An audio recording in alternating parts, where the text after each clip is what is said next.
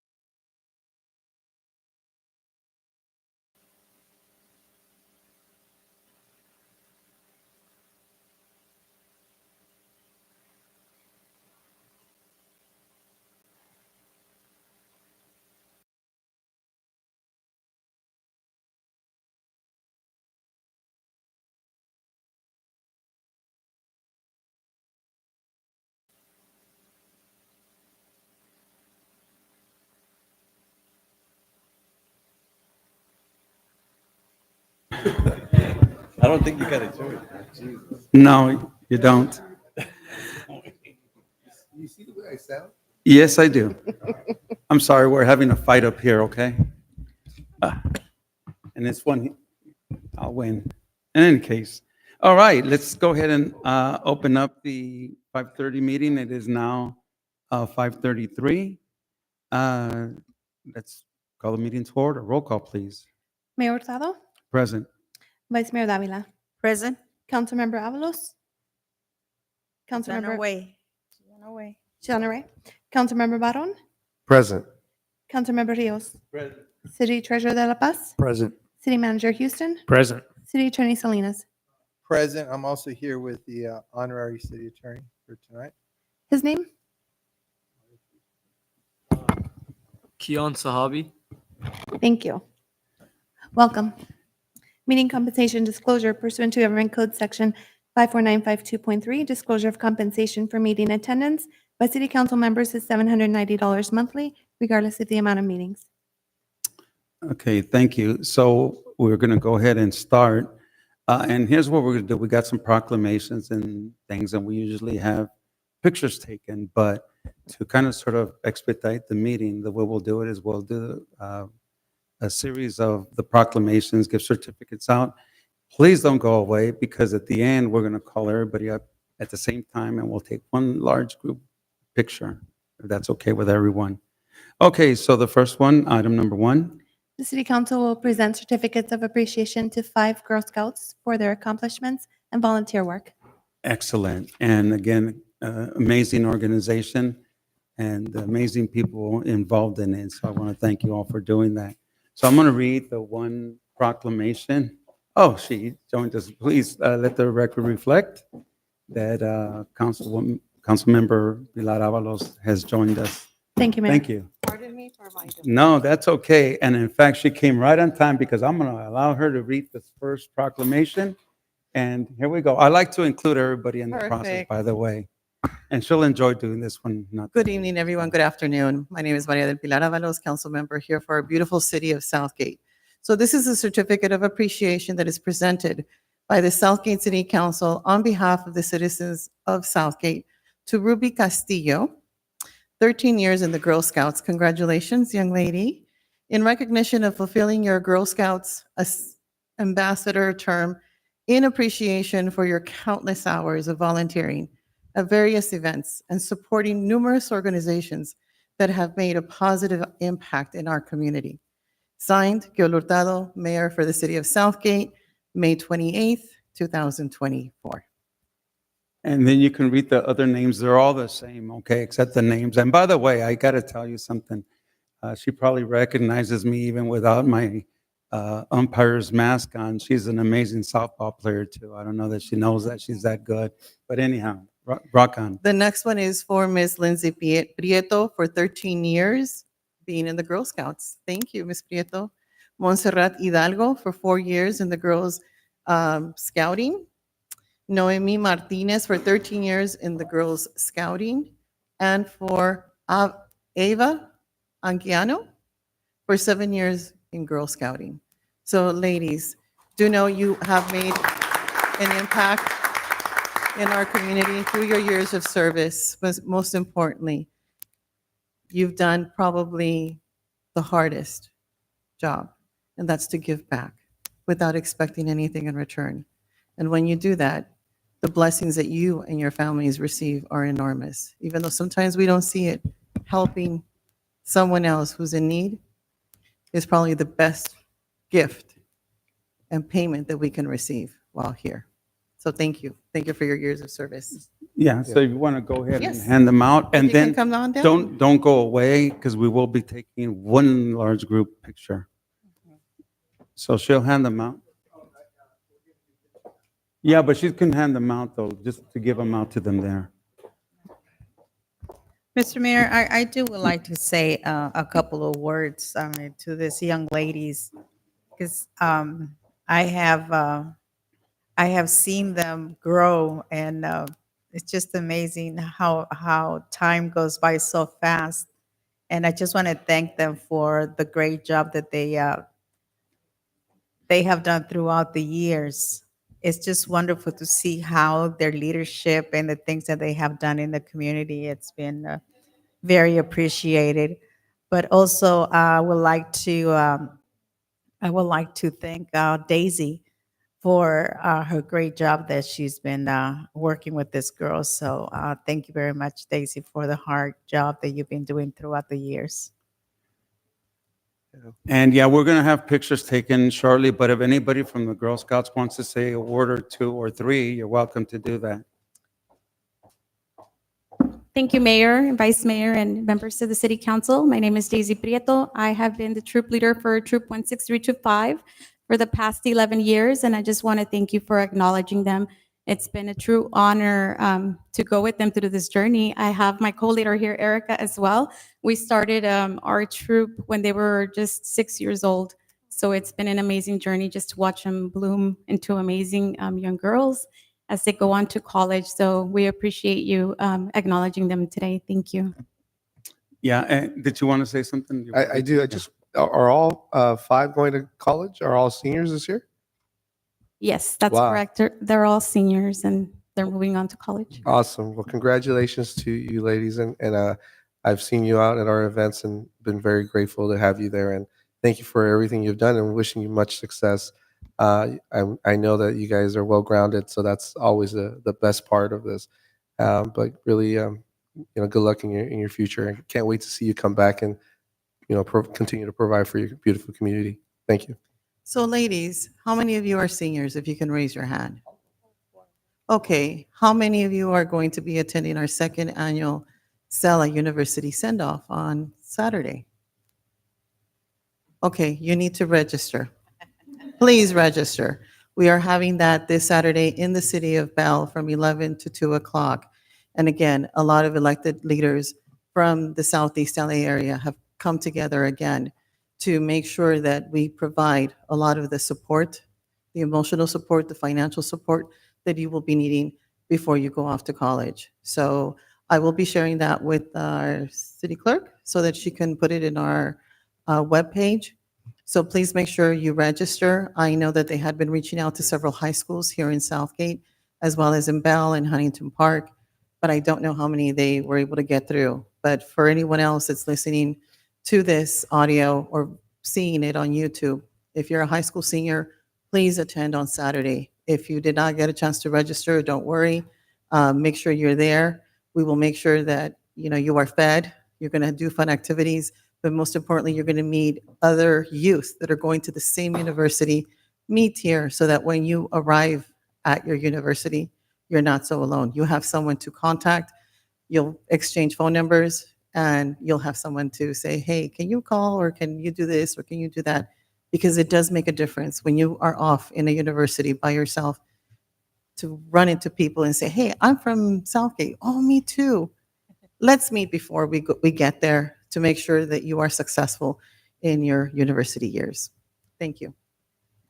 Thank you, Mayor. I just want to thank Daisy and Erica for their contribution to coaching, mentoring these young ladies. And I want to thank the young ladies that are here because of their participation in a lot of the city events, helping, always being there with us, enlightening the atmosphere for us, and really, really doing a great job year round. So thank you, and wishing you best wishes in your careers. My granddaughter is also a Girl Scout. And I gotta tell you, I like just about everything that you do, except for one thing. You're good at selling cookies, and I can't hold back. And you have no idea. I think it's unfair because you eat a couple of cookies in 2-3 minutes, and it's like 600 calories. You know how many hours on a treadmill it takes? Not 2 or 3 minutes.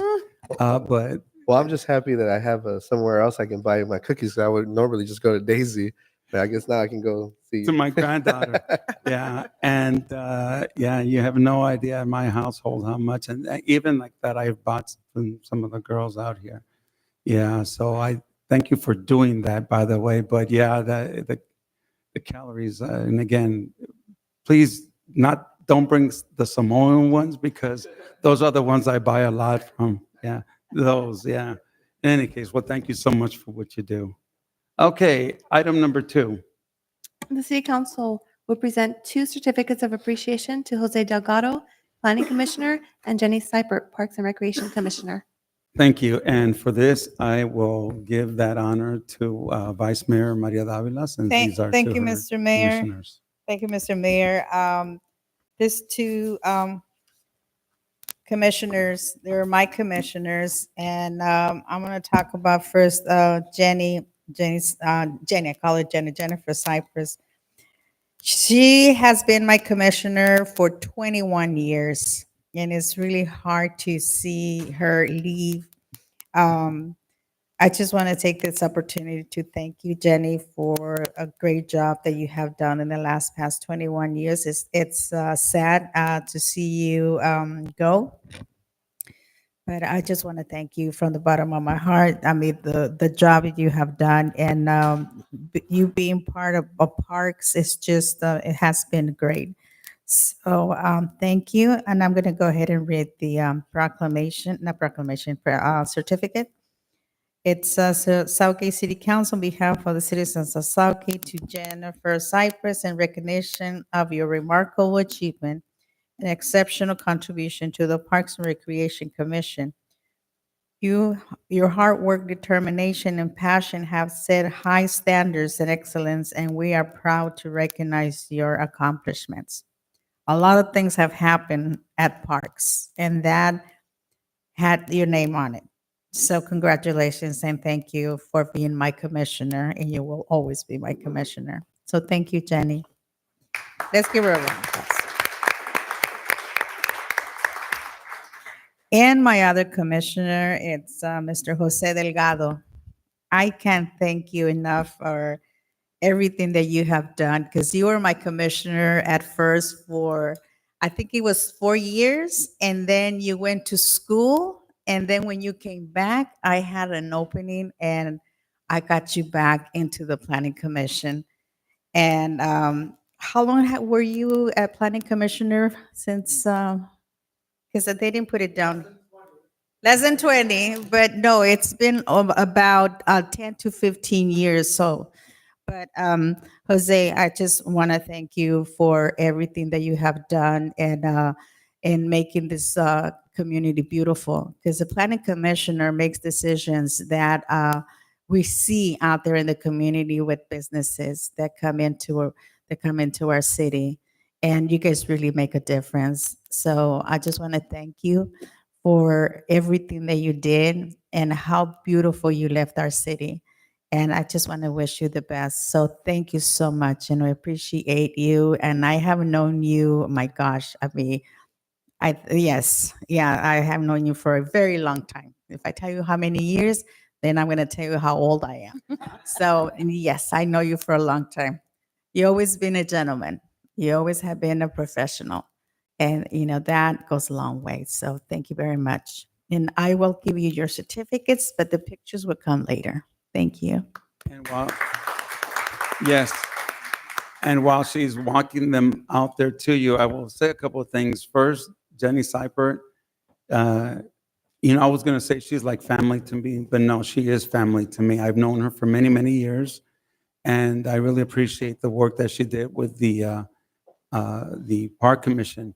And Jose, I actually met him many years ago when he was representing our then Congresswoman Linda Sanchez, and did a remarkable job back then and continues to do so.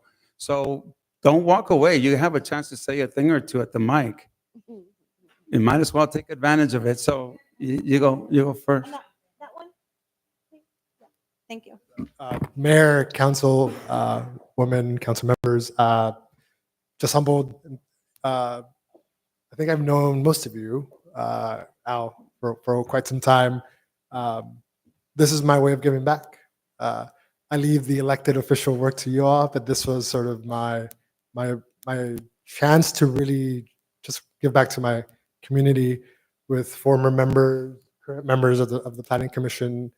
We've seen a lot, and hopefully there was a difference made. And I know I leave the commission in good hands. Great members, great folks on there.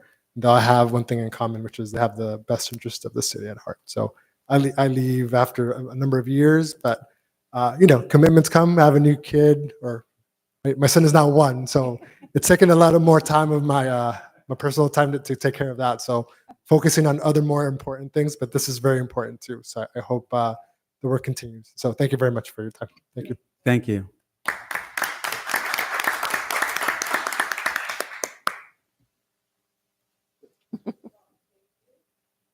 Turn it on. That might work.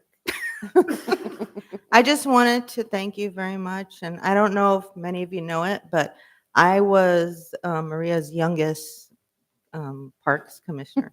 I was about 6 years old when I was appointed. No, but really, it's been a great ride. Don't worry. I was volunteering in the city before this. I was CAC. I was other things. So I'll be volunteering more. You haven't gotten rid of me that quickly because you can't make me move, right? So thank you very much, and hope to see you all tomorrow morning. Thank you, Jenny. Okay, item number 3. The City Council will introduce the winners of the Amazon Future Engineer Scholarships.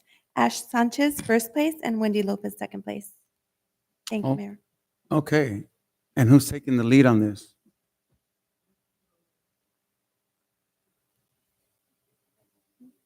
I do not see them here right now. No, they're not here. Not sure. Somebody check. They're usually delivering packages. Yeah. They might. Well, I guess they're not here. Hopefully they're Okay. not trapped in a box on this step. I know. Okay, well then let's go on to the next one. Let's go on to item number 4 then.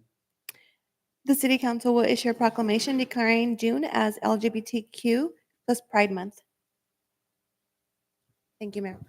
Thank you, Mr. Mayor. And I'll be reading this proclamation declaring LGBTQ plus Pride Month, June 2024. Whereas all residents of this community deserve to be treated with dignity, respect, compassion, and justice regardless of the gender, age, race, religion, economic status, or sexual orientation.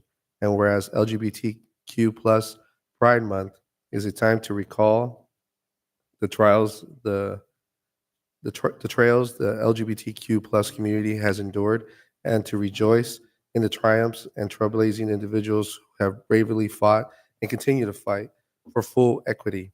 And whereas Pride is a celebration of visibility, self-worth, dignity, during the time we recognize the valuable contributions of the LGBTQ plus individuals across America, and we reaffirm our commitment to the ongoing struggle against discrimination, injustice, and are committed to protecting the civil rights of the LGBTQ plus community to create a more open and just society. And whereas the LGBTQ plus community in America has achieved remarkable progress with historic Supreme Court rulings in recent years, which have eliminated regressive laws affirming the rights to marriage equality and secure workplace protection for LGBTQ plus, and whereas the LGBTQ plus community can now serve in nearly every level of public office, including local government, the office of governor, to Congress throughout the administration, and whereas during Pride Month, we recognize the determination of many individuals who are fighting to live freely and authentically. In doing so, are opening hearts and minds and laying foundation for for a just, equitable America. Now, therefore, be proclaimed on the 28th day of May, 2024, that I, Gil Hurtado, Mayor of the City of Southgate, on behalf of the City Council, do hereby declare June 2024 as LGBTQ plus Pride Month, and call upon the citizens of Southgate to stand against discrimination and injustice, and to celebrate and welcome diversity and equality. Signed, Gil Hurtado. Thank you for reading that out. And again, that's a very important topic. I think a lot of people in our community belong to that community. They're part of us. And unfortunately, they still go through a lot of judgmental things that come before them. And I think it's an unfair thing. And for us to recognize the importance of everyone to be inclusive is why we're doing this. And so if you can, Councilwoman Avalos, we'll make sure that we get this to Adolfo. Yes, I will make sure I present this to one of my former commissioners who was on the Parks and Rec and the Tweety Advisory Board, who proudly represents LGBTQ within our own community as well as other communities here within the Southeast LA area. Thank you. Thank you. Okay, item number 5. The City Council will issue a proclamation declaring June as National Post-Traumatic Stress Disorder Awareness Month. Thank you, Mayor. Okay, Councilmember Rios. Thank you, Mayor. For the audience, I'm going to be presenting a proclamation for National Post-Traumatic Stress Disorder Awareness Month, June 2024. I'll read it now. Whereas in May, we are reminded not only of the human mind's immense strength, but also some of its limitations. It is a reminder that we are not machines and that it is completely normal to feel the emotions that we do. And unlike machines, we have the strength to get better on our own by helping each other. And whereas there are 2 types of trauma, and they range in severity of the causes and triggers. The big T is that any type of trauma that has occurred due to life-threatening situations like wars, natural disasters, physical assaults, etc., while the small T's is caused due to a disturbing event that is not life-threatening like divorce, abrupt relocation, financial woes, etc. And whereas many people recover from post-traumatic stress disorders after a few days, weeks, or months, yet for others, the recovery road might mean 1 year or more. This mental disorder is highly treatable, but due to the lack of knowledge around it and as well as the stigma attached to seeking mental help, many choose to ignore the problems and suffer through it. And whereas June is National Post-Traumatic Stress Awareness Month, its goal is to raise awareness about said mental illness for people to recover from it by seeking better and effective treatment like group therapy, counseling, and antidepressants. And whereas the more talk there is about post-traumatic stress disorder, the more people will become aware of it, and the more people will seek treatment for it. The road to recovery might look different from one person to the another, but it is always there. Now, therefore, be it proclaimed on this 28th day of May 2024 that I, Gil Hurtado, Mayor of the City of Southgate, on behalf of the City Council, do hereby proclaim June 2024 as National Post-Traumatic Stress Disorder Awareness Month and encourage citizens to learn about the symptoms and available treatment for those suffering with mental health challenges. Mayor Gil Hurtado. Thank you. Anybody want to comment on this? Well, I'll say the following, and again, I think that there's a lot of people who suffer from this, and there's many reasons that cause it. You have people who are in the military, people who serve in our police department, who encounter something that is um, sticks in their mind, and how they deal with it is terrible. I mentioned this at a previous meeting that when I was 10, I was involved in a car explosion where 3 of us were badly burned, and the other 2 passed away. I'm the only one that survived, and I still have nightmares. My wife will have to, you okay, you okay? And I'm just in sweat because I still hear the explosion. And we're talking when I was 10, and I'm 64 now, so 54 years later, still have it. And you can't do anything to stop it. I mean, there's, I guess, therapies and stuff like that and counseling, and it's helpful, but it hasn't helped me at all. So I sympathize for anybody who's ever gone through anything like this and still goes through that. I know that there are cancer survivors also that go through that experience and their family members, and anything can trigger this. So again, my sympathies for anybody who has this, and I hope they can get all the help they can get because it's very much necessary. Okay. Mr. Mayor, if I yes. may, again, the proclamation is for post-traumatic stress disorder. The reality is that if you've ever suffered any kind of trauma, whether as a child, as a young adult, or even in your adulthood, all of us are susceptible to have PTSD. Whether it's someone who's screaming and it just triggers us when we were in a certain incident, seeing somebody get screamed at or shot at, definitely go get counseling. There is no cure for it, but we can find coping skills that will help us make it through the day. And unfortunately, some of our military people, even with those coping skills, it's still really difficult. So if you've ever had a trauma and know of anyone, just the fact that you're there, standing next to them and letting them know that you're here for whatever they need goes a long way. So just my heart goes out because I think all of us, up to a certain degree, have PTSD to some little thing, whether it's the tire screeching or seeing or hearing the sirens go off, it will trigger us. So let's just be mindful of our surroundings and those that are around us, and just be a kind friend. Thank you. Thank you, Councilmember Rios. Yeah, and I just want to add that, in the Latino culture, it's taboo to seek help a lot of times, and so it's not encouraged. So we want to change that because in the mainstream culture, it's very normal for somebody in the family to go seek counseling. So we want to encourage our community to go seek the help. Plus, I just want to emphasize that our council has approved for all the middle schools here in the city, counseling for all the kids that are in middle schools. So it's available, and at Compatior, we've been funding them the last couple of years. So it is available and it is free. So seek it out. And then there's a county also. So please seek it out. Don't be ashamed. It's not nothing to be ashamed for. It's something that if you need to seek the help, seek the help. And Mr. Mayor, if I can, just like to add that we do have a lot of great nonprofits, including Veterans Stand Together, which is a local nonprofit. We actually had one of their participants speak at our Memorial Day ceremony, Max.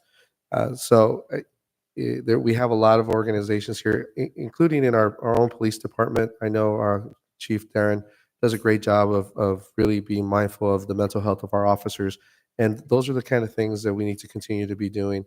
So I'm very proud of what the city has done when it comes to mental health internally with our employees, and also what our nonprofits do to be able to support our veterans and members in our community. But thank you. Okay, item number 6. The City Council will issue a proclamation declaring the month of June as National. Item number 6. Introduction of employees. Introduction of the new Mayor, do you promoted. want to do the pictures with the proclamation first before this one or after this one? Okay. Up to you. Yes.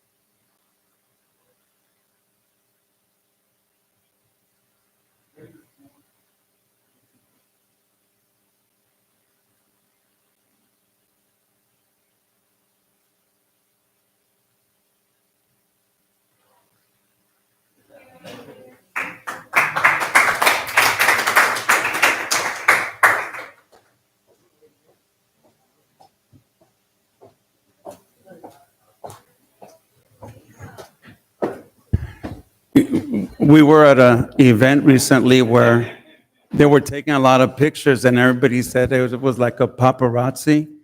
But there were more moms, so I said we should call it a mamarazzi. There you go. There you go. Okay, item number 6. The City Council will introduce new and promoted full-time employees hired in the month of April 2024. Okay, Good Who's got evening, this? council. there you go. Tonight, we have 6 employees introduced to you. I believe we may have some technical difficulties with the PowerPoint. So we have 3 employees from Public Works, which will help Mr. Cervantes here. The first one is Robert Masushigi. Yes, I could take the lead here. Good evening, Okay. Mayor, members of the City Council. Firstly, I'd like to welcome Mr. Ashford Ball and Mr. Eric Marzayan to the council meeting. It's nice to have them here tonight. The first gentleman is Mr. Robert Masashuhi. He's in the water division.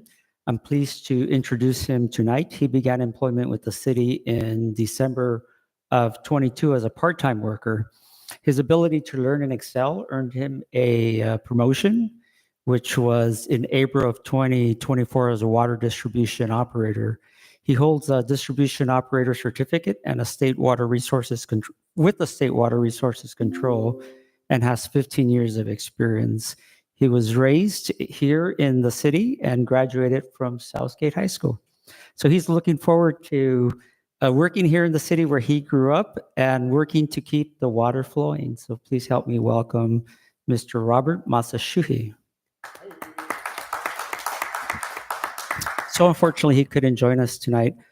Second, I'm pleased to introduce Mr. Ashford Ball. He's been a fantastic addition to the Public Works Department and Engineering Division. He began employment with the city just recently in April, but before that, we had the opportunity to have him on board for several months as a consultant, where he was able to earn his keep because of many reasons, and I'll explain those now.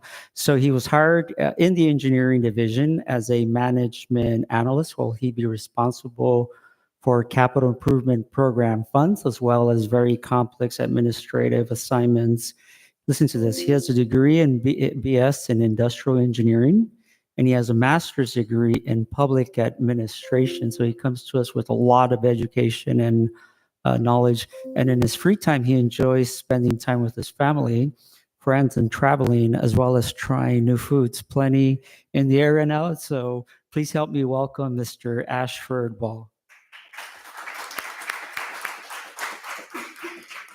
And then last but not least, Mr. Eric Marzayan. You don't want to let him say something? Sure, come on up. Here we go. Okay, there we go. I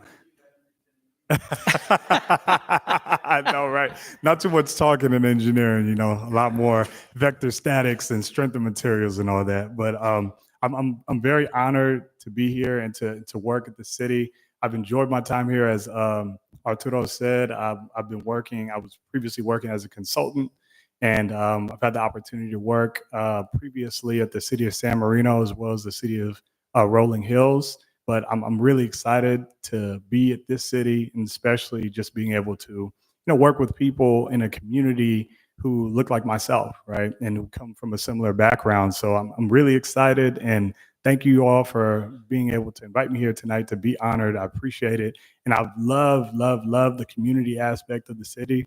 That's like truly my most favorite thing. I am a servant at heart. I also teach in prisons for a nonprofit called the Prison Education Project. So I truly appreciate just connecting people and bringing people together. I think it's very, very important. And I see that the council does a very, very good job of that, as well as I believe that my supervisor does the same with our staff too. So thank you all again, and I appreciate it. Thank you so much. And if you've not had an opportunity to talk to this gentleman, make time to do so at some point in time. It's just fantastic to have on board. The next person is Mr. Eric Marzayan. I'm pleased to introduce him tonight. He began with the employment with the city in April 2024 as our Deputy Director of Public Works to oversee the field operations program. So he's Dave's replacement. Very, very, very big shoes to fill, but I think the size of his feet are going to be large enough to fit those. So really happy to bring him here. He came from the city of Pasadena. He has over 25 years of experience in the field operations arena. He's assigned to, like Dave Torres was, manage all aspects of field operations. Also very pleased with his education. These gentlemen are making me look bad here. He's got a BS in business administration degree as a BS, and he also has a master's degree in public administration. And in his free time, he enjoys skiing, golf, and spending time with his family. So please help me welcome Mr. Eric Merzain coming up. Thank you, Art. Good evening, council members. I'm truly honored to be recognized here tonight, and I've been here exactly 1 month, starting my 5th week, and it's just been a blast so far. That I've interacted with been very warm, welcoming, and very professional. And I have to echo what Ashford said, that one of the things that there's a couple things that really attracted me to come here.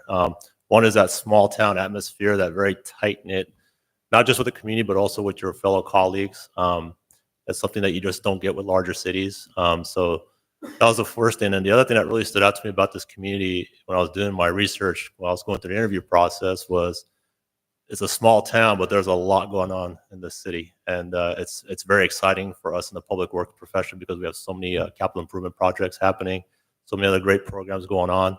And it was just an exciting opportunity for me to join the team to do some great things in this community, and I'm really looking forward to it. So thank you very much.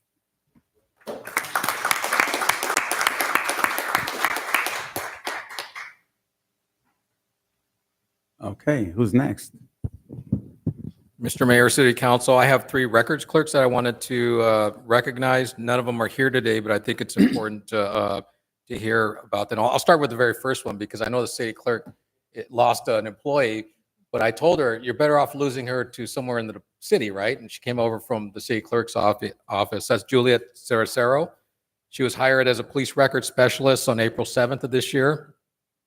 And she basically promoted from her position at the city clerk's office, and she's just hit the ground running at the police department, just with their city knowledge and the fact that she's a Southgate resident. She's kind of able to navigate through a lot of the things that we're doing at the police department. She's a product of Southgate High School, and she's got a bachelor's degree in criminal justice from Cal State Los Angeles. So thank you. We appreciate it. The second records clerk is Leslie Carrillo. She was hired as a records specialist the same day. And she's got a bachelor's of science with a major in criminology and criminal justice and a minor in forensics. She also has a master's degree in criminology and criminal justice, both from Cal State University Long Beach. So during my interview process, you know, I look at the employees coming in, I'm thinking, well, maybe we can make you a police officer at some point in time. So she said baby steps. At some point in time, maybe we'll get there. And then Karen Gonzalez, we hired her on the same day as well. We got 3 in one setting. She attended Southeast High School until she moved out of the area, and she's doing great in records right now. She has 2 children, and just all 3 of the employees in the police department has just been a blessing for us because there was a shortage in records, but we're glad that they joined the team. Thank you.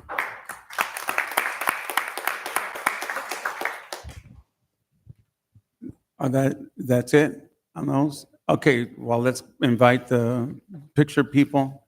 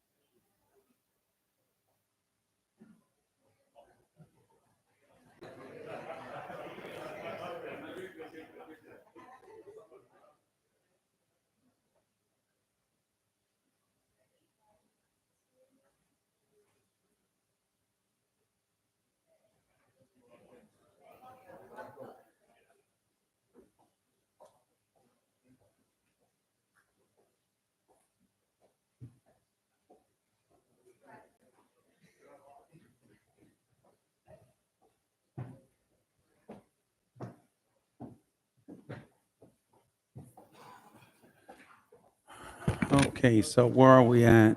Okay, item number 7. The city council will make appointments to the city commissions, committees, and boards. The appointments will be ratified by the majority vote of the city council. Okay. Who's appointing today?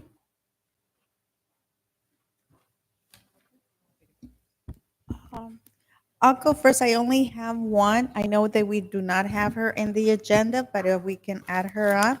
For Planning Commissioner, I'm going to be appointing Lisette Reese. Thank you. Thank you.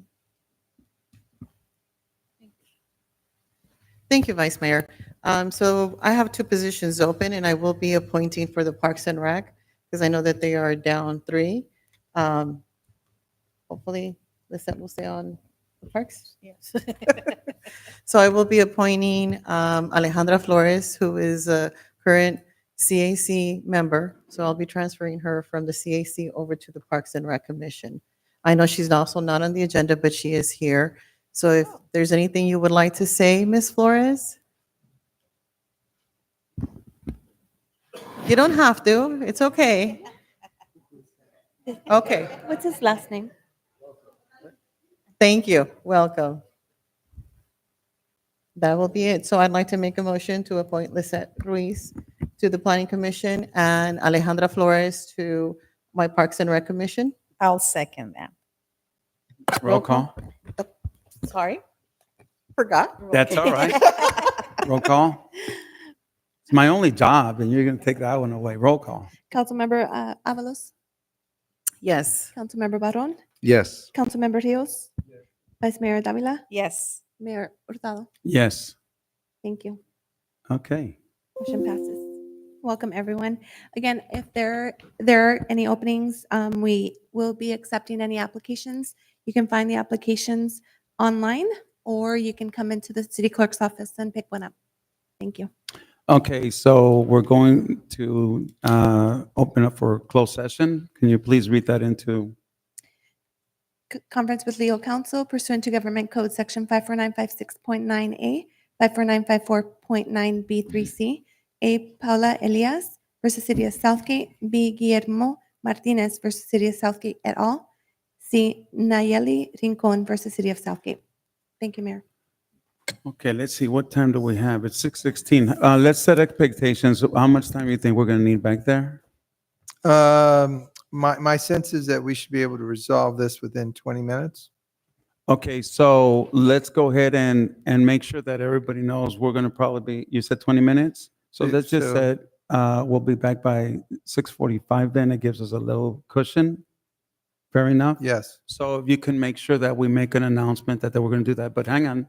So let me open this up to the audience at this point. Is there anybody in the audience that wishes to address us on these items? Okay, seeing none, I'm going to close that for now, and we will be back. Thank you.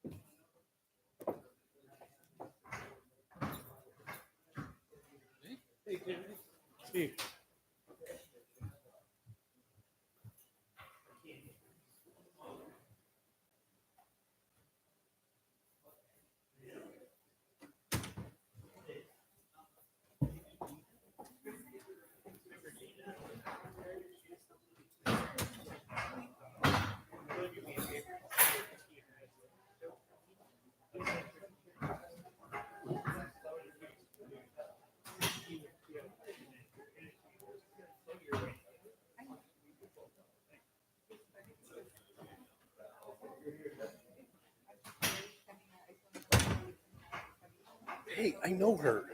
I know that lady. Yuri.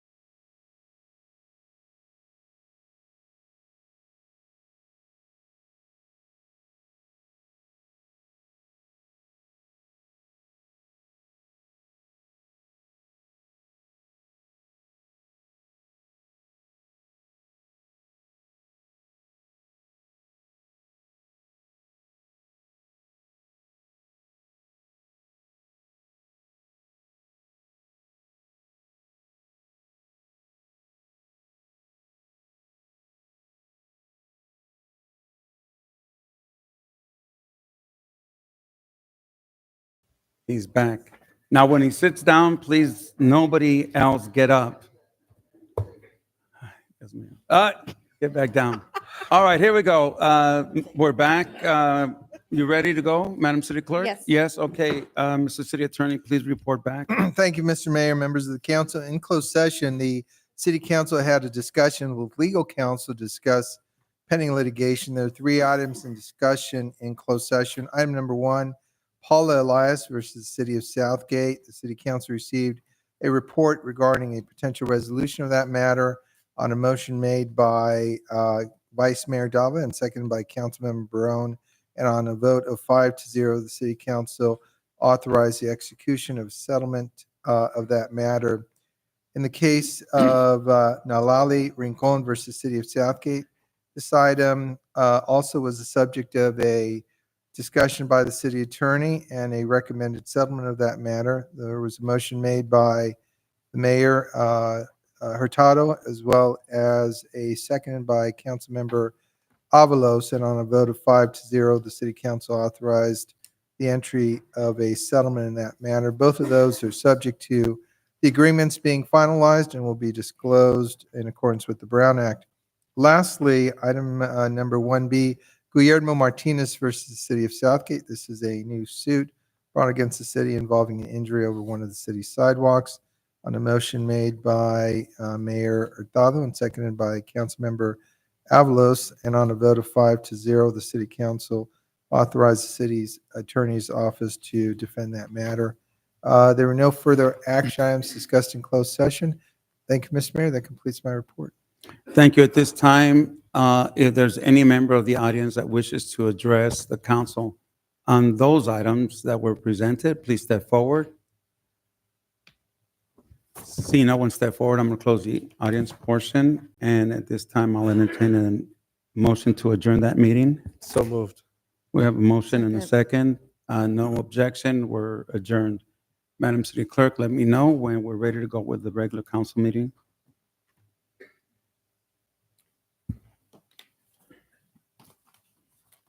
Ready, Mayor.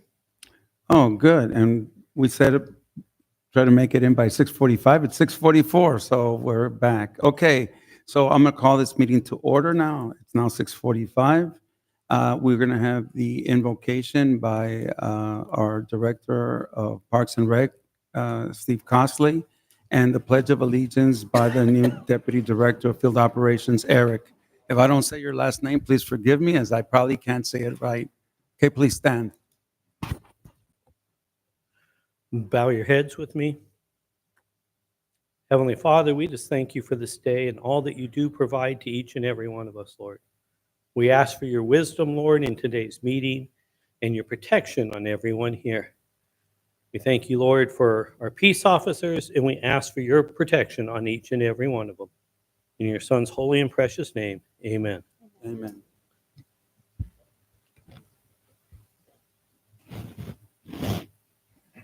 All please join me in the Pledge of Allegiance. Place your right hand over your heart and repeat after me. I pledge allegiance to the flag of the United States of America, to the republic for which it stands, one nation, under God, indivisible, with liberty and justice for all. Thank you. Roll call, please. Mayor Hurtado, Present. Vice Mayor Davila, Councilmember Avalos, Present. Councilmember Barron, Present. Councilmember Rios, City Treasurer de La Paz, Present. City Manager Houston, Present. City Attorney Salinas. I'm present. Also present with me, Madam Clerk, is Keon Sahabi, who's a student volunteer and our honorary city attorney for this evening. Thank you, Mr. Attorney. Meeting compensation disclosure pursuant to Government Code Section 54952.3, disclosure of compensation for meeting attendance by City Council members is $790 monthly, regardless of the amount of meetings. Thank you, Mayor. Thank you. Okay, so we have public hearings, but I will be moving an item up from consent calendar out of courtesy. So item number 6, and I will be recusing myself, and I'll explain that, the reason why. So please read item number 6. Yeah.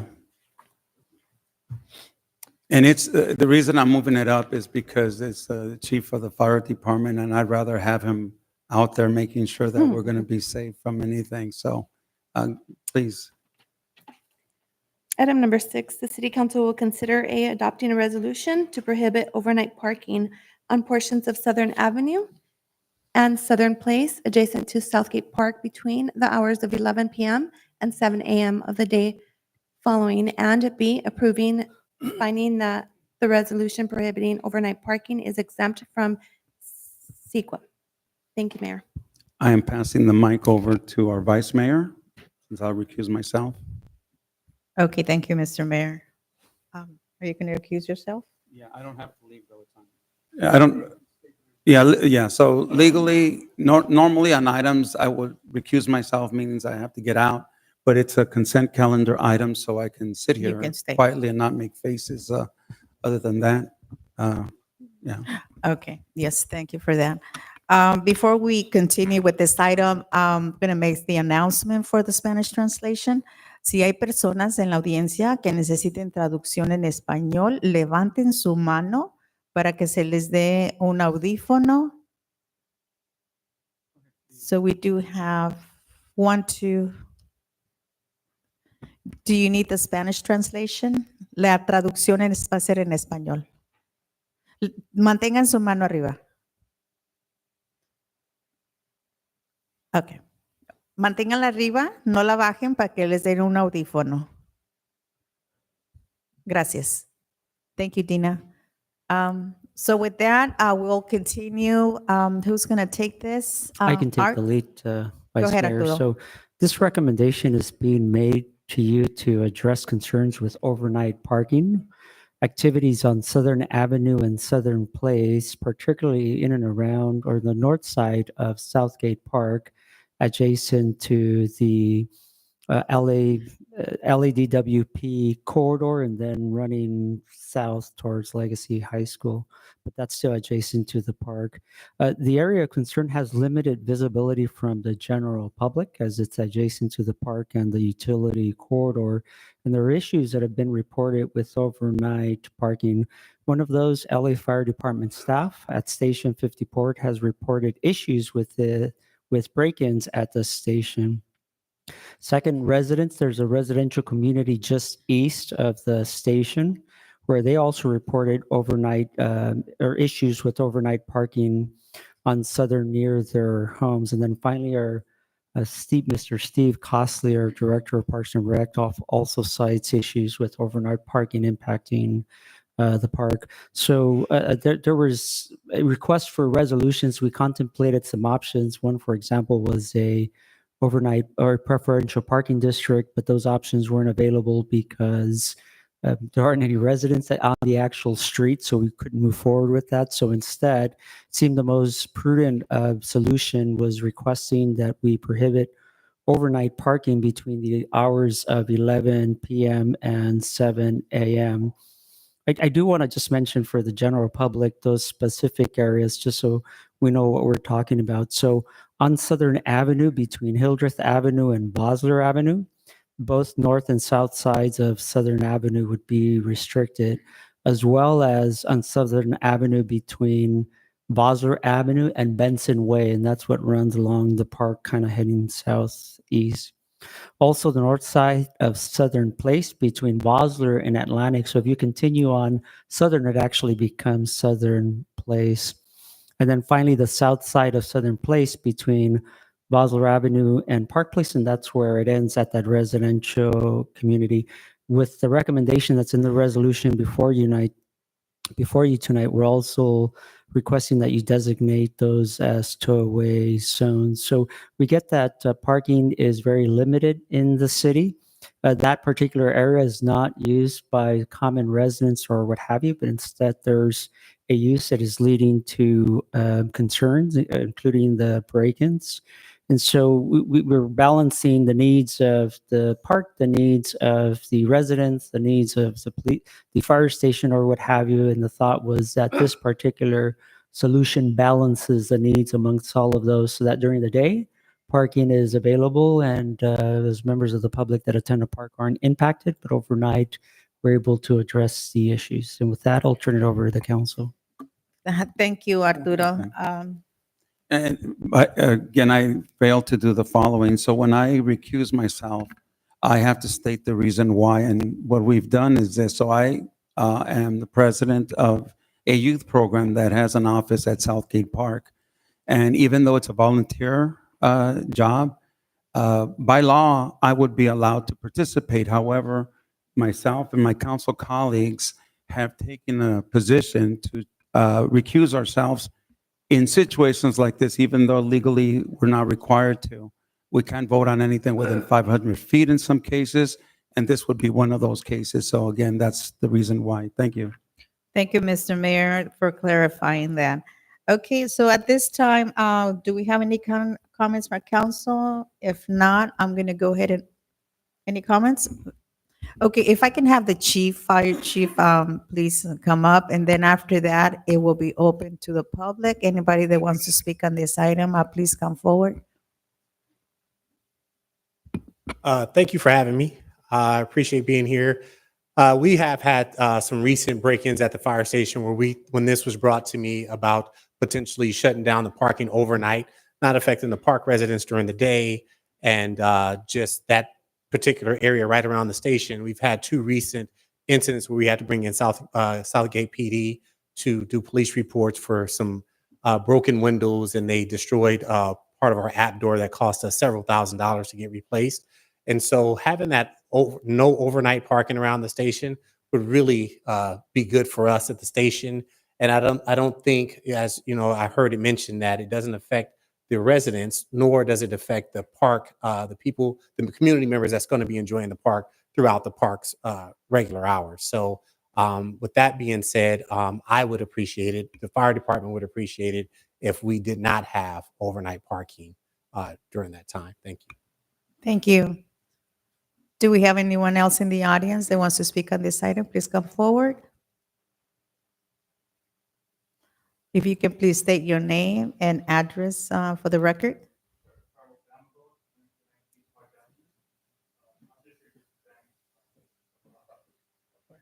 Sorry. Carlos Amador, 9293 Park Avenue.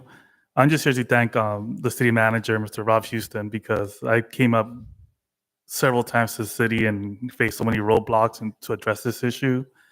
And I got all these excuses and, you know, how this is a complex issue and it's hard to solve. And sometimes complex issues require simple solutions. So I'm grateful for the city manager for not only listening to my concerns, but also some of the solutions that, you know, that we brought up and more importantly, implementing it. So I think it's important. I know a lot of people come here and complain about stuff, but I think it's also important to applaud the people who work for the city. So thank you, Mr. Houston. Thank you. Do we have any more comments from the audience? If not, I'm going to close the audience portion. Do we have any comments from emails? Yes, Madam Vice Mayor, I have one email from Mr. Mario Dominguez. Mr. Dominguez states that upon reviewing the map for item number 6 regarding the parking restrictions, he finds this proposal troubling. Parking is already a challenge in our city, and further restrictions only makes things more difficult for residents. If illegal activity is a concern, law enforcement patrols should address it rather than penalizing the residents seeking parking near their homes. Why impose unnecessary difficulties? Residents simply seek a place to park their cars. It's time for our council members to reject this proposal and prioritize the needs of the community. Please vote no on this item. Thank you. Thank you. We don't have any more? No? Okay.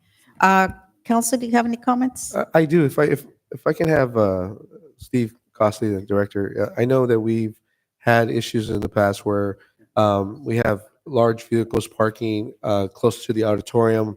Right about 9 o'clock or 10 o'clock, they drive out. Are they the ones that are parking on that area there as well? Yes, we do get many of those vehicles that exit the park because of park curfew and just end up across the street on that edge there. And so it becomes a nuisance to the city and to the residents and also a safety issue. Right. Yeah, and I have driven past there quite a bit, and there's always trash being left. There's constantly being cleaned up in that area because of that, right? We have a lot of overnight parking there. Okay, just wanted to clarify that. Thank you. Okay. Councilwoman Avalos? Thank you. So my question would be, looking at the map, there is no residential homes along that side of Southern, is that correct? Council member, when you say that side of Southern, all the restrictions are on Southern. Can you advise what segment you're talking about? Yes. I believe it's North. hold on. It's north of Southern.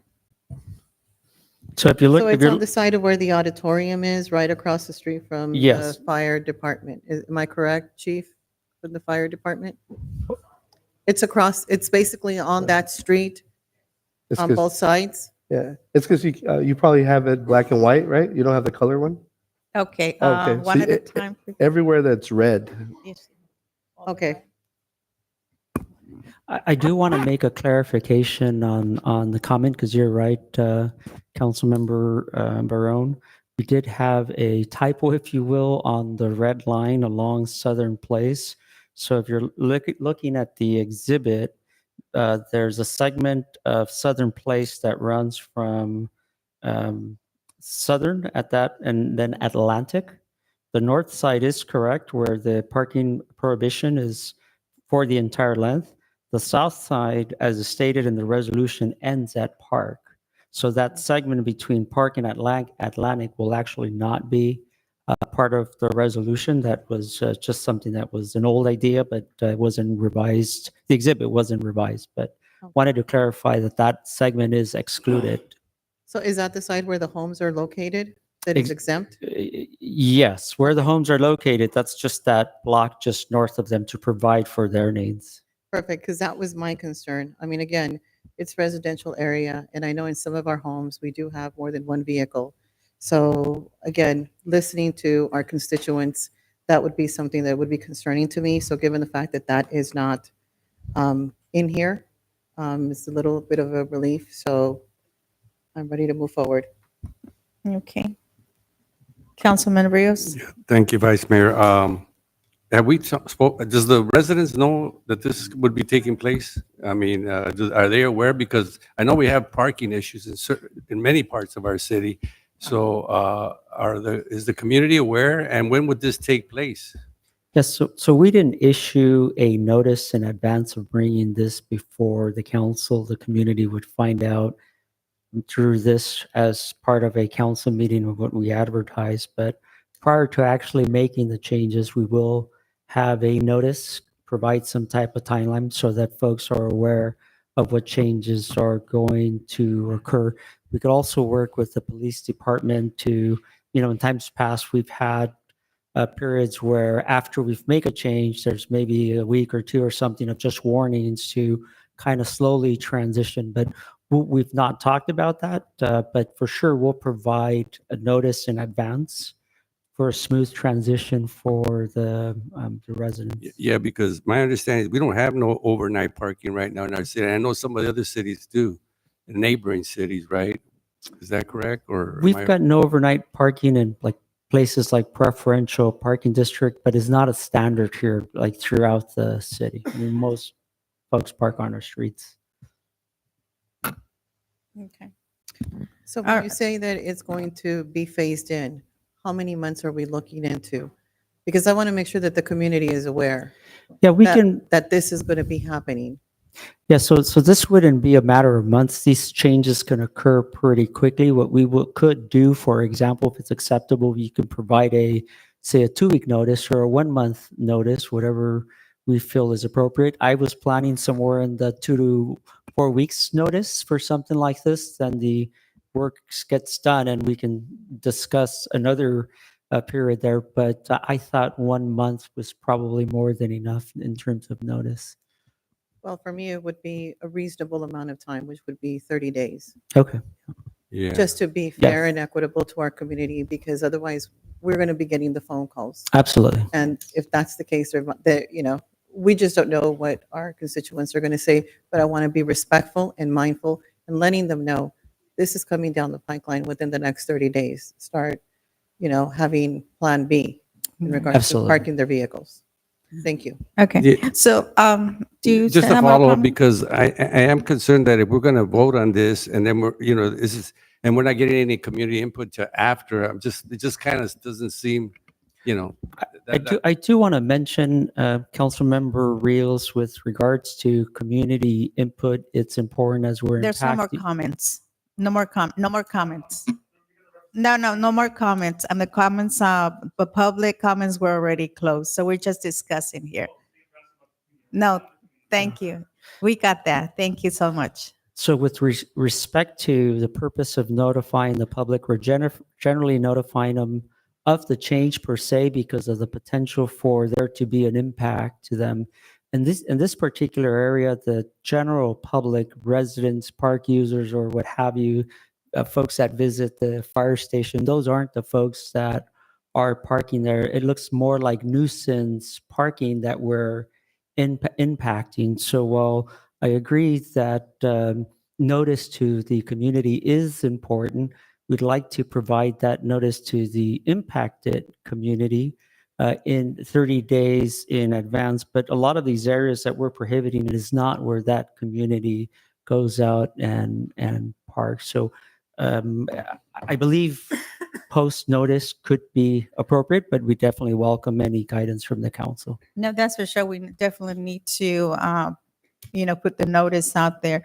That was actually one of my concerns, and I was going to ask how many residents actually park out there. And you're saying that there are no residents parking in those areas?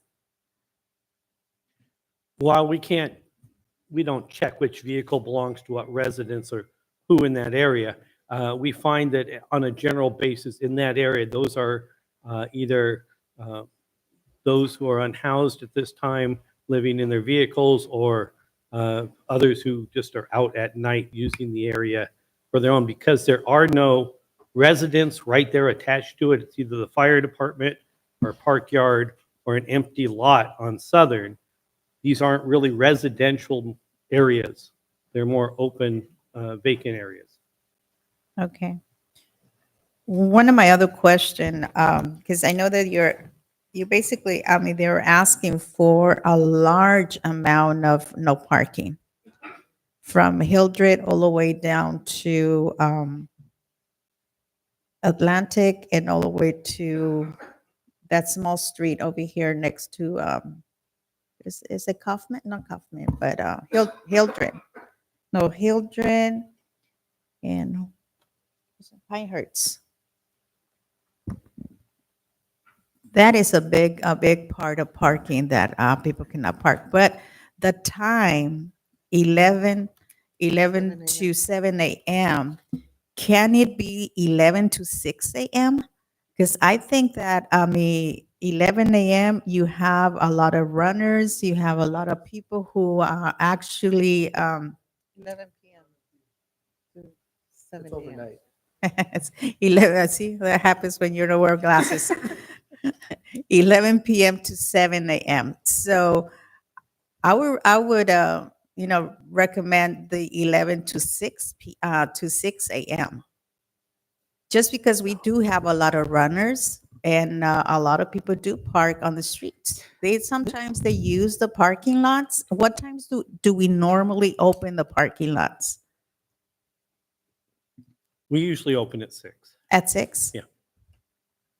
Okay, it makes it easier to open those parking lots at 6. Yeah, I don't see any issues with ending this at 6 a.m. The main issue is the overnight part. And so cutting that an hour short, I don't see any issues with that. I think that could be supported. Okay, I don't see a problem with it. I just think that we definitely need to make sure that our residents in that area are notified, because the last thing we want is for their cars to be towed or get a ticket.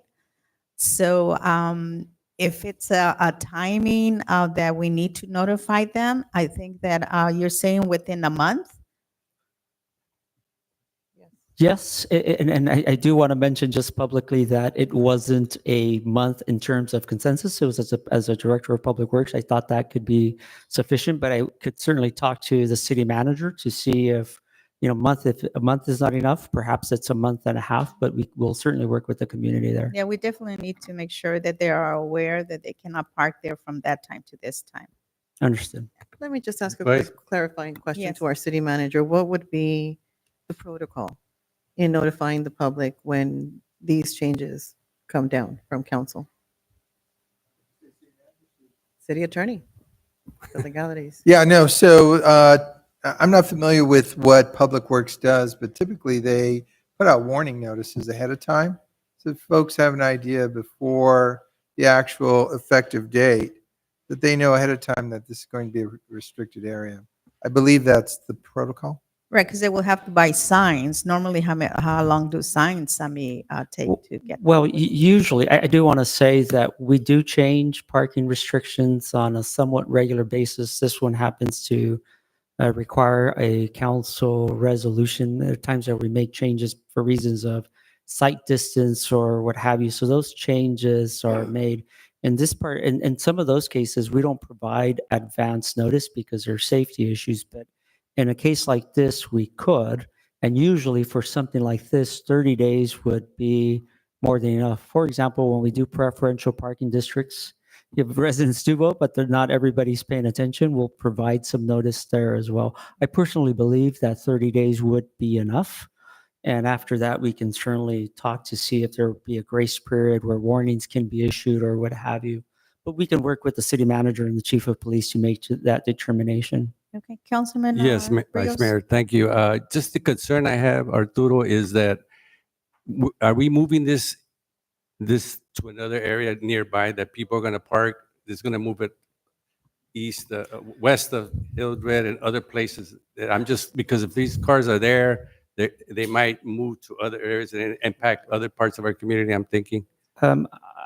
I'm just thinking I out can loud. take the lead in responding, but I'd also like to have the chief provide input in terms of these types of activities and where they occur in the city. My experience is that there are certain types of issues in the city that Public Works helps address, like issues with those that are unfortunate and live in the streets.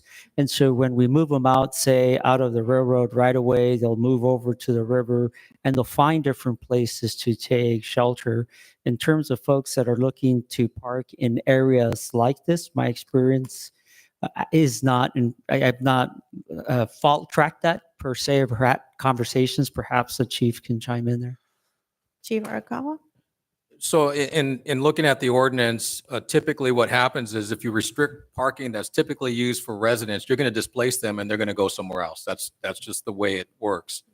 And there's only so far that they can go where they're close enough to their residents. And keep in mind, by ordinance, this is a tow-away zone that you're going to pass. So we're going to be cars will be impounded if they're parked there during the restricted hours. So to the Public Works Director's point is that once the posting goes up, we can certainly issue warning letters before towing away if we determine that the residents are parking on the street. But unfortunately, when you pass these ordinances, there's some unintended consequences. Yes, people will be displaced if they have vehicles and they live there. They're going to have to park somewhere else.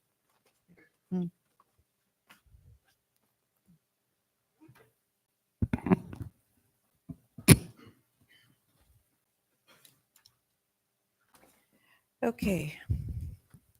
Now, I have another question. Why are we asking for, why not just where Bosler to Pinehurst and to which affects the fire department? In Bosler west to Hildred, are those also, those parking lots are also, being a concern of parking there too? Why are we asking for so much when the fire department, it's within those, Within that the line. Madam Vice Mayor, I think the question is still the proximity of the cars that are there. These are our unhoused population, and those are the ones that are possibly moving in and making issues over at the fire department. And the proximity is still really close to the fire department. It's also the ones who, in the end up just pulling out of the park and parking right there and then having issues at the park because you're still right across the street. So that's why we made it from Hildreth all the way down to Vossler, and then Vossler down to Atlantic on that side.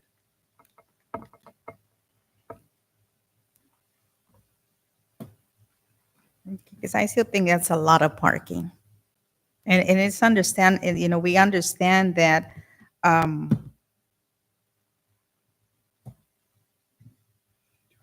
people who are not living at home, they're parking in their cars and they need a place to park.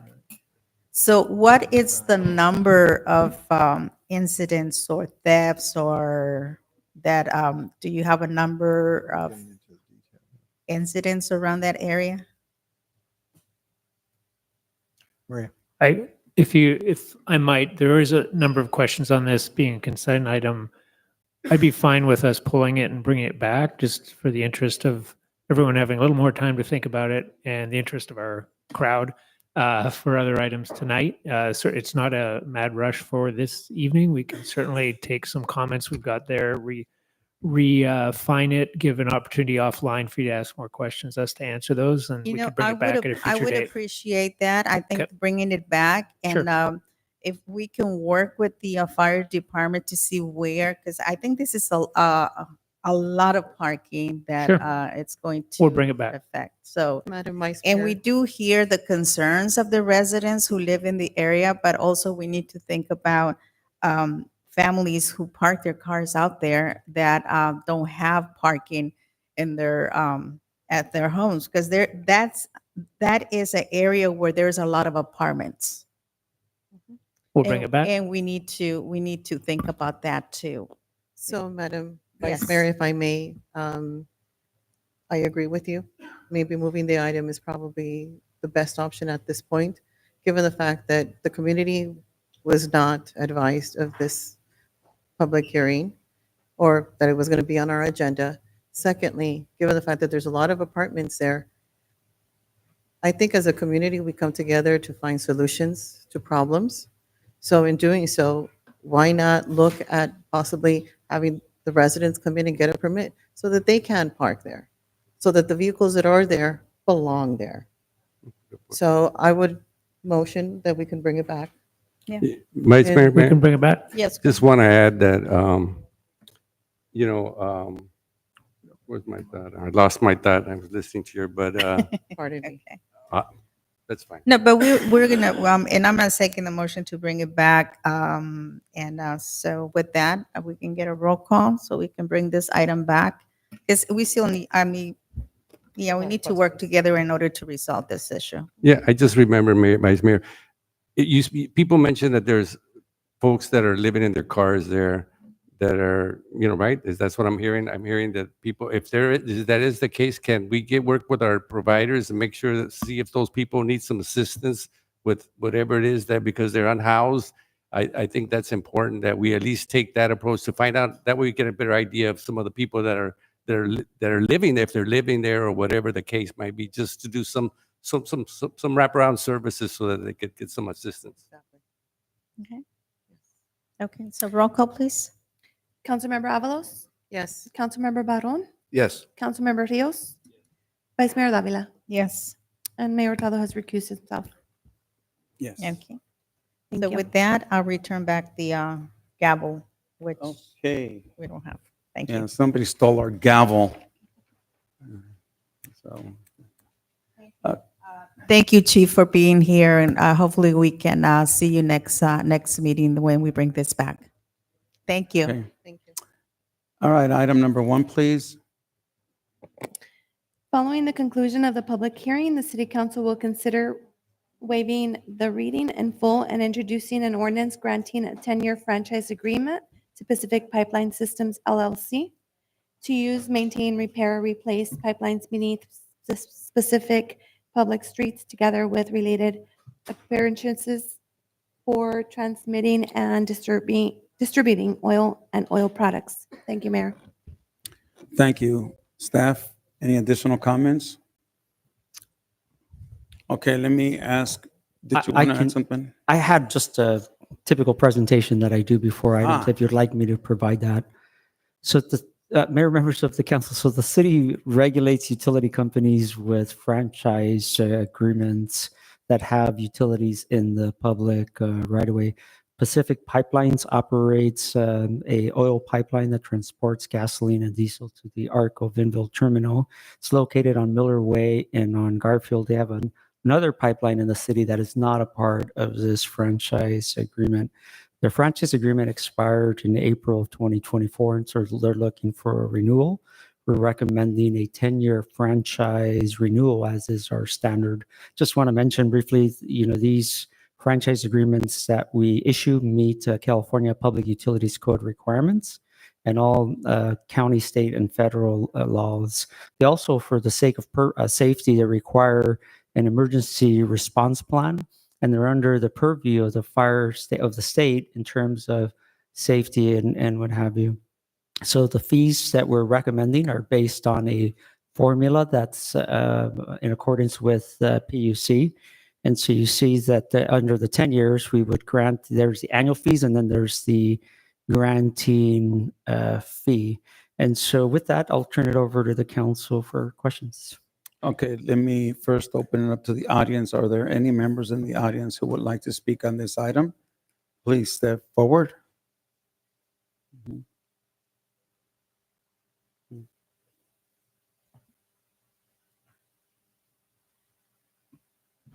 Good evening, Council. Lisette Ruiz from Kaufman Avenue. I just wanted to reiterate my similar concerns from last time about just the length of the agreement being too long, and something that came to my mind that I forgot to mention last time was the mentioning of the emergency response plan. I know that the city was working on a citywide one, and I'm curious to see whether or not there would be anything alluding to the pipelines which do cross through Garfield and Alameda. And if you could speak to that, that would be great. Thank you. Any other members of the audience? See no one step forward, I'm going to close that portion. Are there any emails in regards to this? Yes, Mr. Mayor, I have an email from Mr. Mario Dominguez. He states he has previously suggested that the city include a clause in the oil company's contract to fund a splash pad at Hollydale Regional Park. However, if we could approach the Pacific Pipeline System LLC directly to request their contribution toward the splash pad, would it be possible for the city to inquire if they're willing to give back to our community? I believe this would showcase their commitment to our city. I urge our city council members to consider this request. Thank you. Thank you. No others? Thank you. Okay, let me bring it back to my colleagues. Any questions, concerns, comments, recommendations? Okay, this is pretty customary, and I know that we've gone even, they're not unusual to go even higher than 10 years. Yeah, the municipal code provides that we can issue these up for up to 25 years. We'd like to keep that to 10 years. It's been our standard. Yeah, there are great concerns that Ms. Ruiz brings up. I should mention the fact that she is a bit of an environmentalist. She has a degree in environmental science. So I appreciate her comments because they're very, very useful. With that, I believe that what is being asked for here appears to be fair. And so if there's no other comments, I will make a motion that we move forward with. Mr. Mayor. Yes, sir. Mr. Mayor. Yes. If I can just ask Arturo if we can address the question that was brought up by Ms. Ruiz, if there is part of the emergency preparedness plan that deals with the pipelines in our city. I think she mentioned that she believes we're preparing a citywide emergency response plan.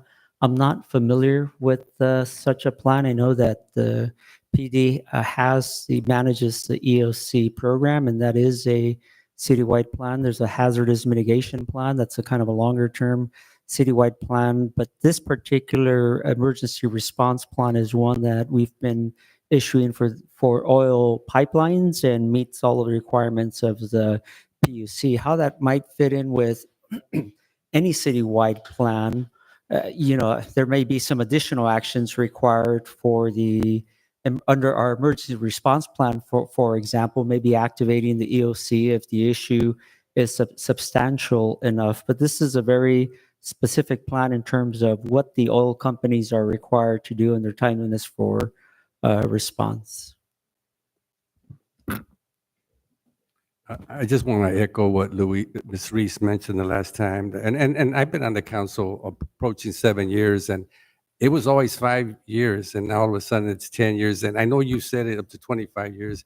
I know a lot of us are not going to be in the council, 10 years later. And I think there's something to be said about, coming and bringing it back, not, 5 years like I was used to these items coming 5 years. Now all of a sudden we're doing 10 years. I mean, it is a concern that I think institutional memory, we might not remember this. So I do want to mention on that point, we did do a survey of all of our franchise agreements, and they were historically for 10 years. A few years ago, we tried going to the 5 years, and we issued, I believe, 2 of them for that 5-year period. We'd like to revert back to the 10-year period because over 5 years, there's really not much changing around us that really gives us the opportunity to make more requirements. For example, generally 10-year period, there may be some changes along the way. If technology changes or requirements for the oil pipelines change, that's a change that these oil pipelines have to undergo on a regular basis according to the state.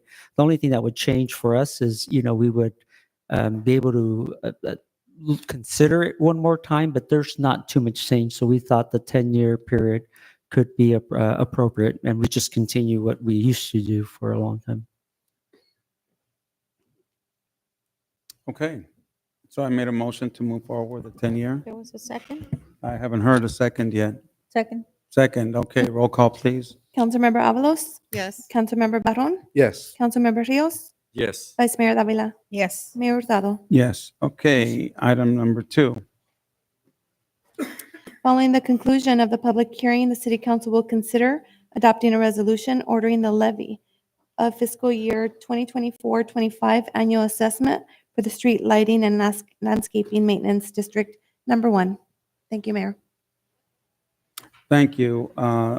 Is Arturo taking the lead on this one, or you, Rob? Yes, I can take the lead on Okay. this one as well. So the city has a street lighting and landscape maintenance district under which the city collects revenue through an assessment on an annual basis. That particular assessment is used to fund maintenance and improvements of lighting and landscape citywide. Every year, we're required to, with the current structure of our district, every year we're required to go through a process to reestablish the fee and the assessment and to be able to levy it.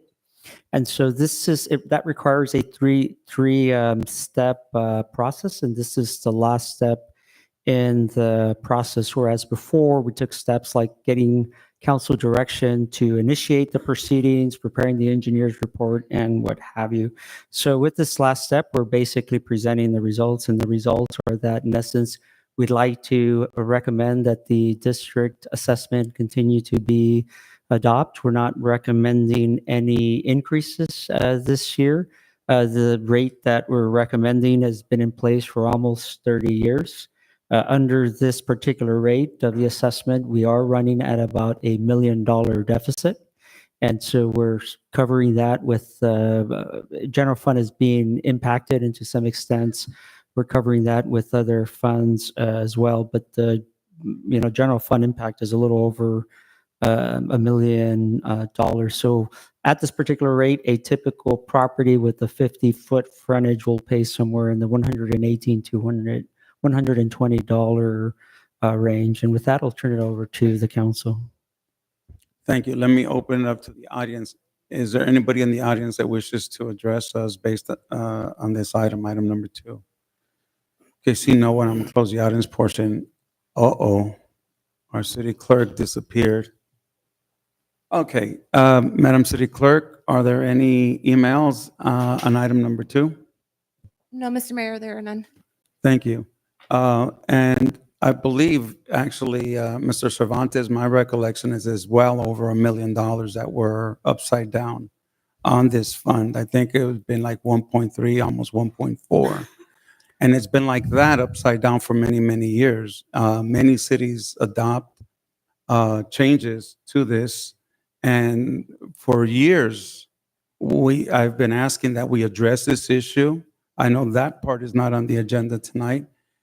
This is just to basically continue us being upside down, and that does trouble me. It's something that I think every resident would like to see the landscaping and streetlights maintained, but we're upside down in this.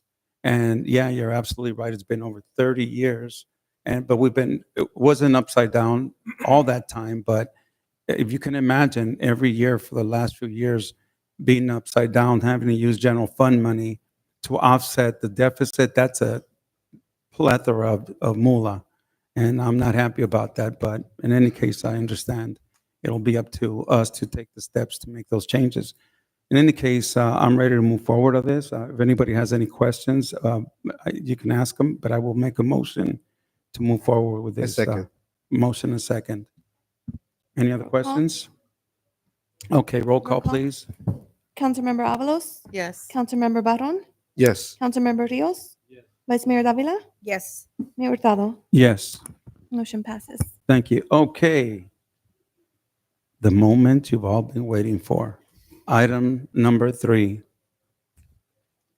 And I appreciate everybody's patience on this, but we got procedures we go through. So, Madam City Clerk, item number 3. Following the conclusion of a public hearing, the City Council will consider upholding the action taken by the Planning Commission at the April 16th, 2024 meeting by adopting a resolution attached hereto. B, or the alternative, reversing the Planning Commission action by adopting a resolution attached hereto, which is a resolution to adopt an ordinance amending the city's zoning code to remove certain restrictions on the size and location of warehousing in the city's urban mixed use and commercial industrial zones, or C, take other such action as the City Council determines. Thank you, Mayor. Thank you. Who's got the lead on this? We have Meredith, our Community Development Director, who will take the lead on this. Thank you, Mr. Mayor. Good evening, members of council. The item before you is an appeal of the Planning Commission's decision to deny request of the appellant's request for a zone change amendment. On April 16, 2024, the planning considered the appellant's request, Southgate owner LP, to remove the size, location, and restrictions on warehousing uses. I'm sorry, can you go to the next slide? I'm sorry. All right, our current code actually have restrictions on warehousing uses, and warehousing uses is subject to approval, subject to the conditional use permit approval. And in the following zones, industrial flex, light industrial, light manufacturing, and heavy manufacturing, warehousing use is allowed, but they do need to get a conditional use permit. And through a conditional use permit, there is a restriction on size and location of warehousing. The appellant requested that this cap and location restrictions be removed from our current code. As you will see later on in the subsequent slides, I will show you the locations of these land uses, along with a footnote that actually restricts the uses of warehousing. On April 16th, the planning commissioners decided to deny the request of the appellant to amend our zoning code to remove the 15,000 square foot limit and to locate the warehousing use in the back half of the lot. The decision of the planning commission actually denied 2 resolutions. One of the resolution flat out remove the restrictions on the cap and the location of the warehousing uses, meaning they removed the 15,000 square foot limit along with a location restriction. The second resolution that they considered was actually to have the staff come back, do a study, come back and provide a recommendation to Planning Commission to see what would be the most feasible recommendation for our future uses of warehousing. The Planning Commission denied the first resolution with a 3-2 vote. The second resolution was denied with a 5-0 vote. On April 23rd, the appellant, Southgate Owner LP, submitted an appeal of the Planning Commission's decision to have the council reconsider their request and reject the Planning Commission's decision to deny their request. Next slide, please. All right, the slide before you shows the industrial flex location. Again, this is one of the locations, one of 4 locations that the warehousing restrictions would be removed, along with a footnote. Next slide, please. And highlighted in yellow will show you the actual footnote that we have in our current code. Next slide, please. Okay, the next slide shows a light industrial zone, west end of our city. Again, if we were to remove the restrictions, the warehousing use, again, if we were to remove it, would then be able to expand beyond the 15,000 square feet without the location restrictions. Next slide, please. This is M2, which is our light industrial use. Again, similar requirements. Next slide, please. This is M3. Again, this is where the appellant's proposed project location is located. If you will note that it's their location, the proposed location of their project site is just west of the river and north of Patata. It's one of the sites that if we were to remove the restrictions would fall under this new code if we were to remove, again, the 15,000 square foot limit and the restrictions on location. Next slide, please. This table shows you the restrictions and the location of the proposed warehousing that requires a CUP, and also the footnote, again, that restricts the location and size of warehousing. Next slide, please. These 4 slides provides you with a compilation of where these uses will be allowed if the council were to consider removing the restrictions on warehousing. Again, the top left shows you the industrial flex location. The top right shows you the light industrial uses, which is on the west end of our city. The bottom left is M2, which is light manufacturing. And the bottom right is M3, which is heavy manufacturing. Next slide, please. Tonight before you, again, is the request from the appellant to reconsider the Planning Commission's rejection of their request to remove the restrictions on warehousing. One of the resolution, and these are mutually exclusive resolutions if you do choose one of these resolutions, is to remove the restrictions for the 15,000 square foot limit along with a locational restrictions. The other is, I can't read it, is to modify, the requirements for the restrictions on warehousing. And then the third choice is, it's actually open for your consideration. This concludes my report. Staff is available for any questions. I believe the appellant is also here if you have any questions. Sure. Any additional comments? I think basically Meredith has covered things well. The main issue before us is the current language and the decision made from the Planning Commission to uphold the current language of warehouse cap of 15,000 square feet. There was a request from the developer to have that reassessed by the council, which is before you now, to determine if that is something that you wish to change or you wish to remain the same. Your decision is obviously the final say in this. And that would be before you to give us direction, whether you want to uphold the current rule as is, or you can give us different direction, uphold the current rule as is, but we could do some research and come back with alternatives for a future time. Or you could, as one of the options is to recommend to have staff look to change the current status of the cap and go back, research what that alternative ordinance language would be. And that would be a direction to say we're going to change it. And then we would come back at a later date with that proposed language and have a discussion to make sure the details of that new ordinance are decided by the group. And so those are your two options, would be keep it the same, get rid of it. If either way, if you want us to bring something back, we'd need some time to pull that together with specifics of what would be in that new language. We for best practice, we need some statement of what that type of land use would need to have with your policy direction.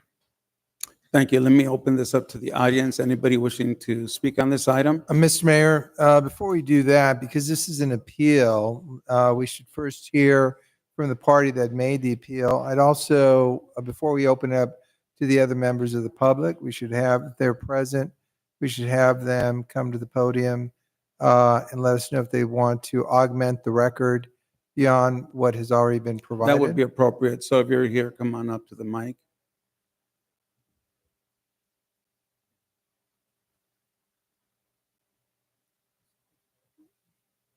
Developer first. Or the party making the appeal, right? All right, go ahead and introduce yourself.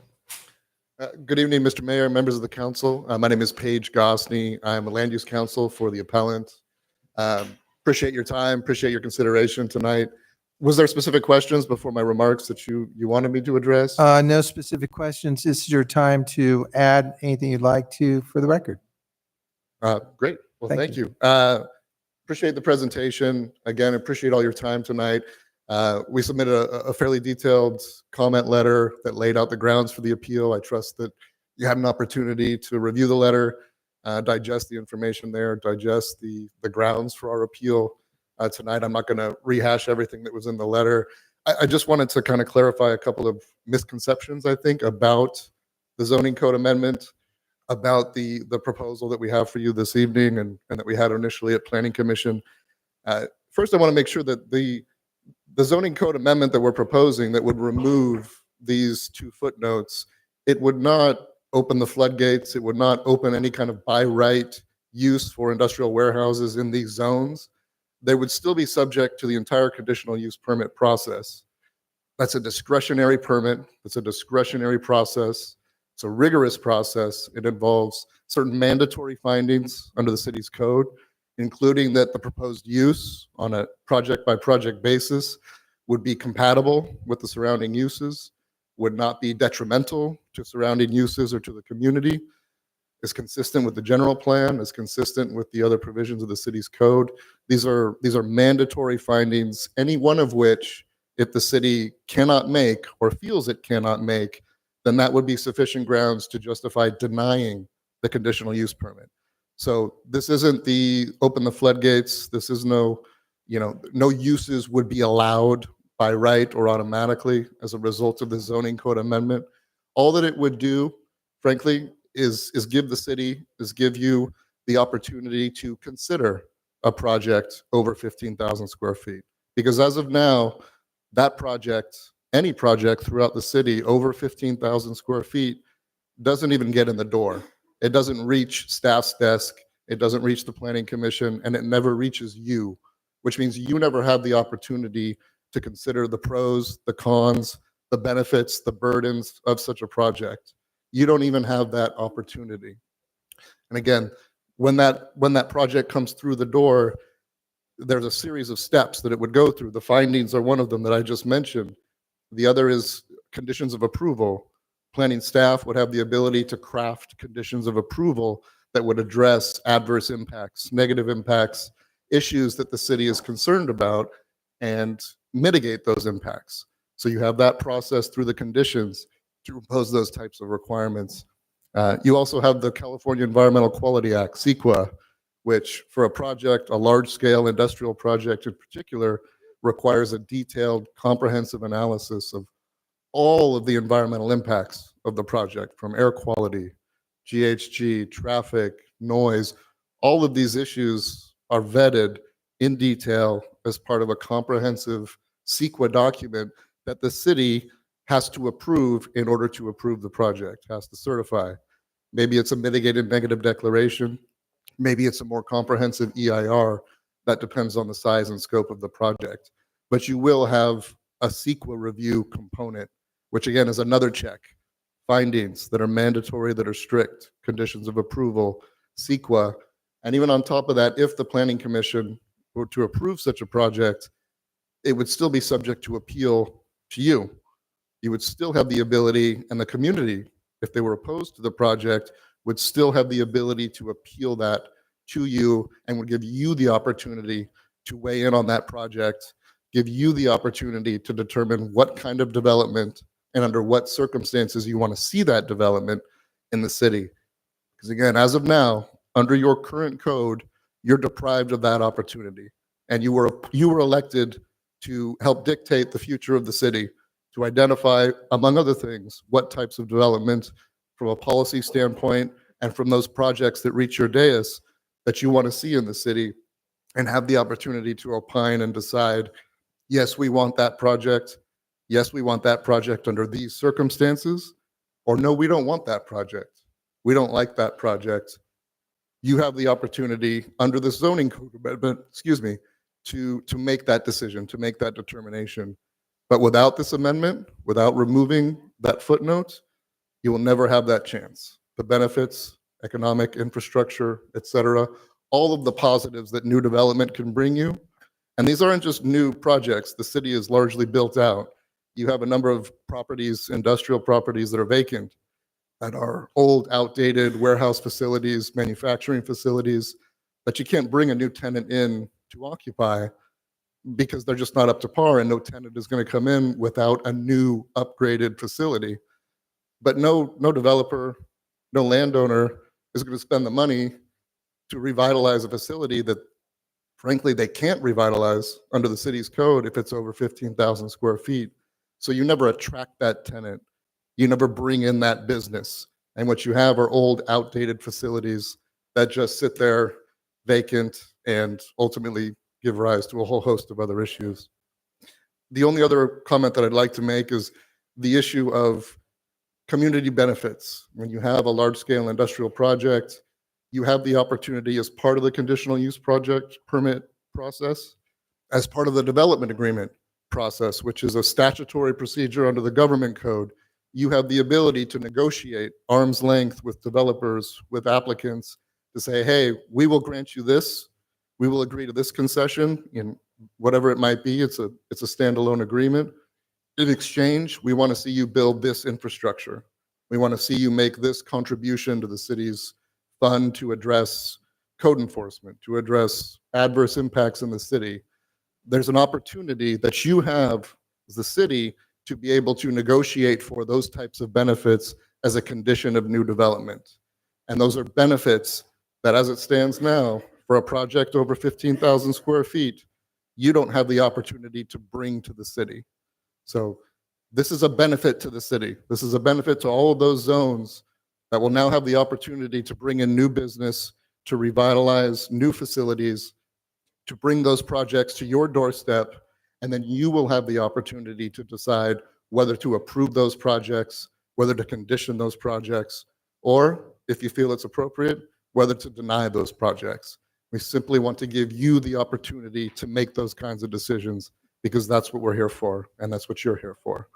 I'm available for any questions that you might have, but with that, we would urge you strongly to overturn the Planning Commission's denial of the proposed zoning code amendment and to remove the 2 footnotes that are at issue that would allow for these types of projects to come through and reach your doorstep. Thank you very much. Thank you. Okay, so let's see. Come on up, sir. Good evening, Mr. Mayor, council members. Richard Lute, IRS Demo 8990 Atlantic. I'm here to speak in favor of removing the footnotes the same way I was at the Planning Commission meeting for a lot of the same reasons that were just mentioned. But I wanted to give some other examples. So everybody here knows us. They know IRS Demo. We've been in the city for a long time. About a year and a half ago, we had a prospective tenant that came up to our property and wanted to lease it to do electric truck parking because of the electrification of the port and the 710 corridor. It would have been a benefit to the city as far as clean air and less pollution. There would have been some tax revenue. There would have been some sales tax. Not huge, but it would have been a pretty impressive environmental benefit. But it was a new technology and we couldn't be sure about it. But we were thinking about taking the shot. But it would have required tearing down our existing 140,000 square foot warehouse. We didn't do it because we couldn't be sure if that technology didn't work out, we would have been able to rebuild our warehouse the way it is now. Now, we're not a standard warehouse. We have used up to 60,000 square feet of that warehouse for donation, something that has benefited the city of Southgate, countless nonprofits in the city who have come to our warehouse and gotten furniture and everything else. With this 15,000 square foot limit, you wouldn't even be able to look at it if we had wanted to rebuild, because it would be over 15,000 square feet. Now, as previously mentioned, the city has all of the protections of a conditional use permit. There is nothing that says you have to allow any warehousing of any kind because you have that CUP and that requirement. But as long as you have that 15,000 square foot limit, you wouldn't be able to look at us rebuilding a warehouse that would benefit the community. Now, I get it. We don't really want a lot of warehousing. I completely understand that. But I'm also saying you're not opening the floodgates. You're not allowing for anything, because if you remember the exhibits, every single area where warehousing is permitted requires a CUP. The city, even without the footnote, has 100% control on whether or not you let a business in based on the merits of that business and not on an arbitrary number that was picked up during the new zoning of the city and was never really challenged. Thank you for your time. Yeah, and as speakers come up, the people making the appeal, you can spend a little bit more time. The rest of you, sorry, but you're limited to 3 minutes. So you needed to come up? Yes. Good evening, Mr. Mayor and council members. My name is Timur Testimer. We are the property owner at 5057 Patata Avenue, and we were the group that made the appeal. And I'm asking you to reconsider the footnotes in the zoning code amendment. Your city has a rich history of attracting fantastic companies and employing people who live in this city and creating economic development.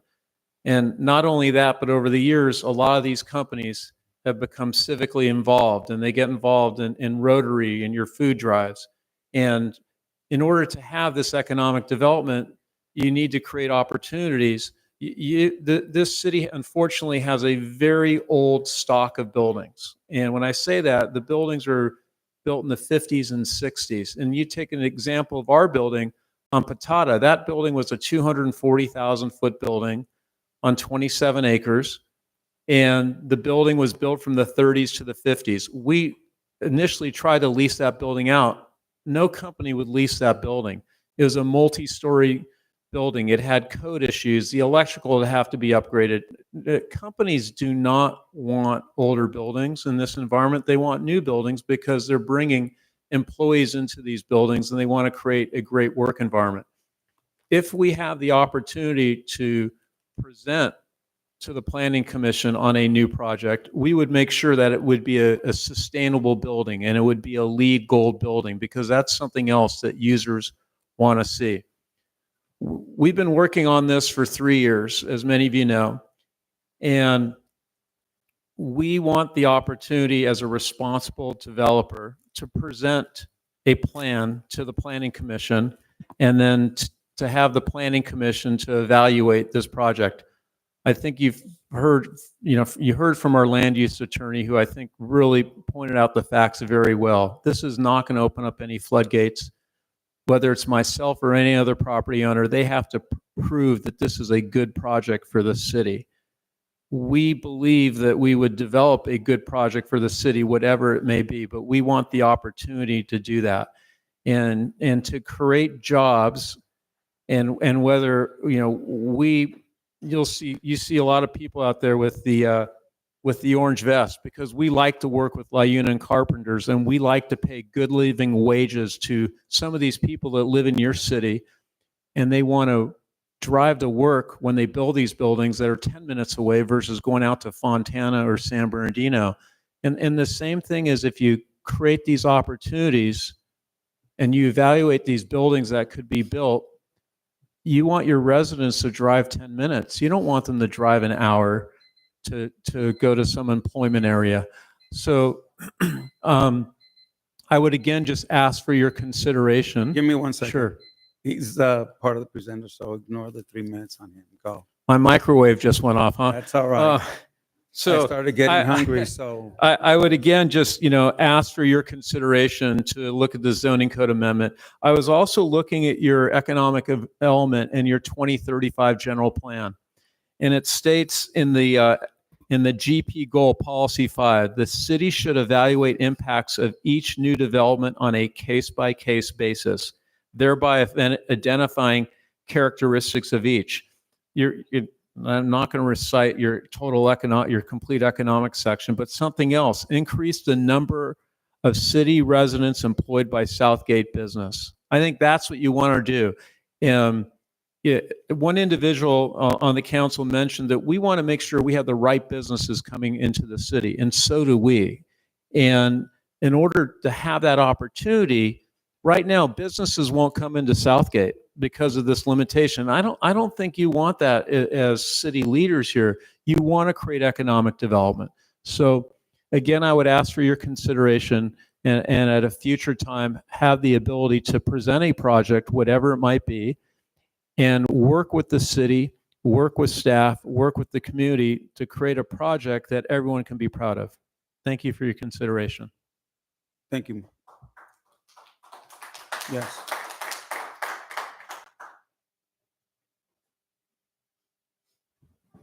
Hi, Armando Velasquez, Independence Avenue. One, I'm very happy that this has been brought up here. I did attend the Planning Commission meeting, and while it was voted down, it was only a 1 vote difference. And I felt that a lot of the things that were brought up at that Planning Commission meeting were valid. A lot of the concerns that were brought up were valid, and I also thought that those were some possibilities. But I also thought that they were worst case scenarios, in which I also felt that could be with any company that's within the current zoning codes. I felt that some of the questions maybe was a little bit more on the targeted side, because they are the ones who are making the request for the zone change and removal. I think the difference between any company and the possible tenant that you may have is that they have a plan for these concerns. They have a plan for the concerns of possible traffic on Firestone. They have a concern for the residents at Cudahy as well, because it affects them as well. They have a plan for the community. And while that may not be necessarily a deal maker or a deal breaker, as someone who's part of an organization that just recently approved a 501c3 nonprofit, charitable nonprofit, companies like the tenants that they possibly may have can make infinite opportunities for our youth. And I've seen that personally, because we just sent about 15 students to Sacramento, California. And part of that was because of the fundraising efforts that we made in support of this possible tenant, as well as other local tenants such as IRS. Companies like this don't come about every often. And I think we have a great opportunity right now to bring a good tenant, a good community partner, a community partner that is eco-friendly and as involved within the community as it comes. I highly recommend, I highly hope that this can be strongly considered to overturn to bring a strong tenant to the city of Southgate and also for the Southeast Los Angeles community. Thank you. Thank you. Next speaker, please.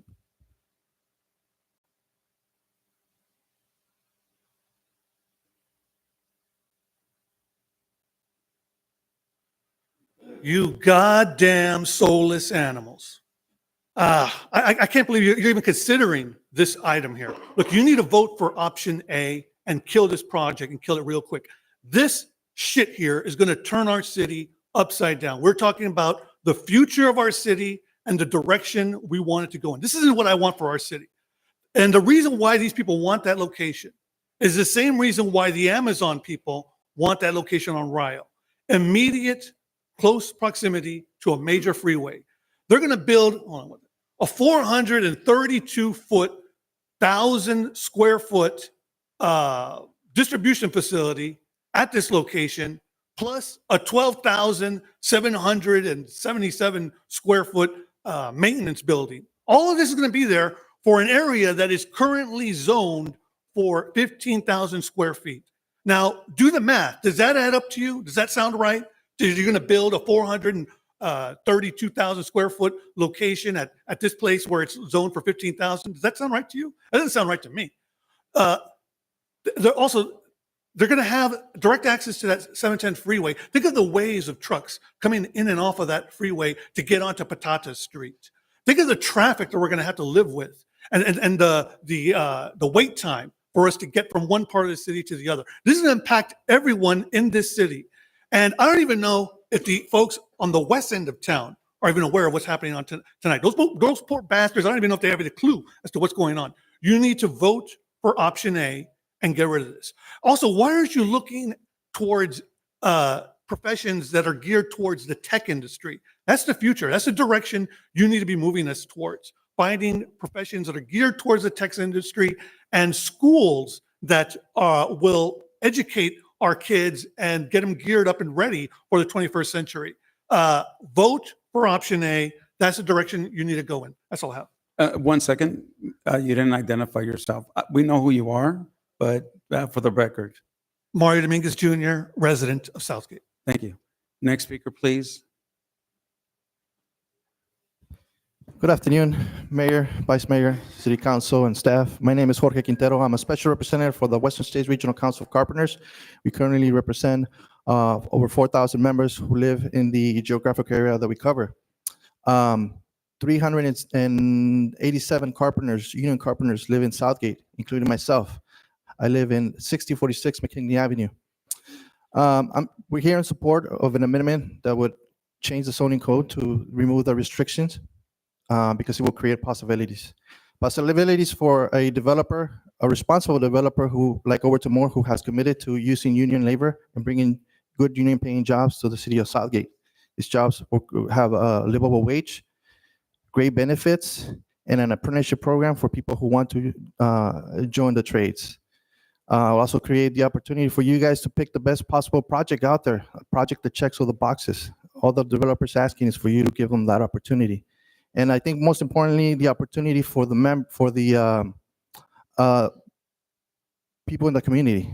As somebody who lived 4 blocks away from that site, I grew up there. 5 blocks. I lived on Wilcox and Live Oak. I know that community very well. I know Cudahy. I was able to buy my own home by the opportunity that was afforded to me by the Carpenters Union. And I want that same opportunity to be given to people in the community, not just in Southgate, but also the people in Cudahy. Because as somebody who lives in that area, if somebody needs an opportunity, is a young men and women who live in that area. I could tell you from personal experience. So I hope you consider resolution B. Thank you. Thank you.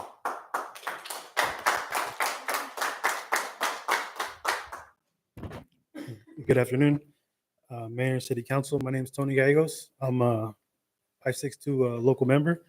I'm here to support the amendment that would allow developers and contractors to build local, good-paying jobs. Like my brother just said, I'm from the area as well, and I mean, working 10 minutes away from from the House is pretty much a blessing. That's what we're kind of like just coming out and supporting, saying, we want to work closer to home too. So just take it in consideration. Thank you guys for your time. Thank you. Good afternoon, Planning Commission. My name is Miguel Gomez. I'm a With the council, homeowner by here in the way. Southgate, Planning 8975 Commission Virginia. Yeah. I'm currently working in LAX. I'm a field safety guy. Currently, right now, it takes me an hour, 2 hours, LA traffic. I'm here to support the resolution. I meant the city code allowed construction go over certain codes, construction over responsibility construction. Looking forward to building Southgate to provide opportunities within 5 minutes from home, allowing me to be at my kids' soccer games and be spending more time with my family. I'm asked to please support the solution 2024-2A and allow this project to move forward. And thank you for your time. Thank you. Next speaker. Hi, my name is Jeff Stevens. I'm an industrial real estate broker. I've been with CBRE since 1995, specializing in the submarket of Commerce Vernon, which includes the city of Southgate. As an industrial broker of both owners and tenants, I'm concerned about the 15,000 square foot warehouse size limitation. I regularly represent tenants looking for warehouse space. The 15,000 square foot size limitation in the zoning code effectively removes the Southgate from consideration for new or existing tenants looking to expand. It says loud and clear, we are not open for business. Years ago, I helped Pyramid Sound and Conair move into the city of Southgate, two great companies, one of which is still here.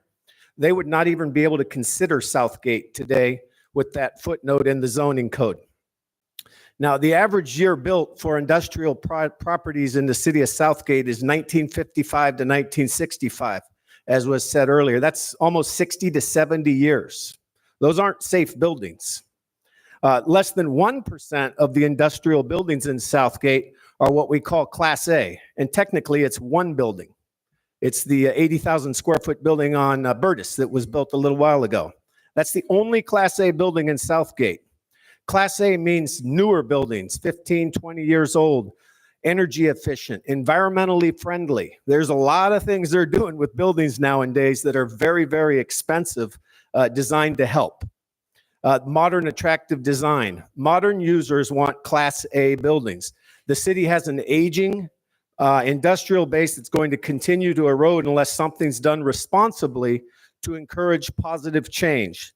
The first step is removing the warehouse size limitation from the zoning code. The former Armstrong property that was spoke about, that's a building that, it wasn't safe. So that had to go away. And there's others. Leggett and Platt just put their building on the market for sale. 100,000 square feet by residential across from a school. So these are things that are going to transition in the coming years if you're ready for it. But now complaining about an issue without proposing a solution is not productive. So here are a few examples of what some other cities are doing in the submarket that I work. In 1998, Vernon adopted an ordinance, a warehouse special property parcel tax that allowed them to tax warehouse users to pay for the disproportionately high wear and tear on the streets. In 2021, Pico Rivera adopted an ordinance to ensure the oversight of a CUP process for e-commerce logistics uses. And in 2022, Vernon said any site over 150,000 square feet, you're going to have to get a development agreement. So these are just a few examples of pro-business, yet you'll still have control of the rapid expansion of e-commerce and logistics uses. Thank you. Thank you. Next speaker. Lisette Ruiz from Kaufman Avenue, local resident here. I just want to express my concerns with this appeal. I believe that the square footage limitation has its reasons, and I would like to remind all of us who live around the area that we have a citywide infrastructure problem. It barely accommodates the traffic that goes through there.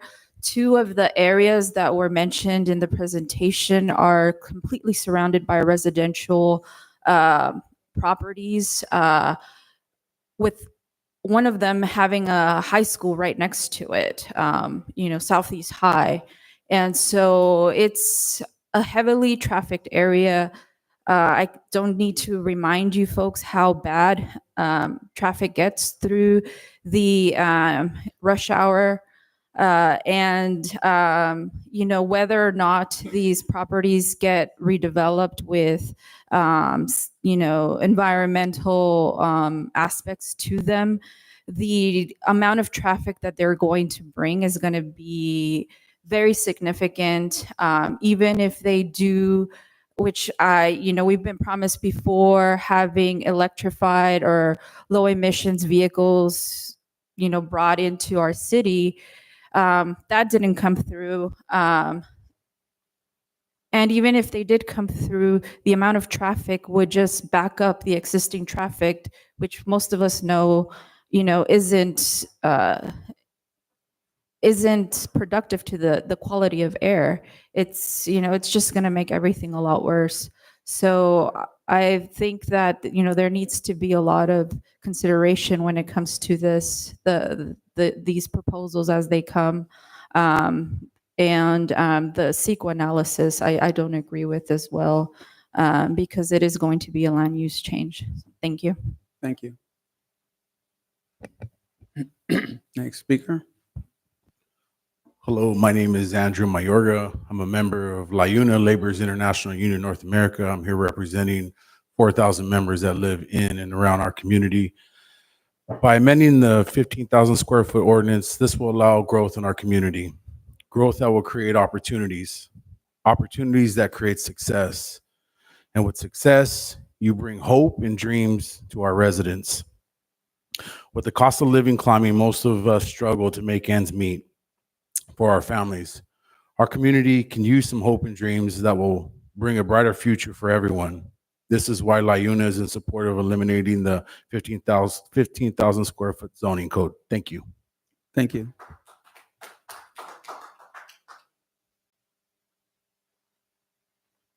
Hello, Edward DeWitt, representing General Veneer Manufacturing Company at 8652 Otis Street. I wanted to speak for just a minute about a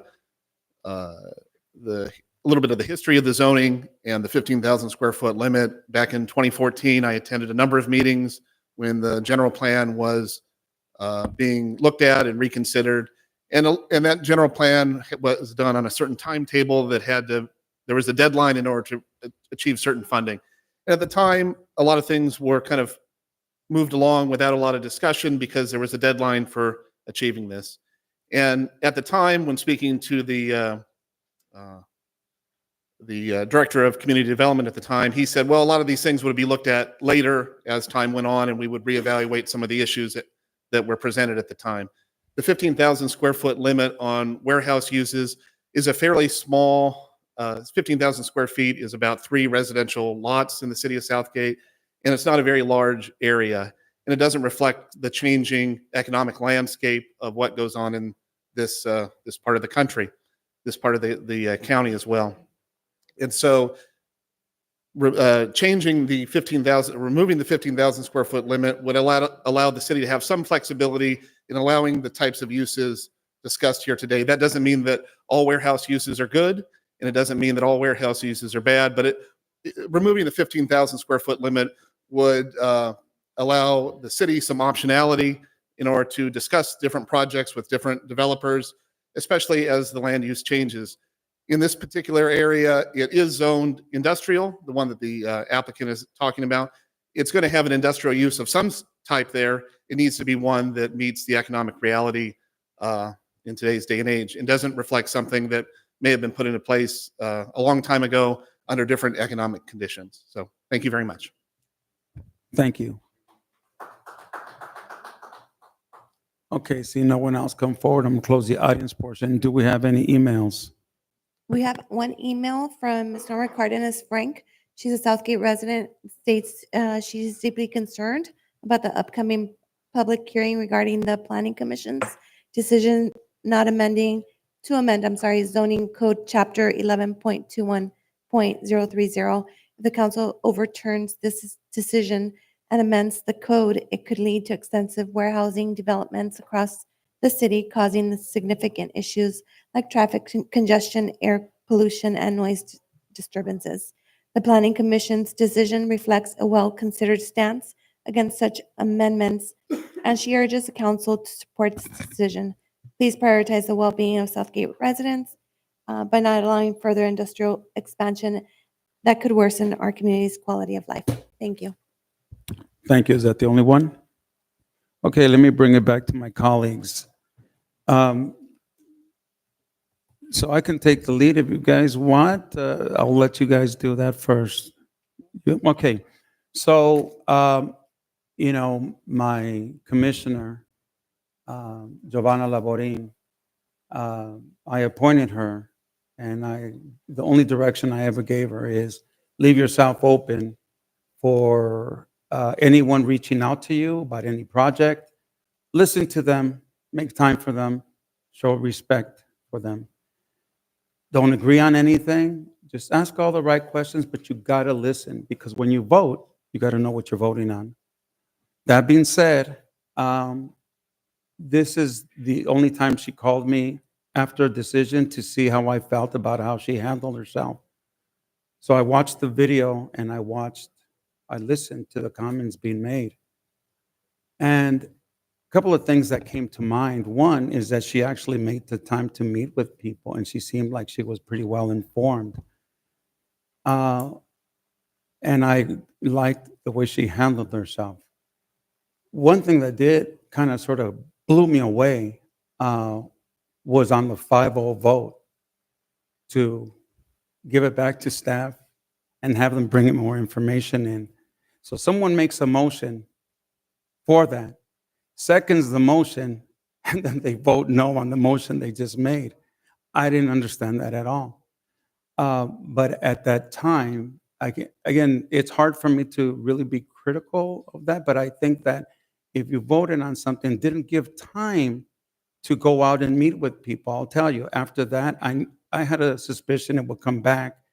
And so I met with a few people. I met with the DeWitts over at General Veneer, and I met with Richard because I knew that they had been present. But I talked to other people, and they've raised this very issue before, that we have a lot of vacant lots here that will continue to be vacant, not bringing in any revenue, not bringing any jobs, and just sitting there vacant because of some of our policies.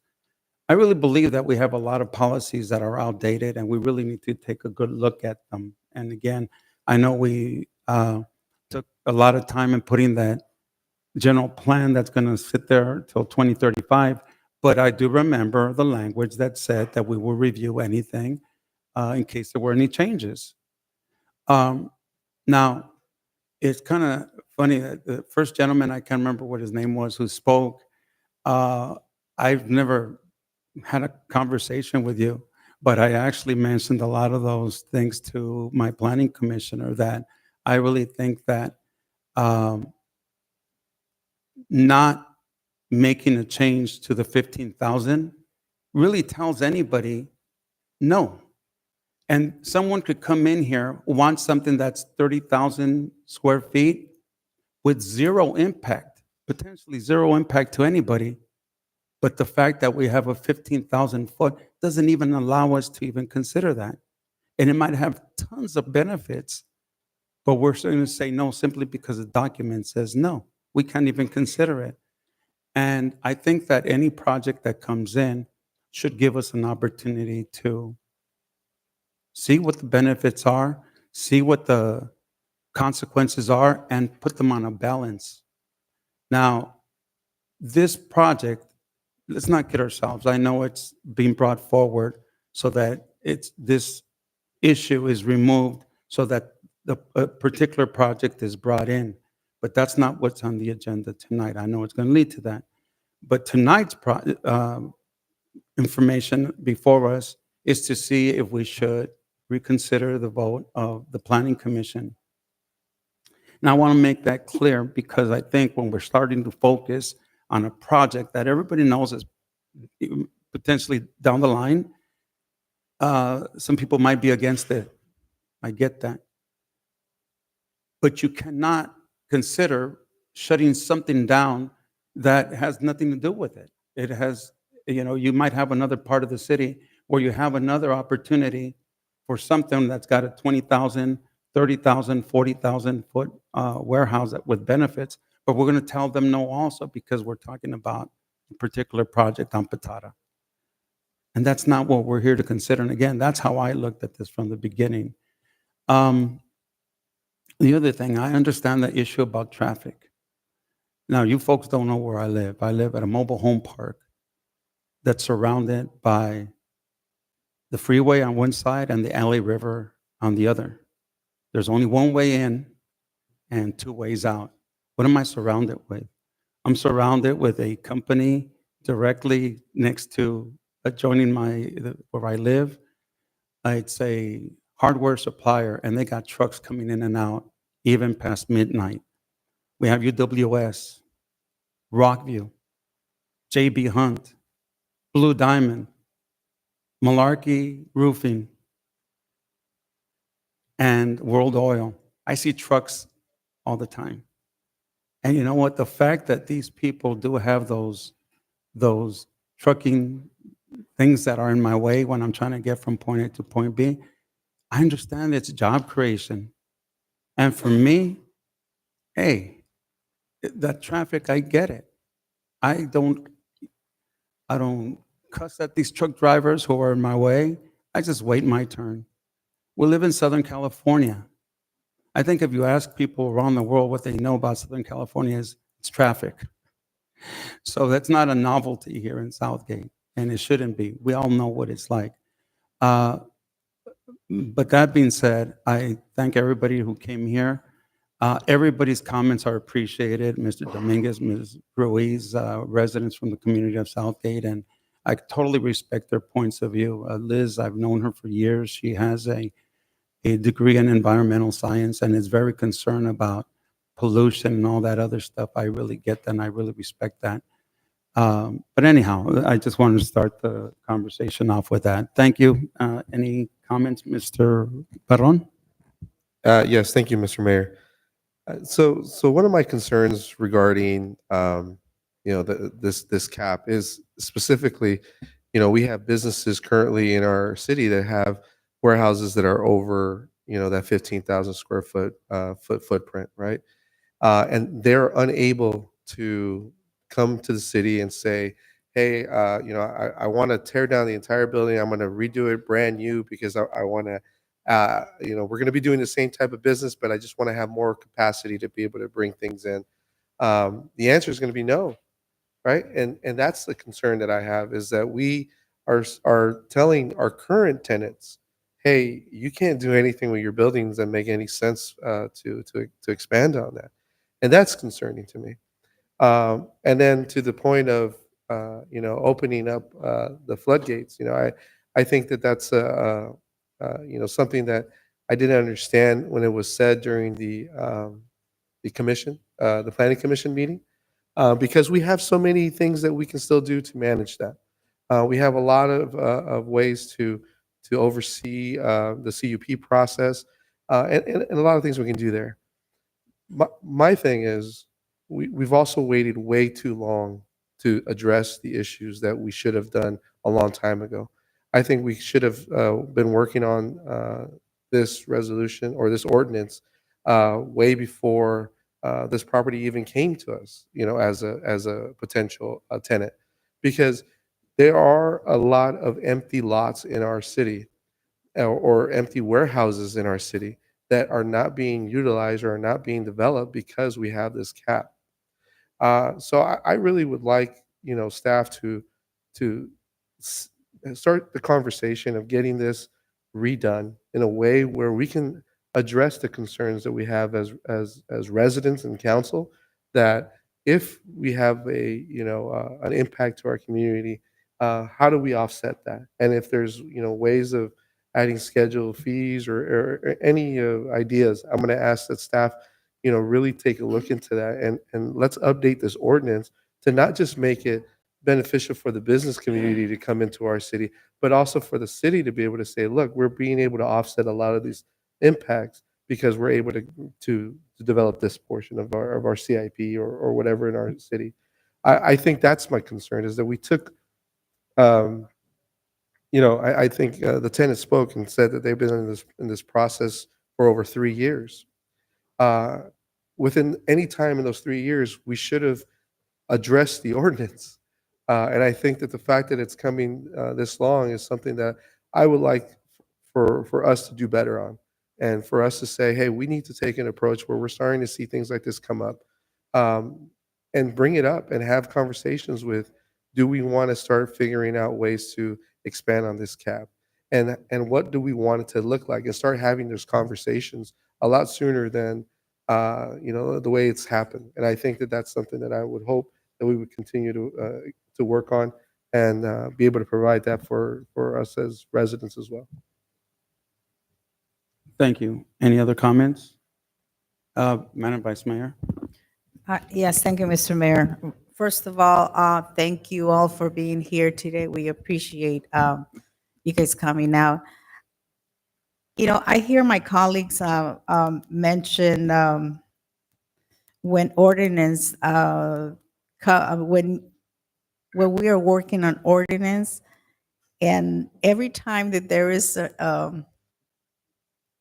I'll say a problem, or there is a business that is coming that we have to change ordinance, we always say, we should bring ordinance that are in the books for, this is a 100-year-old city. There are ordinance that we have 60, 50 years ago that doesn't reflect today. And I think that, looking at the businesses that we have in our city, we have to be open to bring in business. And with business, we bring in jobs, job creation. And that's what we want. The cap of 50,000 feet limit, it doesn't allow us to bring, and I know Costco will never come here, and other big boxes are not going to come here, but we do have businesses that create a lot of jobs. So I think that this is an opportunity for us to look at the ordinance that we have and change it. Make it, I'm trying to look for a word. Just, make it look that we are business friendly. And I think that's what we always have said to our economic development directors. We want you guys to be business friendly, but at the same time, bring us the ordinance that it's going to help bring on those businesses. So I think this is going to give us an opportunity to bring back a better ordinance. Because 15,000, it is, it's what, a 60 years ago ordinance that we have? Do we know how old this ordinance is? It's been on the books for a while. So that tells you how old this ordinance is. But I would like staff to bring back to council an ordinance that we can work with, that we are going to be allowing businesses to come in and to use those buildings that are not being used. And that's what I want to see. If this changing the ordinance from 15 to, and we'll let you guys work on a better ordinance that is going to help us, then I'm gonna have to accept the appeal, because I think that that's something that we need to look into. And I'm glad that they brought it back, honestly. So with that, I will just wait for my colleagues to chime in, and we'll follow on with a motion. Councilmember Rios? Yeah, thank you, Mayor, and Thank you, folks, for being so attentive here today. The carpenters, I have family in the carpenters, and some of the rest of the residents that are here today to discuss this issue. So I want to thank everybody that's here. For me, this is a quality of life issue, really, and there's a lot. It's a big concern of mine. I mean. The biggest thing for me is congestion, especially I think the impact that, we're talking about is maybe I think it is opening the floodgates. I think that there's a reason why we have 15,000 square foot in the warehouse. I mean, I think I'm concerned about the Azalea project. That's our biggest revenue, the Walmart there and some of the shopping there, and that this is going to be impacted. We're talking about 2,000 trucks coming in daily into our community. We don't get a lot of economic benefit from it. I mean, so I'm really concerned about this project, for the residents of this community. I mean, I think it's going to impact if we go open it. There's a reason why the planning commission voted it down. I mean, they live here. They know the issues here.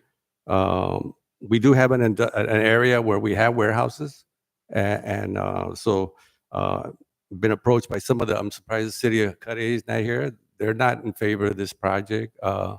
They have spoken out. They have an entertainment center. They have some space there where they want to build, and that's a one entry, one exit. That street right there is and it's coming down right into our community, right into the freeway. This is the nearest entry point to and it's just our biggest. We've studied this. So we know that Atlantic and Firestone and Garfield and Firestone are our most congested areas in the community. There's no question about it. We know that already. Not to mention the pollution, because these trucks are not going to be electric. So, and you mentioned Mayor Hans, Markey, and all the other companies, all the trucks that are on Firestone already. We have a lot of impact. It's a quality of life, and not to mention the pollution. So there's a lot of concerns I have, and it's not, and so revisiting the zoning on this is just going to give, the tenant that currently is interested, they're talking about 435,000 square foot building. There's a reason that they went with 15,000. So what does that? It's just, I think we're a long ways from that. So I have some serious concerns, and we, not too long ago, Amazon, they're already here creating a lot of issues on Firestone. And so we're not done with them. They still want to bring in more trucks here. So I have some serious concerns. And so, I don't know. I just, those are my initial opinions. Thank you. Madam. Thank you.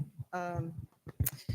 I want to thank everyone that's here in the audience, first and foremost, because I know you have taken time from being with your families. And if I have to stop and ask myself why I am here, why we are all here, we're here because the community put us up here. I serve my community. But I also understand that in serving the community, we also have to serve the businesses that are within our communities. And they have to be good stewards, good neighbors to the community.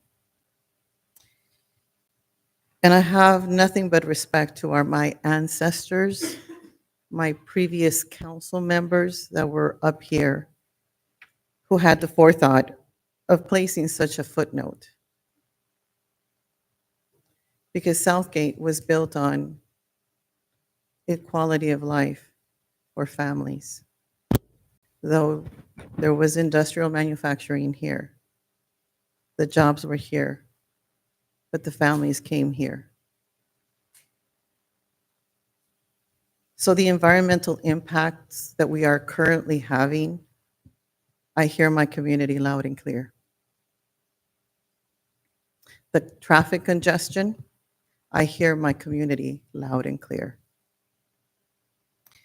The rates of cancer in the Southeast LA area are through the roof.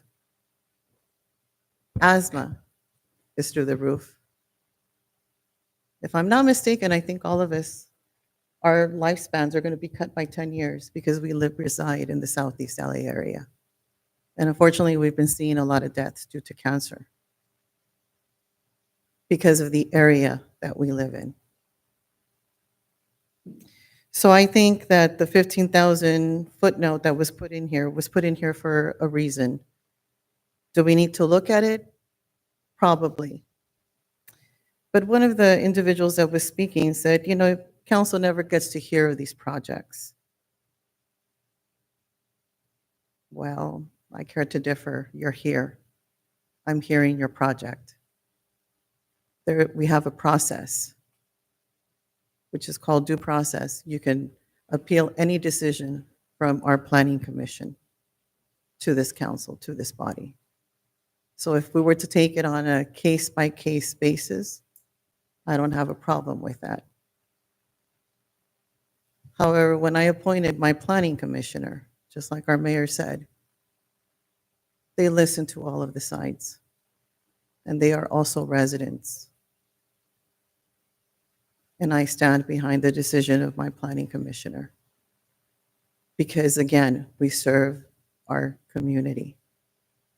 But I also understand that there's a lot of businesses in our community that are very supportive of the community. However, when I was presented with the information that they were presented with, a warehouse of 400,000 square feet, I have a lot of questions. Are we getting point of sale? How many jobs are really coming into Southgate with no strings attached? Meaning you need to have certification, licensing. How many real jobs is Southgate getting out of that specific project? So I have a lot of questions because I do represent my community and I do hear my community's concerns and I do take it to heart. Thank you, Mayor. Okay, so a couple of points I to make. Sorry, I beat you to it.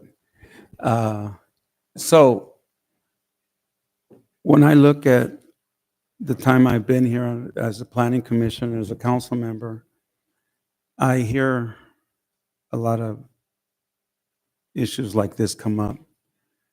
When the Raising Cane project came about, the people that live in that area objected to the traffic that would create.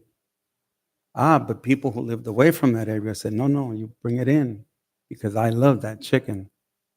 So it's the, not in my backyard thing,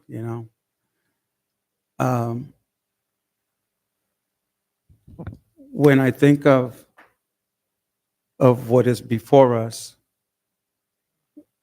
if a vote is taken, yeah, we know that the project that is asking for this change is down the pipeline.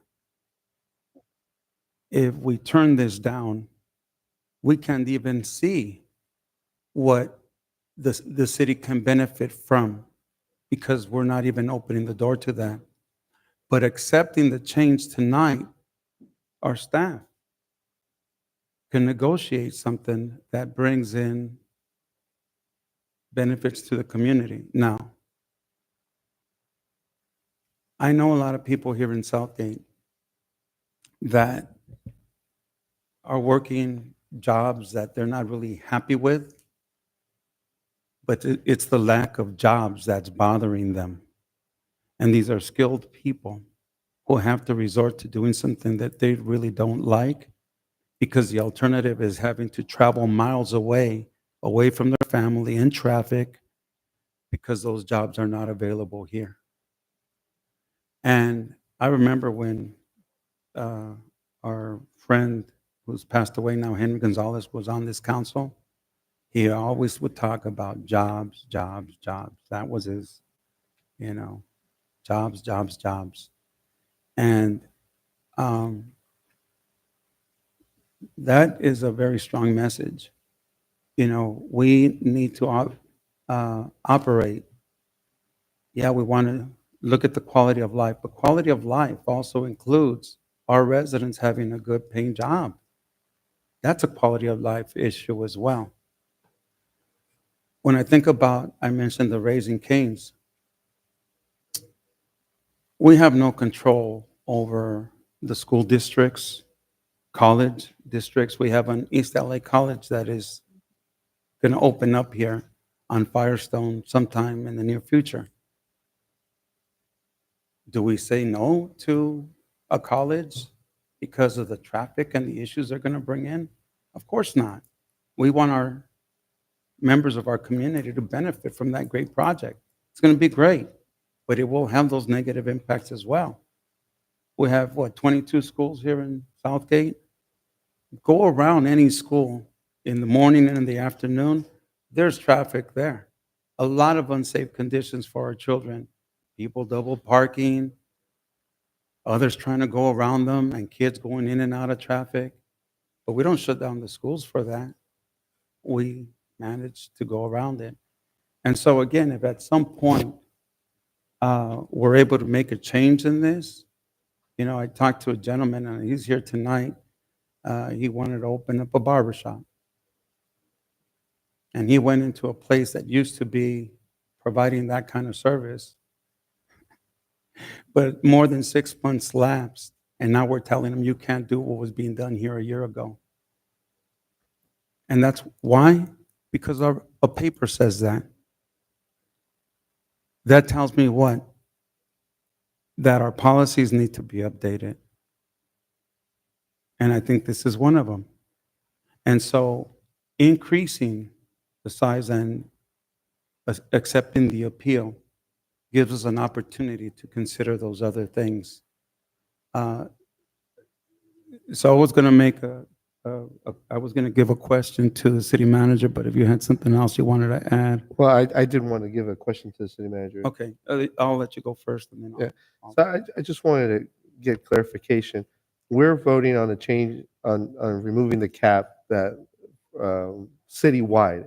We're not making an approval or disapproval of a project that is being presented, right? And I think that that's something that I want to make sure we clarify, because this decision, although it's brought forth by the the property Developer. owner of that property, it's not what we're voting on today. What we're voting on is if we want to relook at the 15,000 square foot cap that we have. Yes, that is correct. So in order to have any type of project over 15,000 square feet, you would have to have this cap removed and replaced with some ordinance with your direction. That would, depending on the breadth of the language there, then staff would use that to assess a project and see if it fit that criteria to bring forward. So step one would be direction on this cap, and then bring back that language, get confirmation of what the specifics of that language are, and then any project for any property could follow, including the one, if it met the new criteria, that has brought this appeal forward, or any other properties. But I think the real devil in the details is what if direction was to pull out this current cap language for the ordinance, what would replace it? And that would require some, I think there was even some mentions of other strategies other cities use. There's, I'm sure, dozens of ideas and different amounts of square footage, all sorts of things. So the meat would be on what does that counter ordinance look like, and getting feedback from the council. That would be a step we need to do before some future project, including the one that brought the fourth appeal, would be able to come forward for a review. Bless you. Bless you. I'd like to just add to that to make sure we're clear. Tonight, we're not actually changing the ordinance tonight. This arises from an appeal of the Planning Commission's decision about a recommendation that the developer wanted the Planning Commission to make. So that's the appeal. at some point in time, this council will have to issue a notice in the paper indicating its intent to formally consider a change in the ordinance. So that's not tonight. But if you grant the appeal today, you're essentially are giving direction to staff to come back at some future point in time with the revised ordinance that would remove the 15,000 square foot limitation, but as the city manager indicated, would include additional language there that would fall into place as a result. So that's a very complicated topic. It's probably one that requires a special study session before we actually come back with the introduction of the final ordinance for you to consider. So it's like a two-step process. I want to make sure we're clear about that. Yeah, and I have to tell you, that is why I was hoping that the planning commission would have taken that route, because that was an option. They made a motion, they seconded it, that staff bring in additional information, but it was voted down, and I was hoping that that's what they would do. But a couple of things. One, Mr. Mario Dominguez is very active here in the community in terms of ideas and stuff, and he even had one tonight about this water thing over in Hollandale. When we have businesses coming in here that potentially could highly benefit from being in Southgate, those are the opportunities where we can reach out to them and say, hey, we have these other projects that we're interested in. Would you like to be a good business partner with us and help us do that? You heard the concerns raised by not only Liz Ruiz, but also by my colleagues, El Rios and Maria del Pilar Avalos, about congestion and the whole bit. I think that those are opportunities during those negotiations to address those issues, because, of course, we want to help bring in businesses, bring in opportunities. But when they come with an assortment of issues, it doesn't really just shut it down. It's how can we work to mitigate those things, but not changing this from 15,000 feet doesn't even give us an opportunity to do that. Did you want to say something? You're allowed to. The audience portion is closed, but you're the Mr. Mayor, I have to correct you on that.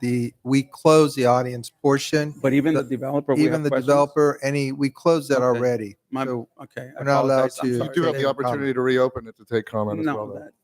Yes, you do. For a point of clarification, as for the procedure, if I may be heard very briefly. Mr. City Attorney, have you? Yeah, no, if the council wants to reopen it, Then to I'd have allow, to reopen it to everybody. that's up to the council vote, if that's what you want to do.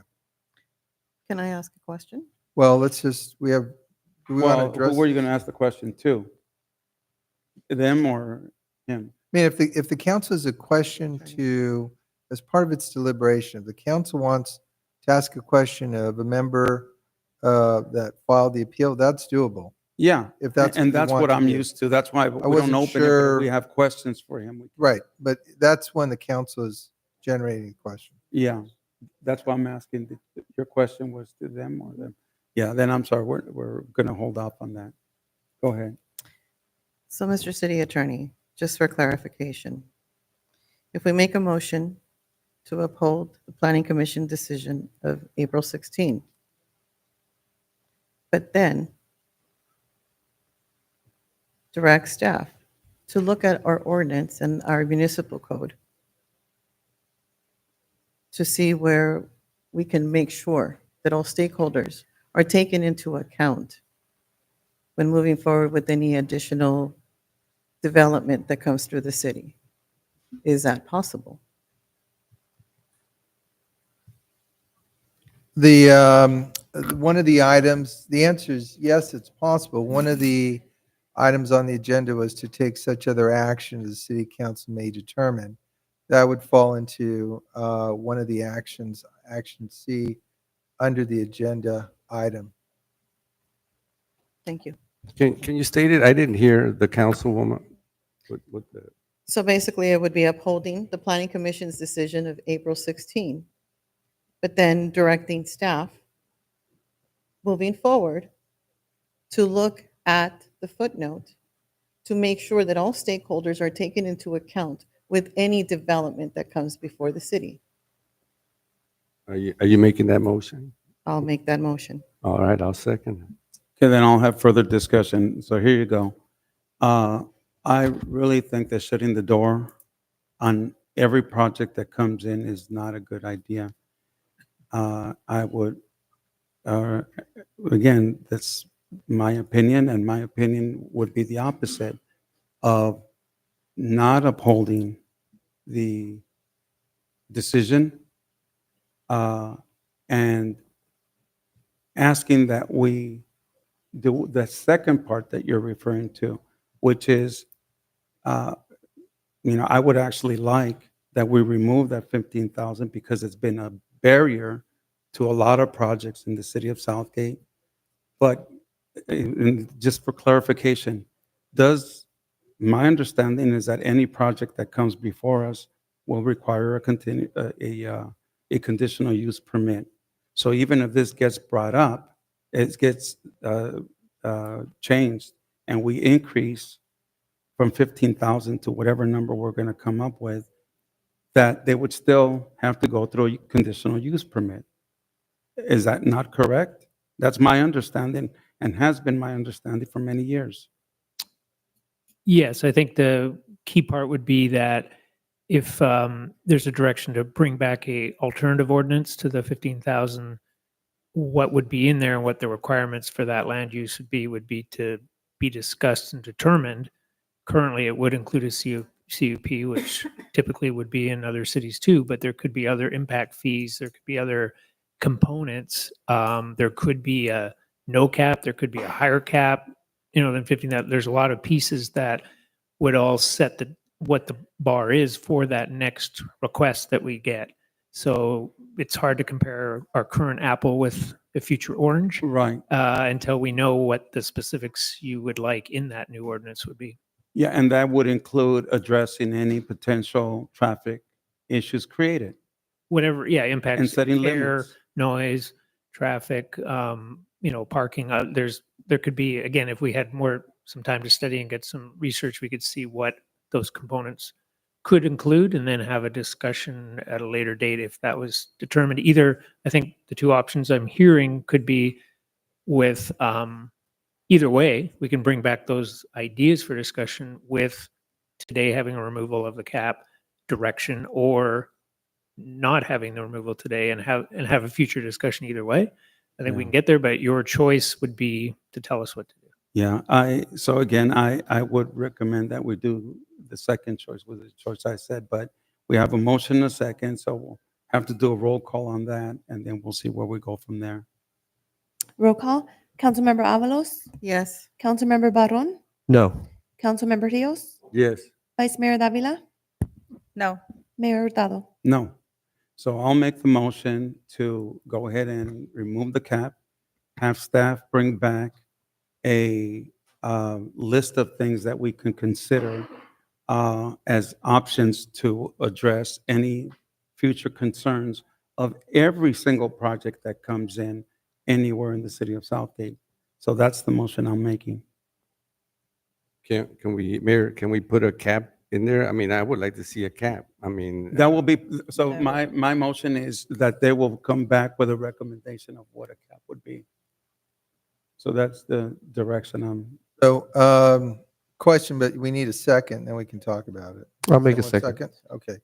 So, your motion contemplates directing staff to bring back an ordinance, removing the 15,000 square foot cap that currently exists, and in a future draft ordinance, and then to also present the city council with options that the city council may want to include as part of that revision.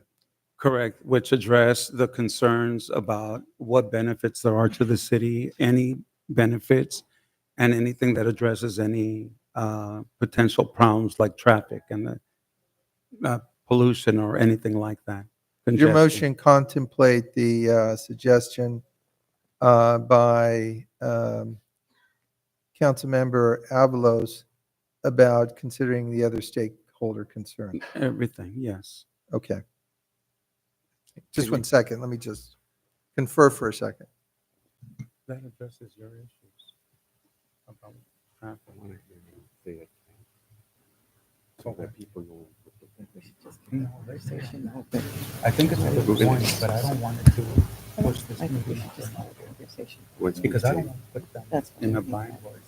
Let's say he says. Yeah, Mr. Mayor, city manager had a good point. Just a point of clarification is, as we know, there's a whole formality to revising an ordinance, right? You have to introduce it, have a first reading, a second reading. So the motion itself doesn't actually remove the cap in tonight's decision. It won't be formally removed until you replace it with a new ordinance. I just want to make sure we're clear about that. Yeah, that's understood, because we're not going to open the door for somebody to show up tomorrow and say, I got this project, and you've removed it. Yeah, I think we're clear. Yeah. I think we have enough direction. Okay. Would I be able to just ask Meredith if there's anything she felt should be added to this clarification, or do you think we've covered the main issues? I believe we've covered the main issue in regards to the size, potentially removing the size, but we do have to come back with recommendations on potential size, if I'm getting it right. Yeah. And also mitigations, potential mitigations, and then also potential benefits. Absolutely. At any project that comes forward to us, yes. Okay. Got it? Okay, so we have a motion and a second. Roll call, please. Or any further discussion? Okay, roll call. Councilmember Avalos? Pass. Councilmember Barron? Yes. Councilmember Rios? No. Vice Mayor Davila? Yes. Mayor Hurtado? Yes. Okay, I have a question. Councilmember Avalos, is that a no? That's a no. Thank you. Okay, Motion motion passes 3-2. Okay, next item, please. Where are we now? Were comments from the audience? Okay, you know what? I believe a lot of the people are going to be leaving. Why don't we take a 5-minute break? Allow people to unglue themselves from the chairs.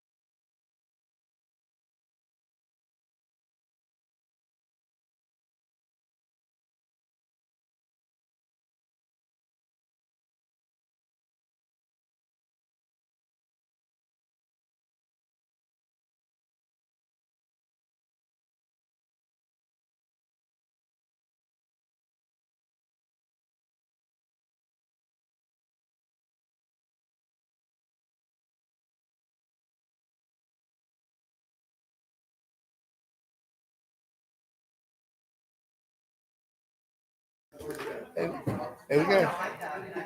we have to respect Mr. De La Paz. He's a grandfather, man. He speaks from a grandfather's point of view now. Okay, we're trying to get everybody back together.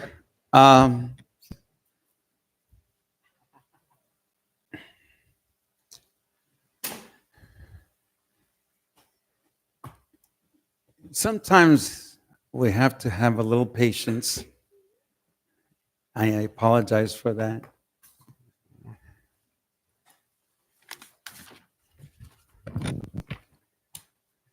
As soon as they come back, believe me, my wife tells me I'm missing out on my beauty sleep, and I know what she means by that.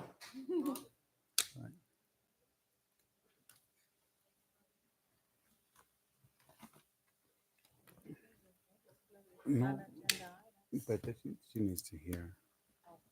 Yeah. We need one more council member and city manager and. There we go. Okay. Glass. What about Mr. City Manager? Oh, my Lord. Next time I'm gonna want a note from you for being late, okay? Sorry, yes. I was trying to find water and we're out. So Oh, I'm going to did you try dehydrate. the refrigerator? I did. Okay, and if not, we have somebody from the water board here who can provide you with some water next time. So, yeah, are you listening over there, Ms. Vasquez? Okay. All right, are you ready to go? Okay, at this time, we will be listening to members of the audience on non-agendized items. The fact that they're not on the agenda means that we really cannot get into a back and forth. We cannot take action. All we can do is have staff come back with something. You have 3 minutes. Go, state your name and address for the record. My name is Alice, and I'm a crossing guard on Southern and Madison. I'm also a resident of Southgate. We've had several incidences happen where people are just don't follow the rules of the road.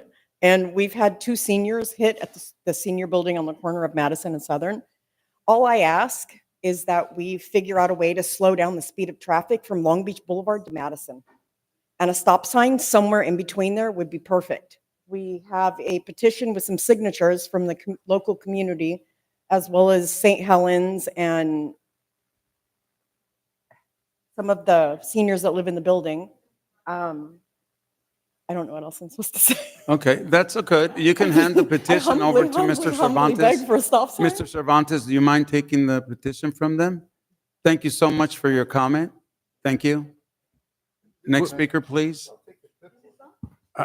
I just want to know, is it from Long Beach to where out? No, no. No, Southern. Southern? Somewhere between Long Beach Boulevard and Madison Avenue. There was the flow of traffic is people speed. It's a 25-mile-an-hour zone, and people do 35, 45. And sometimes they do 50 miles an hour. They've already put one of those speeding speedometer thingies. They came out today and they did a survey, and I don't know what that's going to be, but we're just looking to slow the speed of traffic. Yeah, staff took notes of your comments, and they have your petition, and they will come back and give us a recommendation or might reach out to you. Okay, next speaker, please. Buenas noches, mi nombre es Blanca Borja, yo trabajo con mi... Un momentito. ¿Tiempo para traducirle, por favor? Hable un poquito y Yo le haga lo que traduzco. yo no hago. Haga pausa y ella traduce y luego sigue. Okay. ¿Su nombre otra vez, por favor? Mi nombre es Blanca Borja. My name is Blanca Porta. Yo trabajo con mi mamá en el Building 3170 Southern. Ya lo dijo en inglés. That was really good. You don't need translation for that one. That was in English. The minutes are running, so anyway, Okay. I'm gonna speak in English. Okay. So my point is that I do work for her, and as you can see, she's here. She's in a wheelchair. She's tired. She keeps saying, "Oh, you didn't make an appointment." I said, "That's not the way that it works. This system." So that's why I'm here for her and for the ladies. And right now, mostly the seniors are sleeping. They're not here because of that. And they say, "Oh no, they're not gonna listen to us because we're old. They don't care about us, you know." And that's true. I mean, mostly people, they don't care. They don't even stop. Even me, when I'm trying to cross the street, oh my God, I have to really leave my mom behind me and look that so nobody will come. But sometimes they come from nowhere. And so that's what we wanted to do. That's why we came here. And thank you for your time, even though you're 2 hours after they told me that I was going to be here. Stop. So, but I appreciate it, and I hope you consider this because it's really important. I'm begging you, even though I don't beg, but please, really concern. Thank you very much for And your I just time. want you to know that Yes. I am a senior citizen too. I'm up there in age. Don't let, yeah, no, But it's scary to see the up ladies there. fly. I can tell you that. Here's one that she almost got really, hear really you. bad hurt, but she's young. She doesn't look 70. There. Yeah. Look, she's young. She can run, she can do whatever, but the older ladies, they use walkers, wheelchairs, so name it. Gotcha. And all we're gonna get there sooner or later. And that's what I tell the youth. Sooner or later, we're gonna be older. So I appreciate it. Thank you very Thank much. you for your And we're comment. leaving. Good night. Hopefully you consider that this. Well, Okay, actually, you do once it. you, actually, thought listen, look, is- once we talk, Oh, I'm done? no take backs. I'm sorry. Oh, no, I don't want Next. to take anything back. No, no, you're taking back your time. Okay, I'm sorry. If I did that, I'd have to open it up for everybody. Next speaker, please. okay. Thank you. Ladies, hablen, hablen. Ya no. Ya está aquí de una vez. Ya está aquí. Oh, buenas noches. Buenas noches. Good evening. Me llamo Evelia Rodríguez. My name is Evelia Soy Rodriguez. residente I am a resident del Pennsylvania Building. on Pennsylvania De Avenue. quinceañeros, obviamente, del seniors. ¿Ah?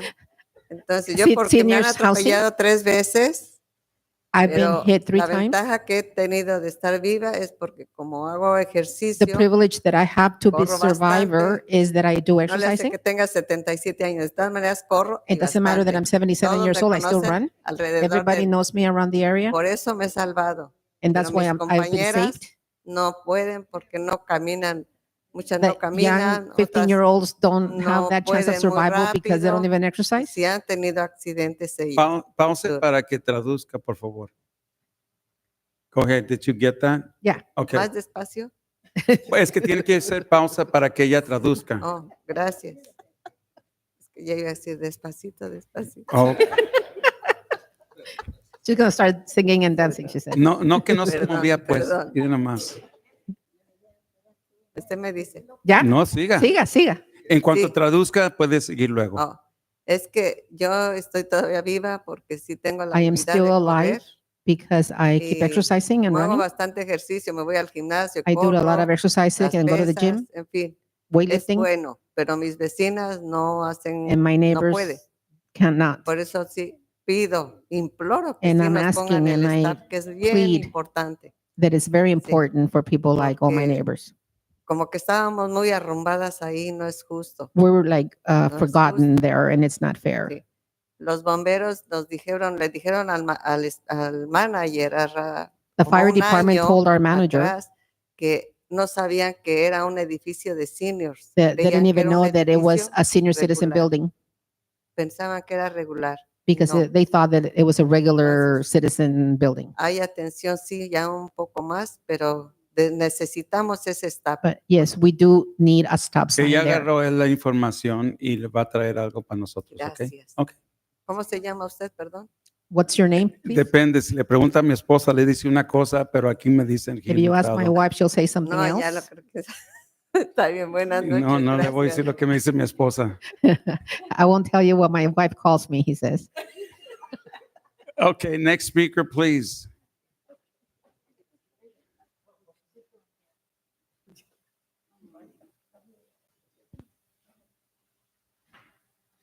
Muy buenas noches, mi nombre es Ana María. Good evening, everyone. My name is Ana Maria. Soy residente de Southgate desde hace 4 años. I am a resident of Southgate since 4 years ago. Yo soy parte de la iglesia de Santa Elena. I am a member of St. Helens. Yo usualmente participo en la misa de las 8 de la mañana I usually go to the 8 a.m. Mass. y de lunes a viernes está esta persona. Monday through asiste- Friday, the cross guard is this lady here. asistiéndonos para cruzar. assisting us to cross the street. Hace un mes atrás, A month ago, fui durante el viernes, de lunes a viernes, I went from Monday through Friday, y en de esa semana 3 veces, and that weekend 3 times cuando ella cruzaba a mí, when she was helping me cross. voy a hacer la que ella hacía. Ponía el sign y esperaba y le hacía. She would put the sign out and she would do luego le this after hacía. another time, and she kept doing that over and over. Y ayudé a ella, le digo, "Ey, güey, espera, And I started helping her and said, wait, todavía tengo tiempo", le digo, I still have time. la misa empieza a las 8. The mass is not until 8 a.m. Y ella dice, esto es siempre, y sentí This is always, she said. un dolor aquí, And it hurt me porque no es justo because it's not fair. que yo voy a llegar a 62 años un día. I will be 62 years old one day. Y yo quisiera que hubiera pues, personas que And I a hoy, wish that there would be people a hoy me uno a ellas, por lo que yo viví también ahí en ese pasada. that go through what I go through when I go through that cross intersection. Yo vivo ahí en ese bloque también. I live in that block Muchas also. gracias y espero consideración más por los Thank you, and I hope you consider our request y more so for the elderly people. mis amistades que tengo con ellas asistiendo, ayuda mental que todos necesitamos. My friendship with them is more than anything for mental help, which we all need. Gracias. Buenas Gracias noches. a usted Thank por you all. venir. Buenas noches. You're welcome. Thank you all, and may God bless you all. ¿De qué estamos hablando? No, no. What are we talking about now? Good night. Good night. Good night. Good night, everyone. Thank you for coming.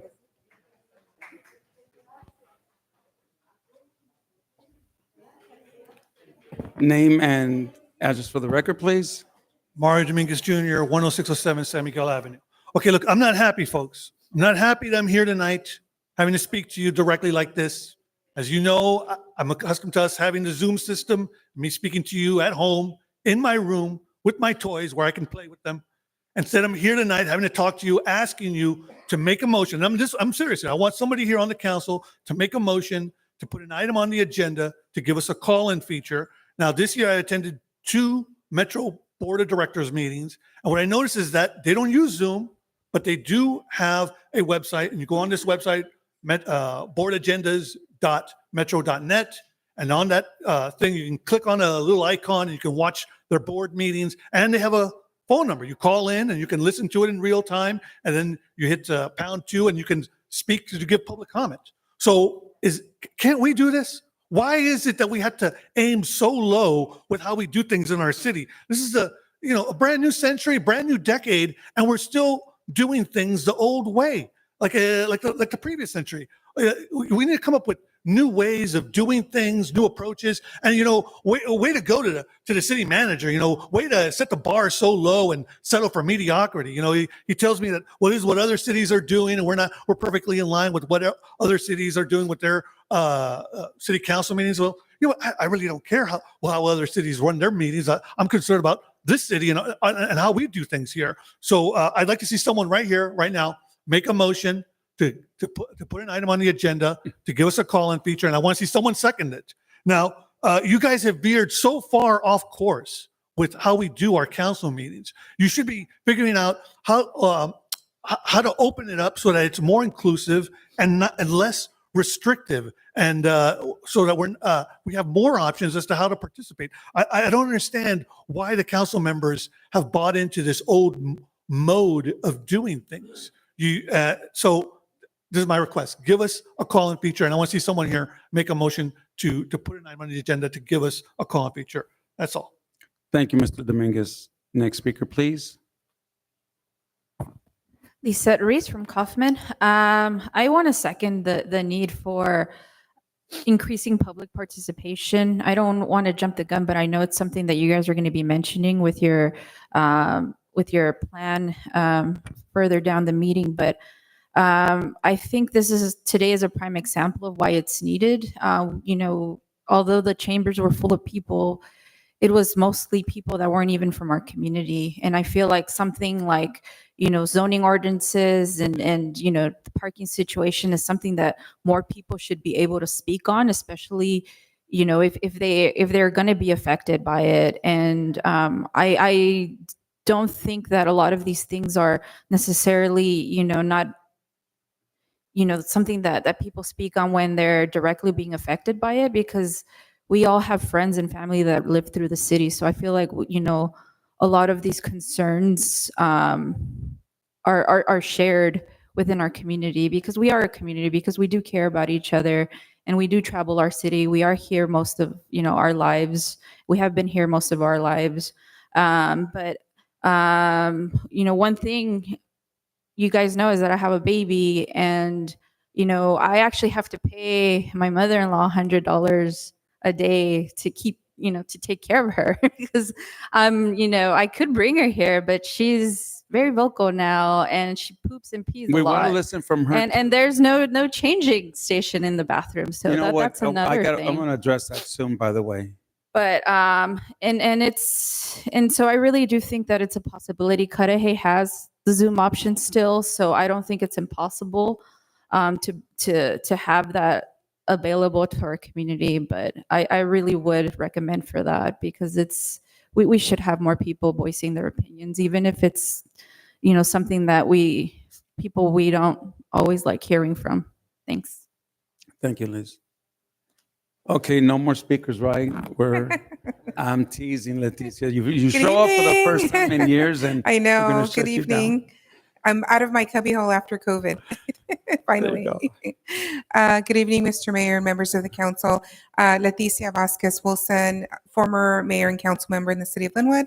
And I also represent the citizens of Southgate, Linwood, Carson, which is where I reside, Cudahy, and also a portion of Downey on the Central Basin Municipal Water District. We actually sell water to 24 cities. We sell drinking water, and we also sell recycled water, which the city of actually Southgate has been very much independent of drinking water, so we only sell the city recycled water. But I come to you this evening just to inform the city council, the mayor, and the city manager that there are 2 vacancies on the Central Basin Municipal Water District Board. We currently have, our board is composed of 7 members. 4 of us are elected by the residents in the areas that we represent, and 3 of us are appointed by the purveyors. And we refer to purveyors as the entities that we sell water to, that Central Basin sells water to. So as I mentioned, Central Basin sells water to cities. So the cities get to appoint or all nominate 1 person to serve on our board.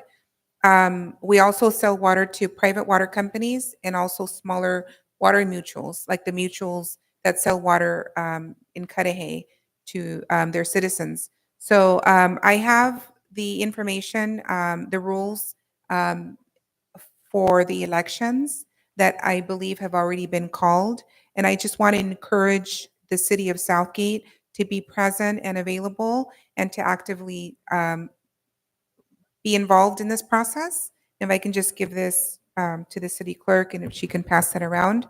But again, we have 2 vacancies. Nominations just opened up, and I'll follow up with an email with more detailed information. And I really hope that we can get the city of Southgate to be more involved in selecting someone to represent the cities, all the 24 cities on the board. I think it's really important. We've had a difficult time with keeping the appointed representatives on our board. So again, the 1 vacancy is for the city, so you'll be able to vote for that, but you also get a vote for the at-large representative. So the at-large representative basically are all 40 customers. So all of our cities, our private water companies, and our smaller mutuals, those are composed, that's the 40 customers that we service. So you will also be able to have a spot there if someone nominates an employee from a city to represent them in that area. So I will follow up with an email with more information about that, but please make sure that our city here in Southgate is represented. Thank you. Thank you, Leticia. Good seeing you again here. All right. Okay, next speaker. Wait a minute. Let the guy without I will the be Dodger. taking out my hat Thank you. in respect to other teams. Giants my name is fan. my name is Eric Alvarado, and I'm here talking about the zoning. So I was actually trying to lease. I'm trying to build a business here in city of Southgate, and I came across zoning.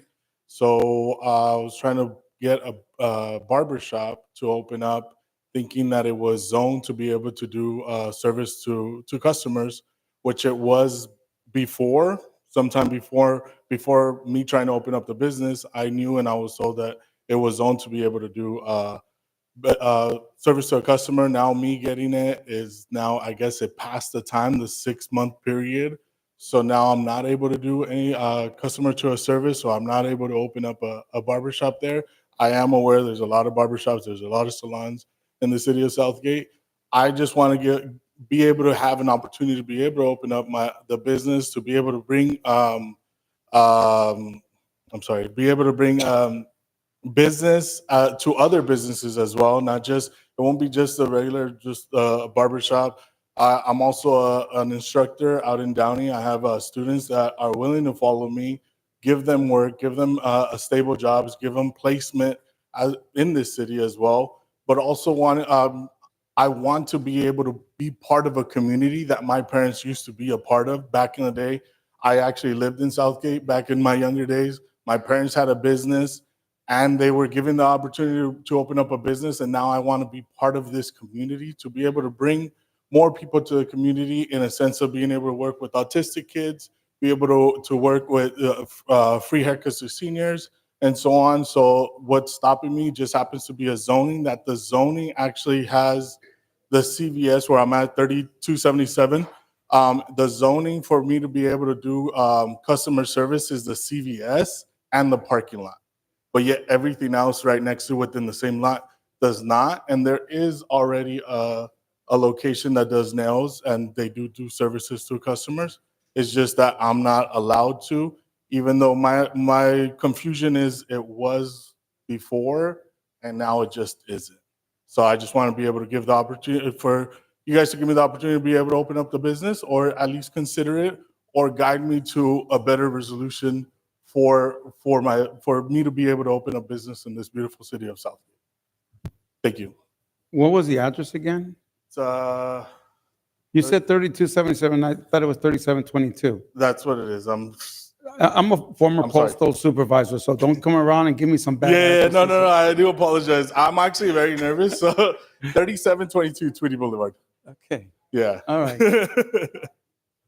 So thank you. You can take your Dodger hat with you.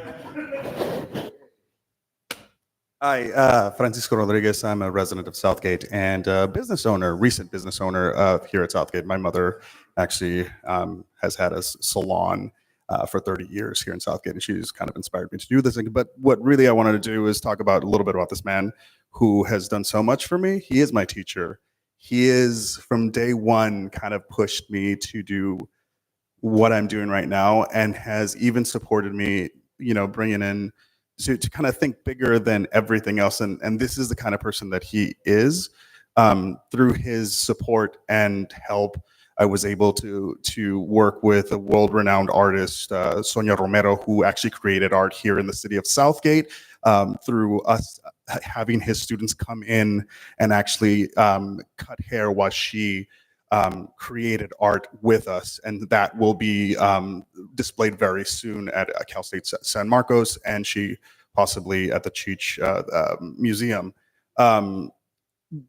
He's really pushed me to be the person and the businessman that I am.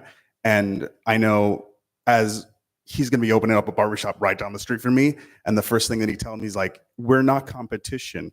We're here to work with each other. And the most beautiful thing that I want to say about this man is that literally he's like, he wants to do what's right for the community, and even talks about how the barbershop was a center of community and how important that is. And he instilled that in me And I just want to say, like, please, if there's anything we could do, if any way we can help him, this man has definitely wears his heart on his sleeve, and he doesn't talk about it, but like, he is an excellent teacher and would be a great asset as a business owner here. From one business owner, a second generation business owner, to a new business owner, I would greatly appreciate your help if there's anything we can do there. Thank you very much. Thank you for your time.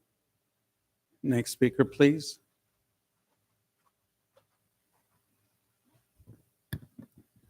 Good evening, Mayor Hurtado and members of the council. I am Julie Hernandez-Chan from the Hollydale Library and also representing Leland R. Weaver Library tonight. On behalf of both of our libraries, we are very excited to serve our communities this summer. We have our summer discovery program, which encourages reading and learning for all ages through a game and very fun programs. The discovery program will run from June 1st to August 11th. The Weaver Library will also, again, host our very popular free lunch at the library program. So we're really excited to have that back. It's a program for kids and teens ages 18 and under to come and get free lunch at the library. It'll be Tuesdays through Fridays from 12 p.m. to 1 p.m. from June 17th through August 9th. The other exciting thing that's coming on to Weaver Library is that we'll be hosting free semi-private summer tutoring for grades 1 through 6 in reading and math. Our Summer Stars tutoring program will have 2 sessions beginning on June 18th, and offer 30 minutes of free tutoring. Signups are limited and families can apply through our library website. We also invite you and our community to join the largest book club in LA this summer, as One Book, One County brings together 18 library districts in Los Angeles County by reading LA Weather by Maria Amparo Escandon. Both Hollydale and Weaver Library will have special events to celebrate the community reading program. I brought flyers of all the programs I've mentioned, and I invite you and our community to come visit either of our LA County libraries in Southgate for great programs to support literacy and learning for all ages. I encourage you to come up and introduce yourselves to us at the library, but also to visit our library website to see what all the great programs are, because Leland Weaver is our sister library to Hollydale, so both of us have very different programs, so I hope you'll join us for some of those. Thank you very much. Can you forward some of that to our city clerk, and then she can forward it to Giselle? Yes. Who can possibly put some of that information on our city website. Thank you. Of course. Thank you very much. Thank you. Next speaker, please. How you doing, Edgar? Good evening, Mayor and Council. Just here to echo some of the same thoughts that some of the residents mentioned earlier regarding the call-in feature for the meetings. I think that it's very important for accountability, for transparency, and for inclusivity. For example, today, the previous item on the agenda, I wanted to call in, or I wanted to be here to share some thoughts on that, but unfortunately, because we don't have that call-in feature, I wasn't able to. So again, I think that it's important. A lot of the communities around us have that feature.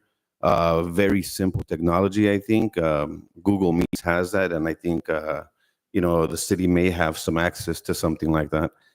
So again, I think that it's important to have people be able to call in or participate whether they're here or not. And so I'd urge you guys to consider that and to, think about bringing that forward and including it into the meetings going forward. So that pretty much concludes it. Thank you. Thank you, Edgar.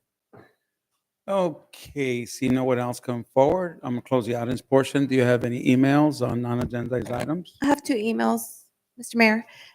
First email is from Mr. Charles Leon, urges council members to read the attached letter he provided from SCIU Local 721, emphasizing SIACA management's loss of confidence among their workforce due to multiple violations and ongoing misconduct.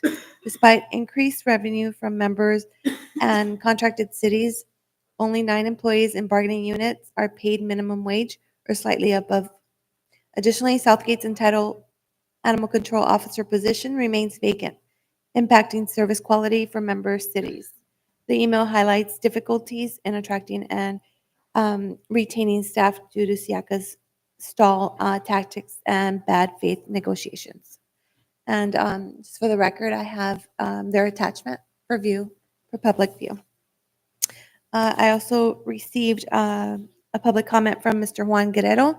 He states that every legitimate public input from citizens of any city warrants acknowledgement within the appropriate forum, provided it pertains to effective functioning of the organization. As he recalls from his civics classes and the principles of early Greek democracy, governance should be conducted for and by the people. He would like to urge the City Council to consider accepting call-ins from its residents, provided the concerns raised are pertinent to the governance of the city. Thank you. That was it. That's it? Okay, thank you. I'm going to close the audience portion.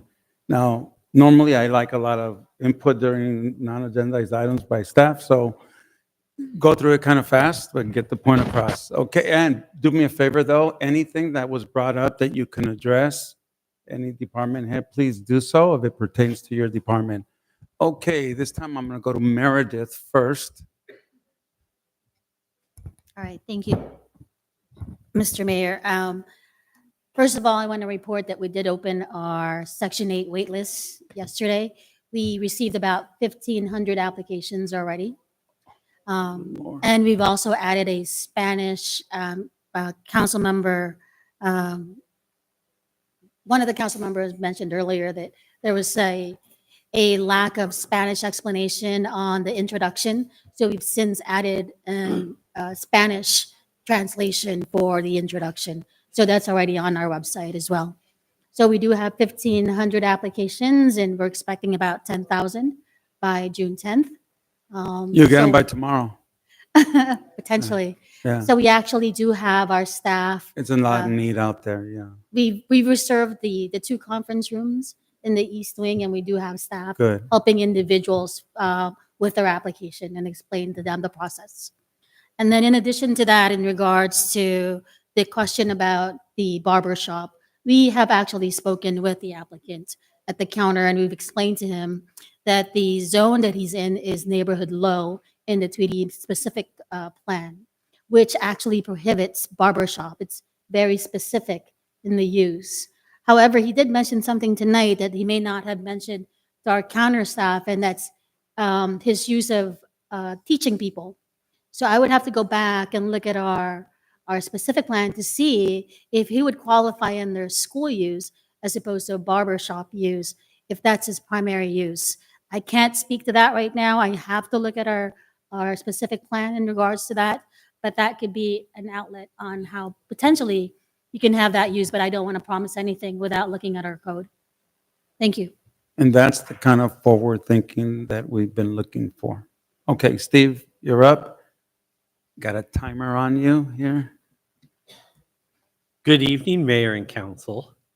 On Saturday, we had a very successful Memorial Day event at Southgate Park with a very nice speaker and a beautiful event that happened there.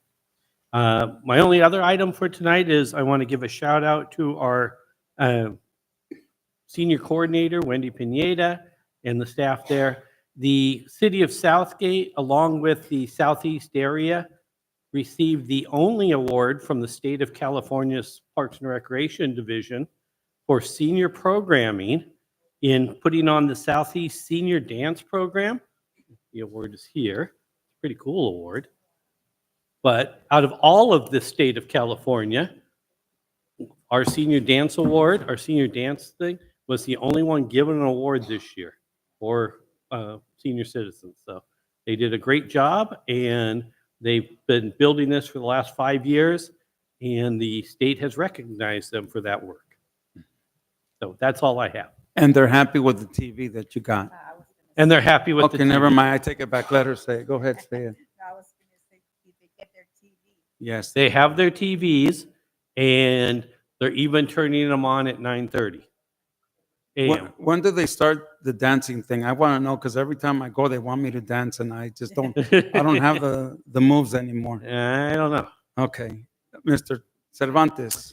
Yes, thank you, Mr. Mayor. Can I get the CIP update up, please? A little larger. I didn't bring my glasses today.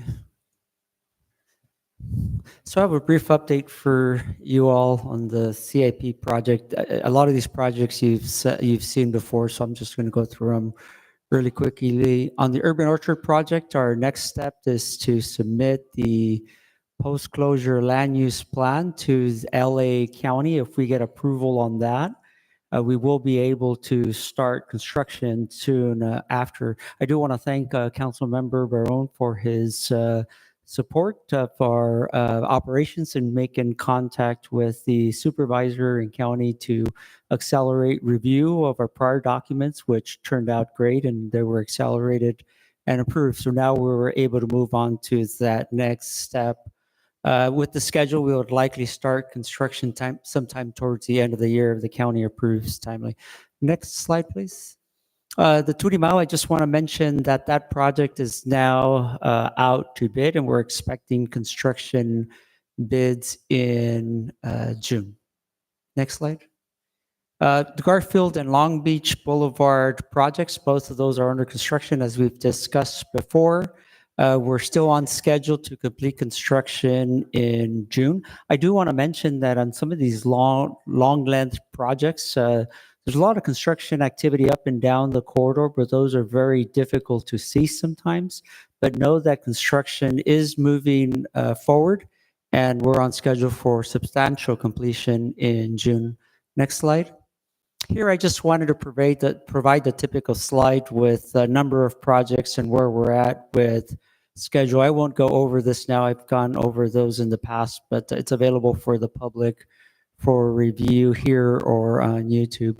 Next slide, please. And then finally, I wanted to provide this information with regards to input and questions that we've been receiving on the capital improvement program. You know, there's a lot of construction going on throughout the city, and at times it may look like schedules are not being optimized. Perhaps sometimes the sentiment is that we're taking on too much and we're not able to complete projects more timely. But know that all of our projects are very strategically implemented on the schedule side. Schedules are really tight, and sometimes projects do slow down. Here, I just wanted to share what the current approach has accomplished over the last 5 years, in that we've done improvements throughout the entire city, from roadway improvements, water system improvements, facility improvements, or what have you.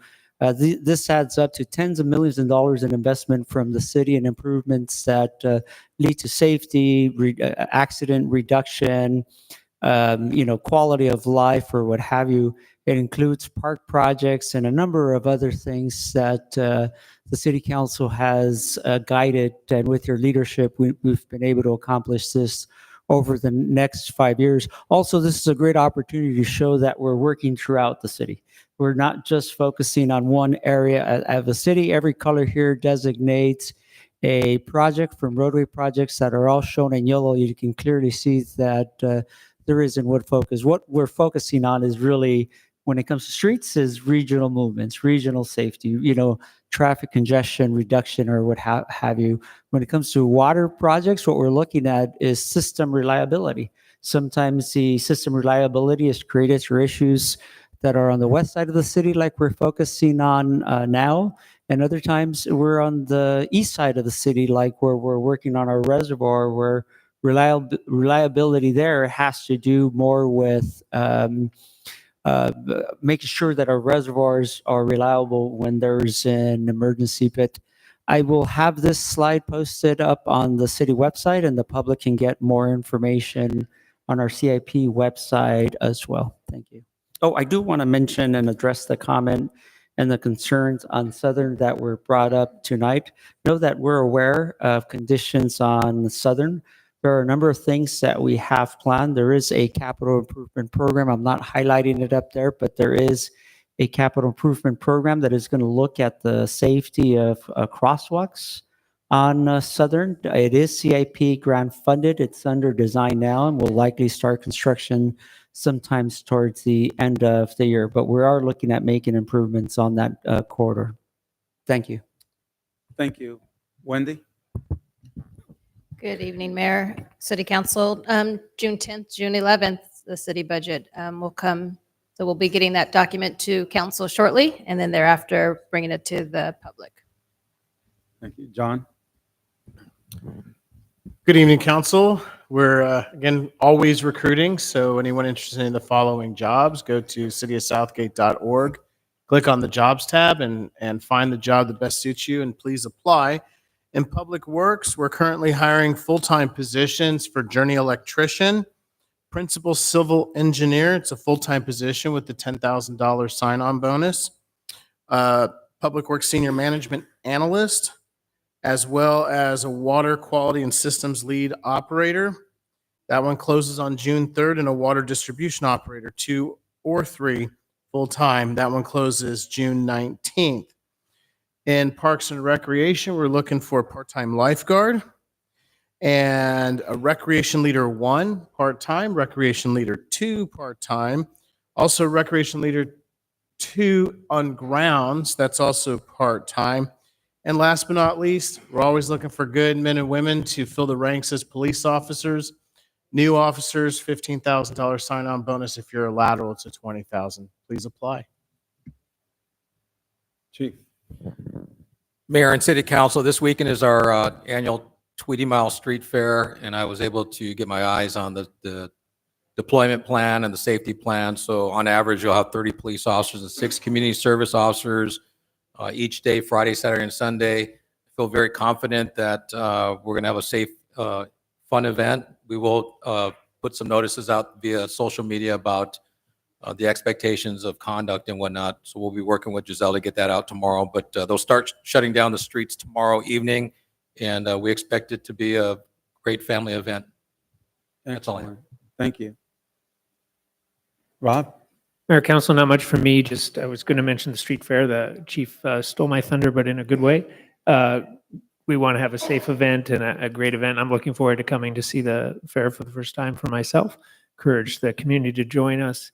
And just also mention for those of the council that could attend last week, we were able to have a Public Works yard where all the maintenance works, open house, and got to see most of the people that work there and most of the equipment that they use, just to get a real understanding of all the pieces of city work that gets done behind the scenes that makes our city look great, that keeps it running, cleans out sewer lines, fixes graffiti, deals with all the traffic signals, deals with the street lights, deals with paving, deals with sidewalks, getting rid of trip hazards. It's so many different duties, making sure our water's safe and tested. It's a lot of work, and it was great to see everyone there and the council there to celebrate those folks. And we're hoping in the future, down the road, maybe next year, we could set up a public open house so that the public could actually see all these things more closely and realize all the things that it takes to make a city work. That's it. Thank you. Mr. City Attorney? I think I said enough this evening. Nothing further from me. I think you exceeded your allotment. Just kidding with you, Raul. Mr. City Treasurer? Yes, thank you, Mr. Mayor. I just wanted to quickly mention that we are making great progress with the way we are engaging with our community by streaming our meetings, but I do support Liz Ruiz and the community members' request for an inclusion of an audio dialing capability, but more so, we also need to bring back the technology master plan as mentioned previously. We need to have a holistic approach to address any technology gaps that we might have in the city. That's it. Thank you. Thank you. City Clerk? Mr. Mayor, I have nothing to report. I just have to echo his sentiments on looking back and really taking into consideration what is the best approach to technology here. We've done wonderful work. The cameras are amazing, but if there is any room for improvement, I think that we should possibly consider it. Thank you.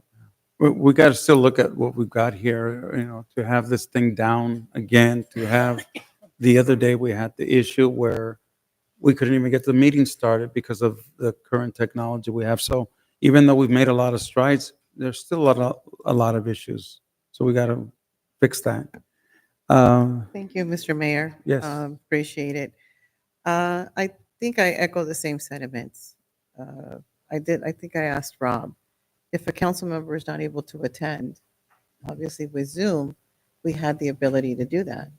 But how would we be able to do it moving forward? And it's my understanding that in the past, council members could call in. Is that correct, City Attorney? My understanding, and just to, because I know we can't get into it, my understanding is that we have to announce where we're going to be, I think even 24 hours in advance, right? Like if we're going to be, uh, if I'm at home and I get sick, I can't just call in and participate.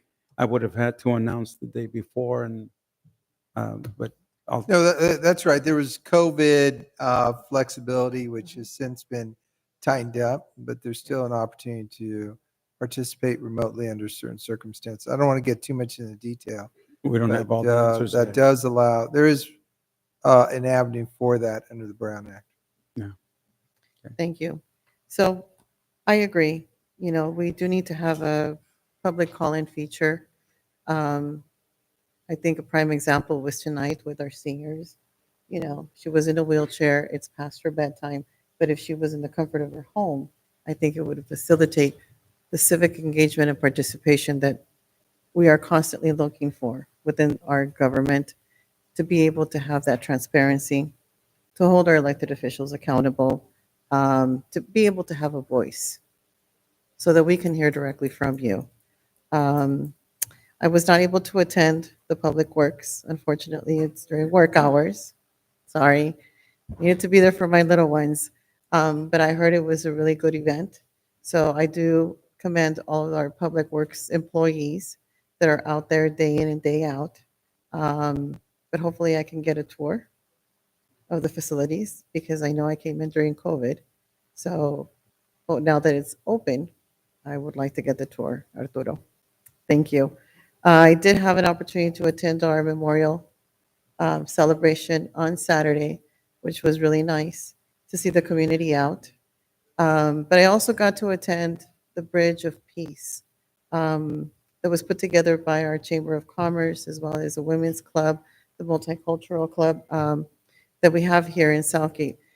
And I think it's important that we do those kinds of events. Hopefully we can do them a little bit more on a yearly basis, because it does bring the community together. I think the women in our community are the ones that are the force behind our families, that keep us going day in and day out, that regardless of what happens, you know, you're going to come home, you're going to see your mom, your sister, and there's always a word of encouragement. So I commend all the women in our community that are doing the hard work of keeping our families together, of keeping our families' best interest at heart. And I don't forget that. So I commend them all. It was nice to meet new community members that are here within our city, that have started their own businesses and are putting their own monies for the benefit and the mental health of some of our residents here in Southgate. So that was really nice to have been able to participate in that.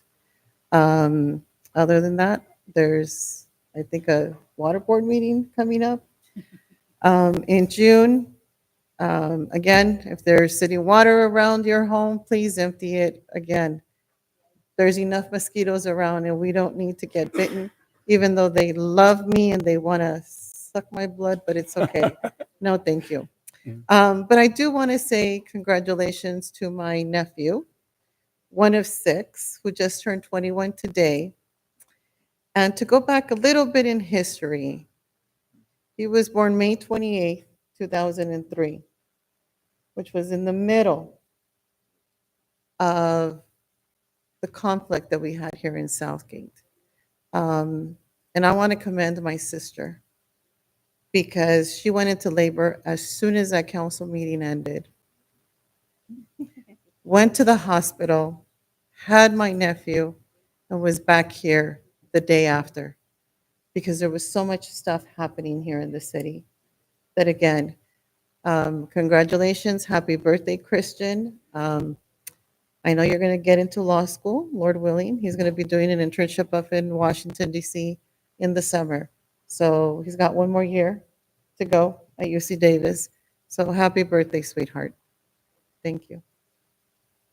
Okay. 21, yes. Councilmember Barron. Thank you, Mr. Mayor.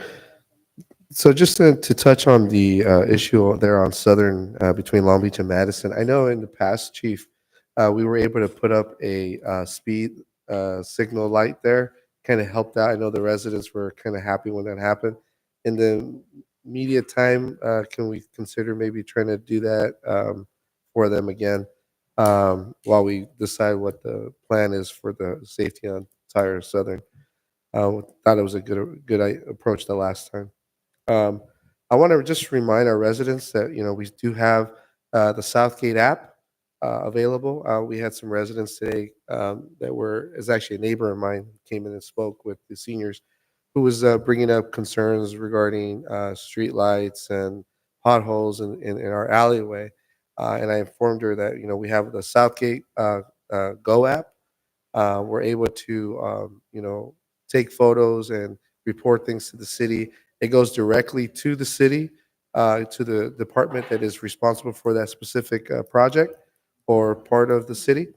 And it just really speeds up the process of getting us notified as city officials or city employees, and then we notifying you when the work is completed. So it's a really good approach to doing that. I was able to attend the Contract City conference seminar, where we got to, discuss with, a lot of the elected officials in our area of projects that they're working on, and really took the time to kind of, meet everybody and make those connections and have those conversations of what their struggles are, because a lot of times we share the similar struggles, and it was a great opportunity to do that. Also, we had a good session regarding, the conversion of organic waste, and how we can partner with our waste haulers, and that we had a presentation by a member from the Athens Trash Company, who really, was talking about a lot of programs that they do in their cities.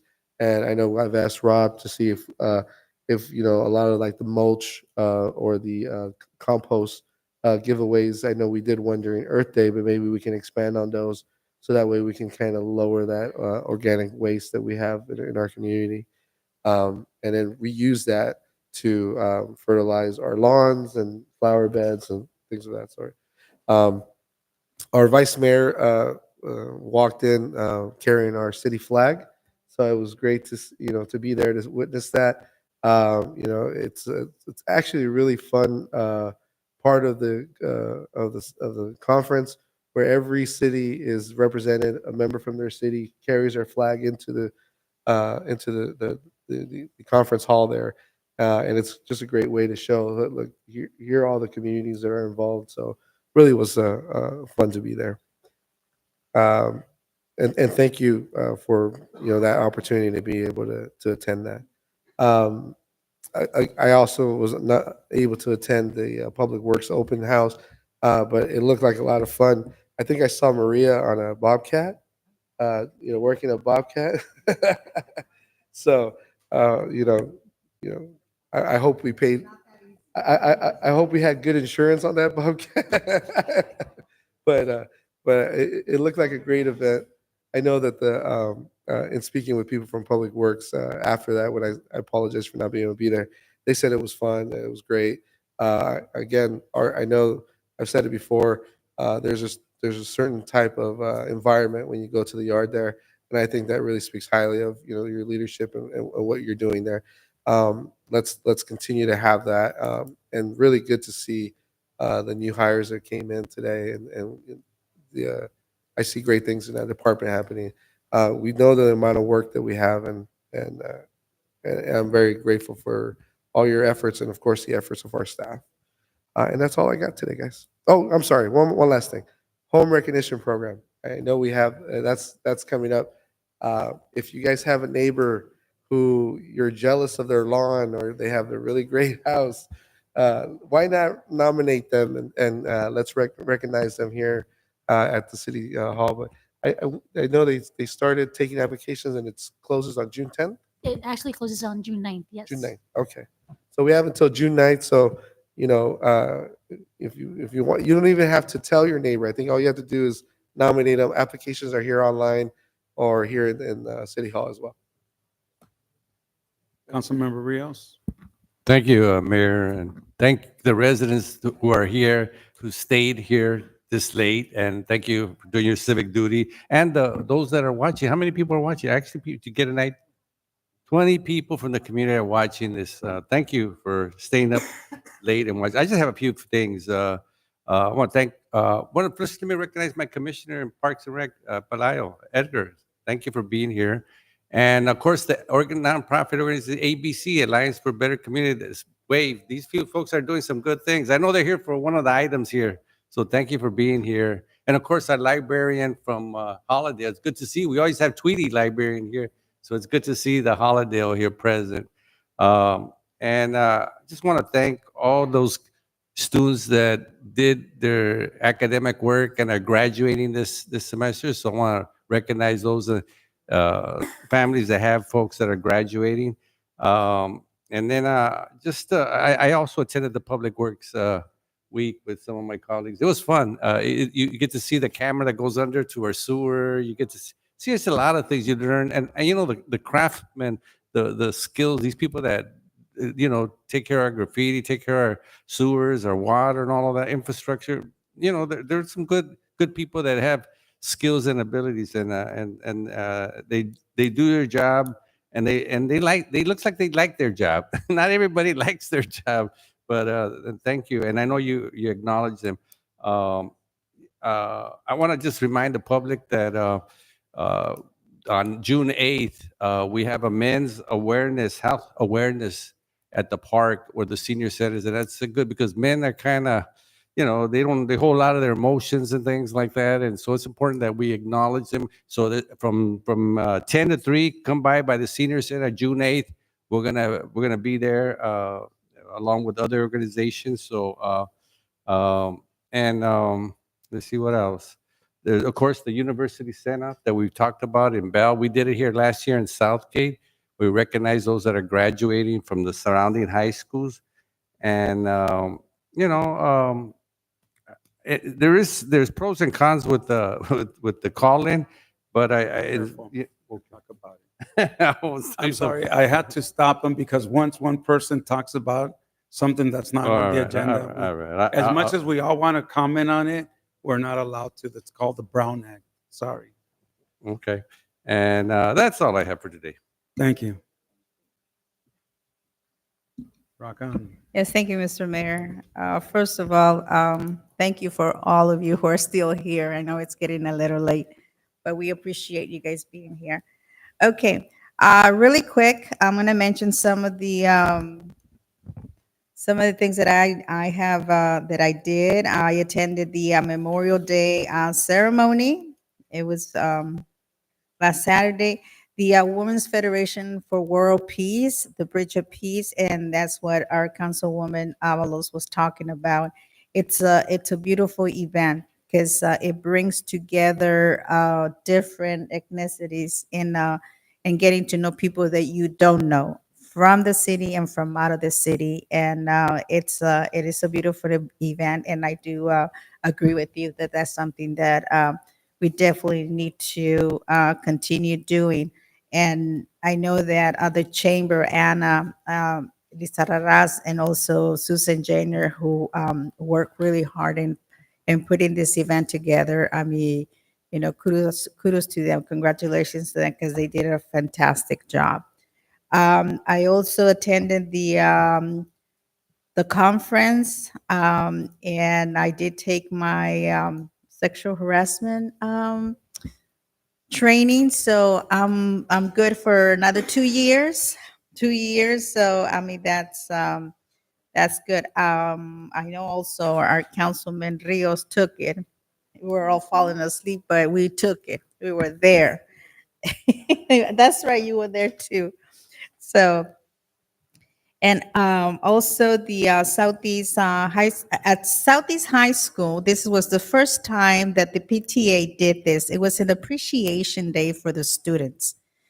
you know, how we celebrate Dia del Niño, they wanted to do appreciation day for the kids.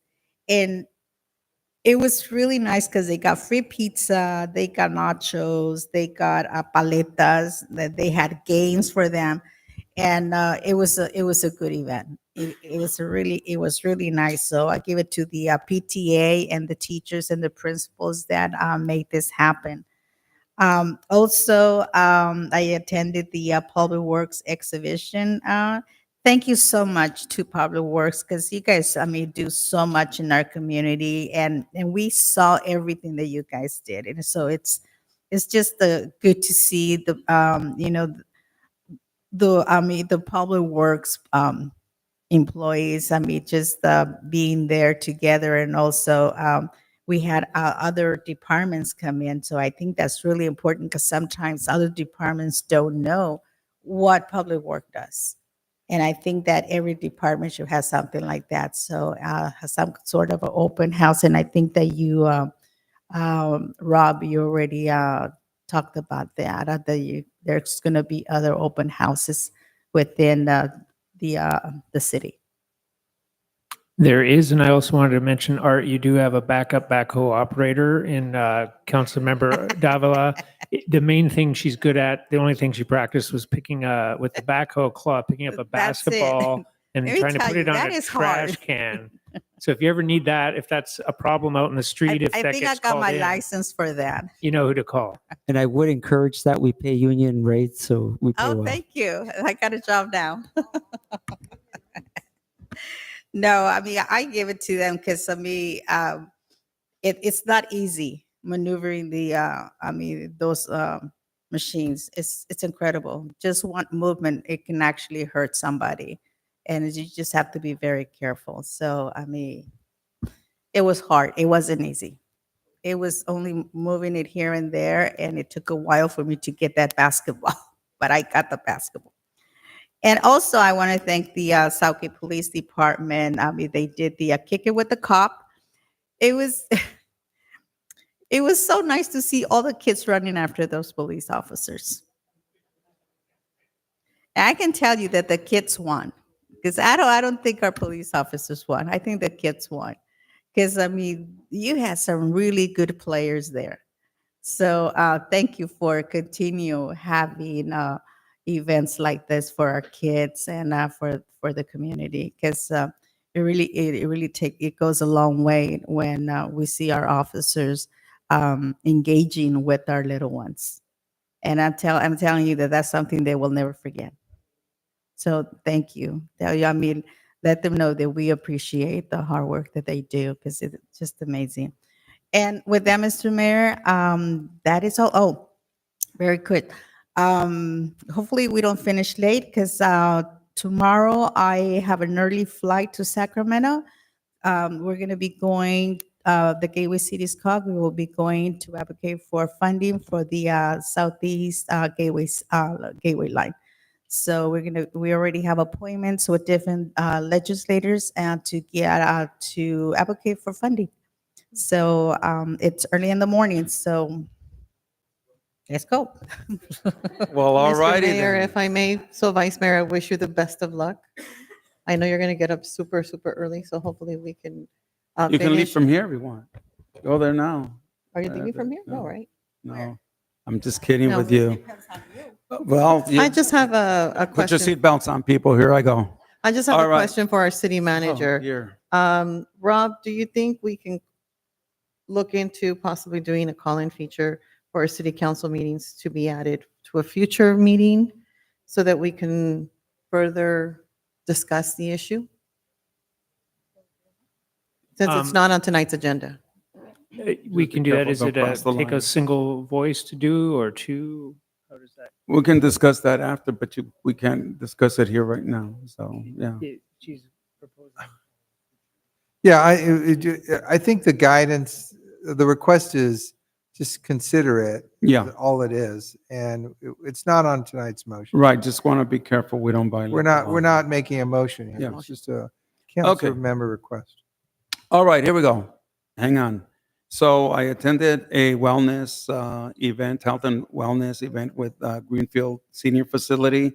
I went to go visit the seniors at the senior center. I did meet with a lot of business owners who had a lot of concerns about our current policies, and it's not just the gentleman with the haircut thing. Just we got to take a look at our current policies and be a little bit more business friendly. I was surprised that neither our park director or director of public works mentioned the $959,000 check that we got from the congresswoman. Let me see. One of you arm wrestle. One of you talk about it. Go, Arturo. I do want to mention that, tonight I talked about the accomplishments in the capital improvement That's one. program. Yeah. And so what we're able to invest in the city in that way and create those accomplishments through the support of the council and elected to help us bring in grant funding, like in this particular case.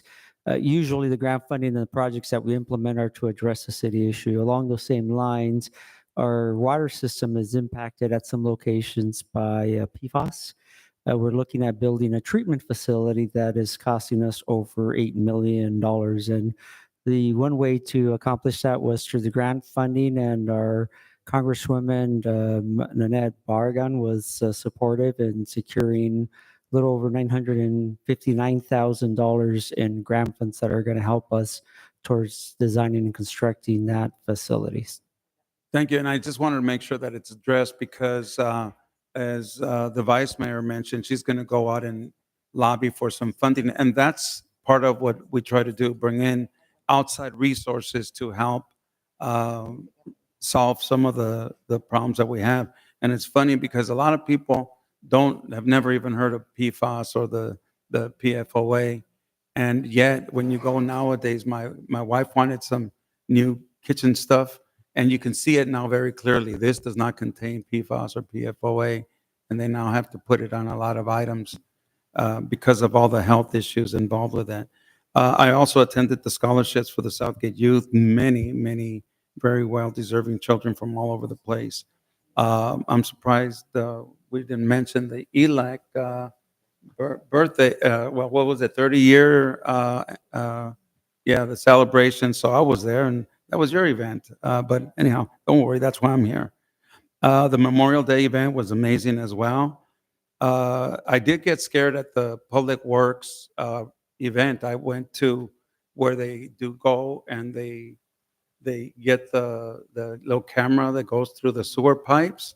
The reason I got scared is because I saw how big it is, and the guy said, this is kind of, imagine like a colonoscopy. I said, oh no, I'm getting ready to go for one of those. And the size of that thing pretty much scared the bejiggums out of me. So maybe that's not a good explanation to give. So make sure you talk to them about that. I don't want to know about it.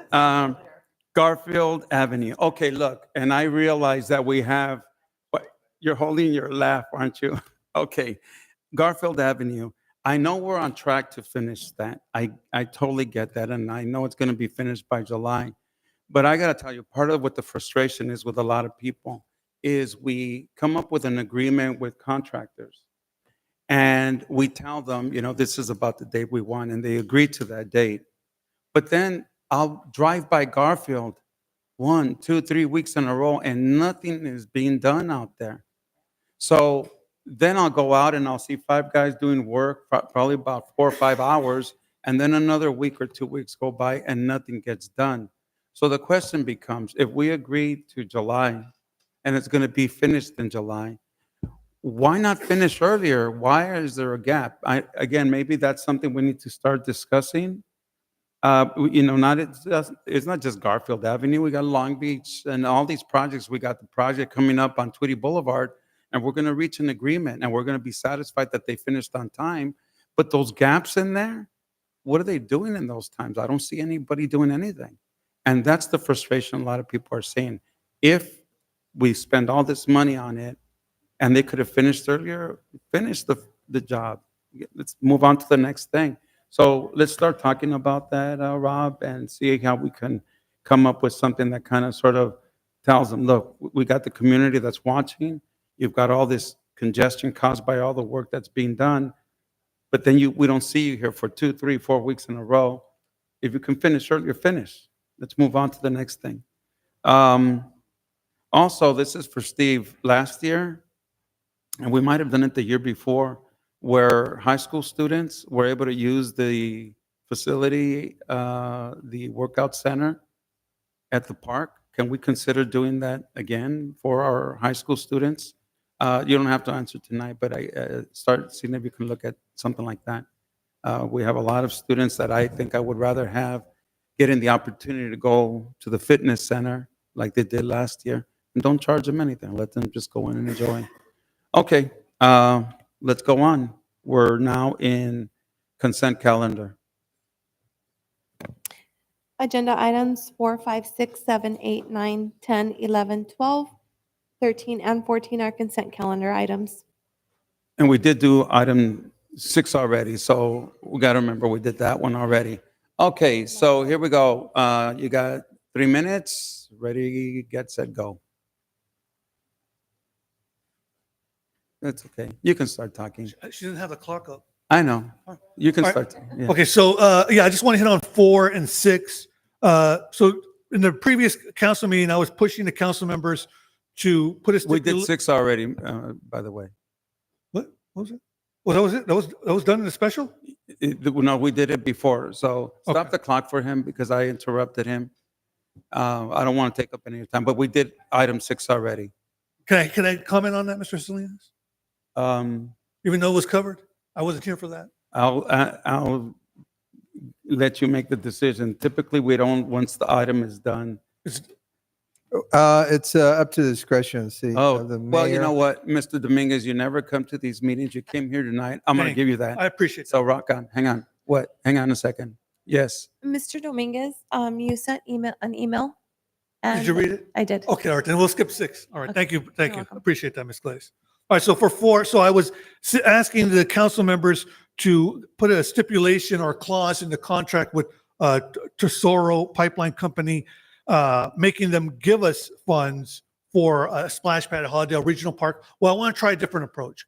Can the city just simply ask Tesoro Pipeline Company, hey, would you consider investing in our city and contributing funds towards a splash pad at one of our big parks? I mean, this would show, that they care about us. Show us the love. Show us that, you want to invest in the city and you want to give back to the folks that live here. So that's my request. If the city could ask the Tesoro Pipeline Company if they would consider giving funds towards a splash pad at Hollandale Regional Park. All right, that's it. And thank you for coming. I've been asking you to come here for the longest time. You finally. Next speaker, please. Hi, Council. My talking points initially said good afternoon, but now it's buenas noches. Yeah. My name is Erica Cervantes. I'm with Alliance for Better Community. We are a Latino advocacy organization here in LA and encompass all of LA County. We are also part of the Digital Equity LA Coalition, which is a coalition of over 70 organizations across the county and the state working to advance equitable access to fast, reliable, and affordable broadband and internet. Today, I stand before you with a few of my parent leaders and other partners in support of item number 8, the groundbreaking motion to recognize inequitable investment in broadband infrastructure across our communities. Through this motion, the city of Southgate is really following suit with what LA City has recently passed back in January, and providing an example for other cities, not just regionally, but really across the state and across the nation. So through several studies, we know that not just in California, but across, like I said, the nation, there are many communities and households without internet access. Just in California alone, according to the California Public Utilities Commission, almost 900,000 homes do not have access to internet. Based off of the motion put forth today, we're really uplifting this issue, not just in Southgate, but really elevating it across, again, the region, especially in Southeast LA, where ABC does a lot of our work. We work directly with community and parent leaders, uplifting the issues that we see are relevant to their day-to-day. So we really appreciate Mayor Hurtado for proposing this and putting it forth, council, not just, for and granted that it's on consent, but also to continue elevating the conversation among the community. Thank you. Thank you. Next speaker, please.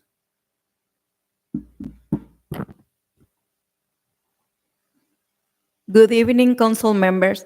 My name is Katy Mesa. I'm a mother of two and leader in my community. Today, I will be providing my testimony in Spanish to represent the families in my communities who couldn't be here today. La banda ancha para todos no es un privilegio. Perdón, pero si va a hablar en español me tiene que dar pausa, ¿ok? Yeah. La banda ancha para todos no es un privilegio. Broadband in this area is not a privilege. Es una necesidad. It's a necessity. Especialmente en comunidades de bajos ingresos como la Especially mía in communities of low income as mine, y mayoría latina. mainly Latinos. Antes de la pandemia no sabía la importancia de la conectividad digital. Before COVID, I didn't know the importance of digital communications. Cuando ocurrió la pandemia, tuve que conseguir un proveedor accesible. During the pandemic, I had to get a provider that was accessible Debido al cambio de aprendizaje en línea para mis hijos. because of the learning that my children had to go through. Durante los 2 primeros años, el servicio fue muy lento. During the first 2 months, service was very slow, 2 years. 2 years, Afectando el aprendizaje de mis hijos. affecting their learning experience. Mi familia se sintió forzada a tener que cambiar de servicio. My family was forced to choose a different service. Después de cambiar a una velocidad más rápida, el servicio siguió siendo lento. Once we changed to a different speed, the service was still slow. Ahora estoy pagando más por velocidades iguales a las de antes. Now I'm paying more for different speeds than before. Y esto es algo que muchas comunidades tienen que enfrentar a diario. And this is something that many communities have to face daily. La discriminación de costo y acceso es inaceptable. Discrimination to access and cost is not acceptable. Estoy en apoyo de esta propuesta I support this proposal. y les pido a los miembros del concilio que apoyen esta propuesta And I ask you, members of council, to also support this proposal para abordar el problema de la discriminación digital so that we can face the problem of digital discrimination en nuestras comunidades. Gracias. in our communities. Thank you. Next speaker.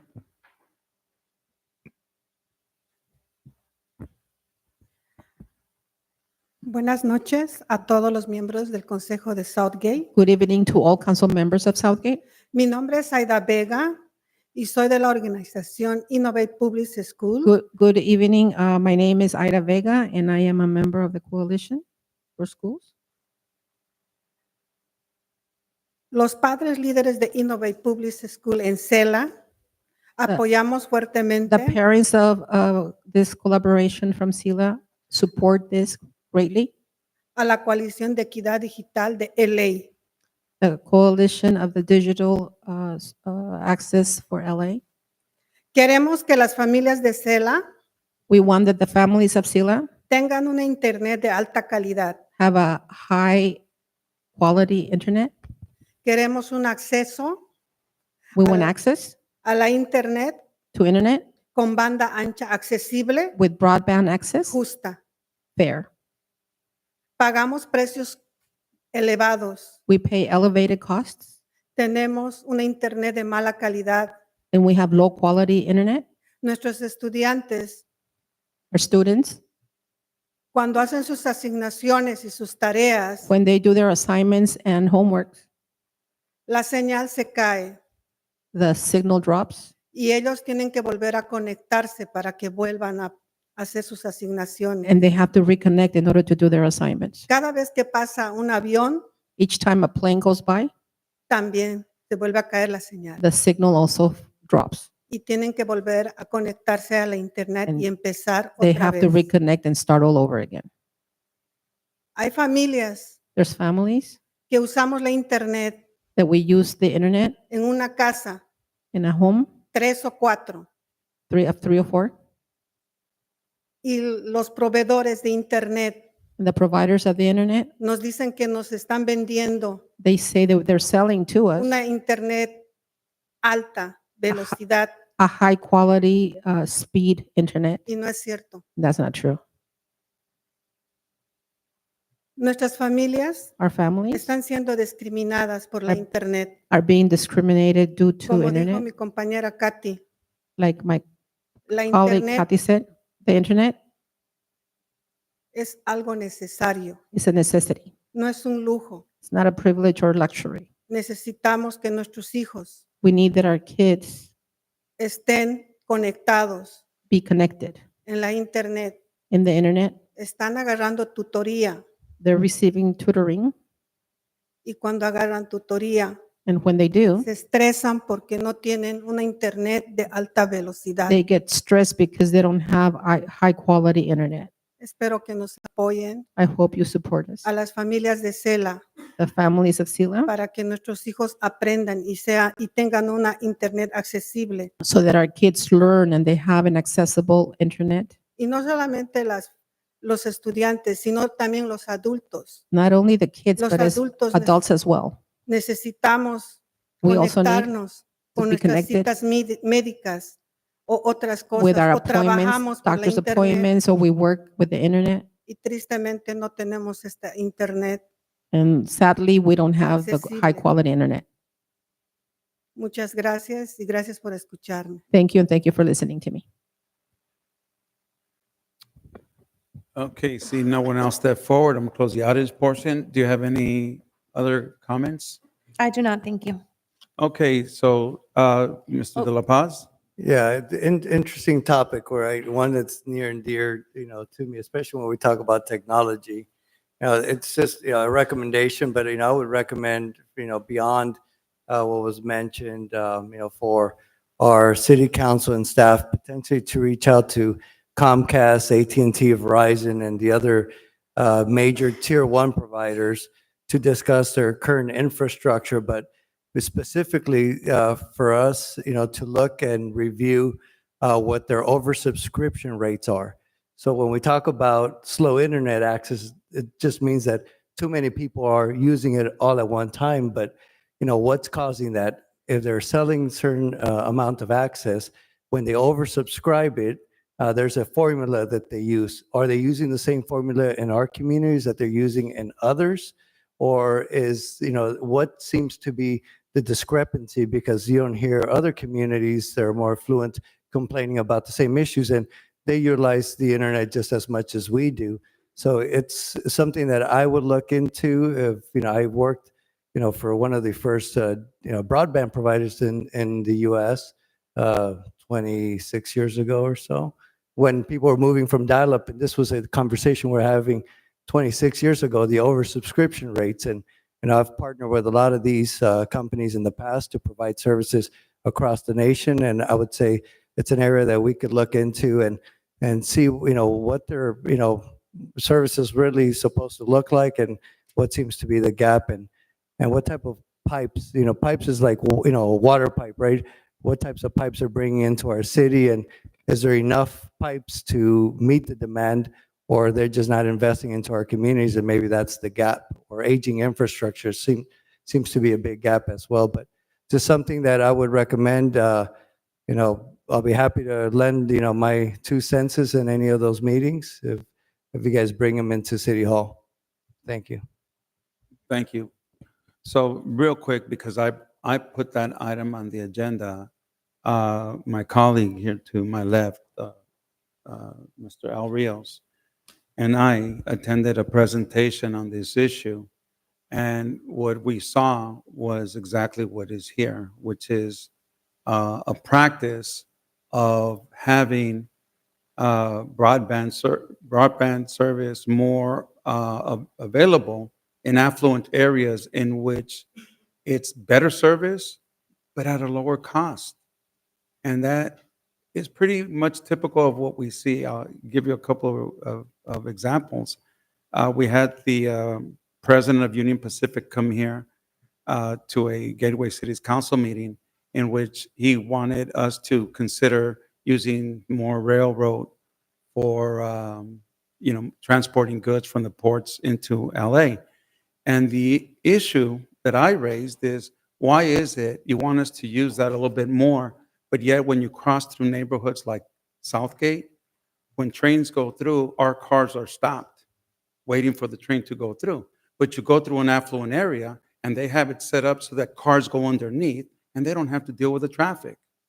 You talk about having improvements to get a little bit more road accessibility, freeways, that we wouldn't have that much congestion.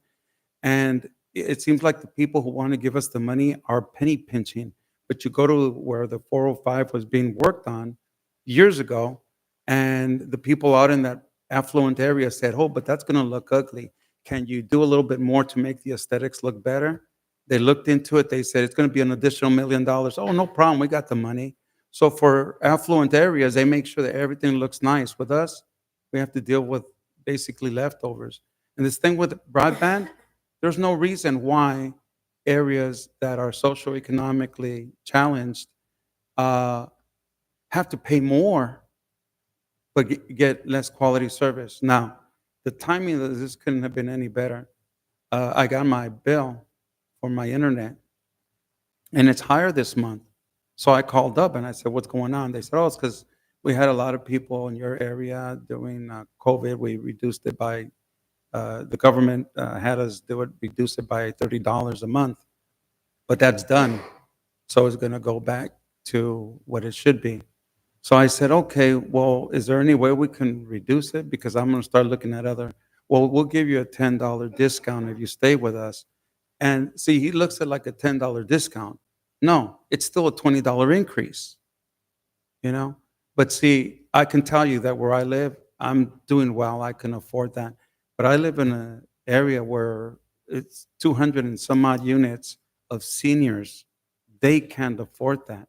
And here, our residents here in our community can't afford it either. So I placed this item on the agenda to let people know this is just that wrong.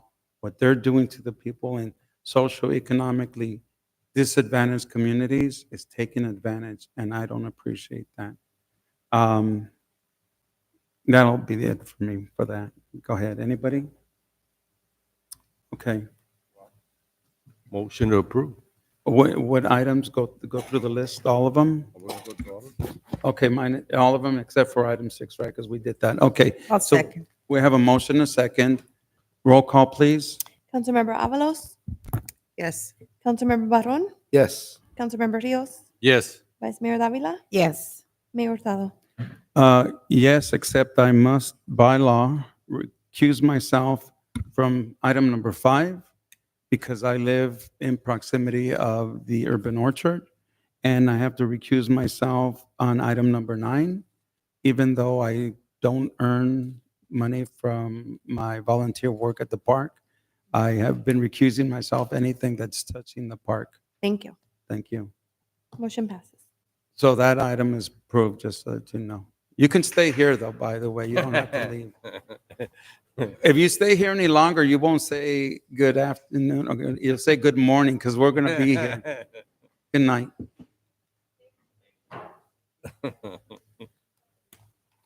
Okay, so where are we now? Item number Item number 15. 15. Okay, go ahead. Read it into the The city council will consider A, receiving and filing the annual military equipment report, B, finding the matter to be exempt under CEQA for section 15061B3 of CEQA guidelines, and C, renewing Southgate Municipal Code 1.39.010 military equipment policy. Thank you, Mayor. Thank you. Yes. Yeah, it gets warm in here once in a while. We could use it to fan. And Vice Mayor Davila needs to leave, I'm sure. She's still going to enjoy a presentation at some point, but she's got an event where she's got to represent the city and getting money. But we've been all patiently waiting for this presentation from you. All right, good evening. Lieutenant Sam Brown, here to present the Southgate Police Department's 2023 Military Equipment Annual Report. Give a little history on this. This stems from the Agenda Bill 41 that mandates transparency, oversight, and accountability in the acquisition and use of military equipment by law enforcement. This was signed into law by Governor Newsom in September 2021. From this led to the adoption of Government Code 7071, which requires the Southgate Police Department to establish a military equipment policy, which City Council approved back in May of 2022. From that, the Southgate Police Department needs to present an annual report regarding military equipment usage per Government Code 7072. So this year, we're going over the calendar year of 2023. This report covers the use of military equipment, the inventory of equipment, the cost of the equipment, along with future expenditures. For 2023, we had 5 situations where we deployed military equipment. This ranges from our armored MRAP vehicle to drones and beanbag, 12-gauge beanbag rounds. During the calendar year of 2023, the Southgate Police Department did not receive any formal complaints or violations of the military equipment policy. And all the equipment the Southgate Police Department uses that's deemed to be military equipment, we feel that is necessary since there's no reasonable alternative that can achieve the same objective regarding officer and civilian safety. So with that, is there anything particular in the report that you would like me to dive deeper into? Is that new vehicle that was purchased the one that's not part of that? Okay. Although it's a nice little vehicle. Okay. And maybe when you guys do something like she was able to do that tractor, that the cat thing, maybe we can ride along on that one in the case. Helmets are required. Yeah. So, before we bring it to us, let me open it up to the audience. Anybody in the audience wishing to address on this item? I got a couple of questions here for the chief. So I had a chance to read the item report, and there's a shitload of guns there, chief.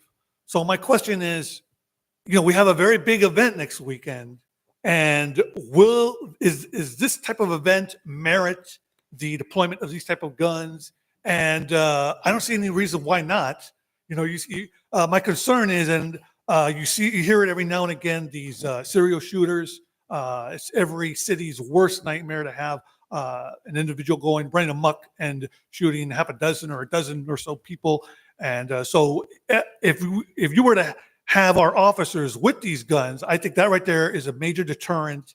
And I don't see any reason why they can't be outfitted with this type of armament. So that's my question. Does this type of event merit the use and deployment of these type of weaponry? That's all I have. Okay, anybody else in the audience? See no one step forward. Any other questions before he answers that question? Yeah, I think, times have changed, right? Sometimes people want us to use less lethal things, and I think the policy of the post office, see, we have better guns at the post office, by the way, when we go postal, right? Of the PD is to always try to find a way to address an issue without going to an extreme, right? And you've done a very good job. But I think that there are times that we want to make sure that we're not outgunned. Remember, what was it, that the bank robbery where the two guys, the North Hollywood, I guess everybody remembers, where those two guys they had our the police department really outgunned, and it was a very waking up moment. Should we have the better weapons for that? And I think our department has done a very good job of keeping up to the current needs. But did you have a question? No. Okay, so I don't know if you wanted to answer the question for us. So the answer depends. You typically don't want to walk around with high-powered rifles in a very crowded location. That's not the environment that we want to, subscribe to. However, if there's an incident that calls for us to deploy a rifle, we'll do it. But just typical street fare with so many people, it's just not ideal to deploy that. So the answer is it depends. Yeah, and I think that recent events we had, what was it, that carnival last year, right? Was also something that kind of started saying, hey, how do we address these issues? But that was a very well in advance planned event by these people. That was their idea from the get-go. And so we have to make sure that we react properly, but not overreact either. So I get it, the safety, look, I go there with my family. Do I want to make sure it's safe for them? Absolutely. But even if I didn't, do I want it to be safe for everybody that's there from Southgate or anywhere else? And the answer is yeah. So it's a good question there, Mr. Dominguez. Any other questions? Yes, Mayor. Chief, I guess somebody, or you, Lieutenant, you mentioned you had to deploy some of the military equipment like 5 times or so during the year. What's the takeaway? I mean, is it useful? And just to give us a summation of it, in those situations. If you like, I can do just a quick summary of the 5 events, and it may shed some light on the usefulness of the equipment. Okay, so on January 2023, we had a pursuit of a DUI subject. That subject ended up fleeing from his vehicle. He broke into a business that was occupied by an occupant that was staying the night in there, and he assaulted that subject. A police canine and a 40 millimeter impact round was utilized to take that suspect into custody. March of 2023, we deployed our armored MRAP vehicle. This ended up being a hoax 911 call, but it was initially said that he killed his family and he was wanting to kill other people. So the officers went out in that vehicle, whether to be rescuing the citizens out there or to give safety to the officers. But it was later, like I said, determined to be a hoax. In March 2023, a drone was used to surveil and apprehend a sexual abuse suspect that was hiding out in Linwood. This led to an arrest without any incident. In April 2023, officers deployed our MRAP armored vehicle for a potential rescue of a subject pointing a gun at a victim. Upon arrival with the vehicle, the suspect surrendered, and then no force was used in that situation. And in August of 2023, officers used a beanbag round to subdue a knife-wielding subject that was acting erratically and actually charged at the officers at one time. So that's our.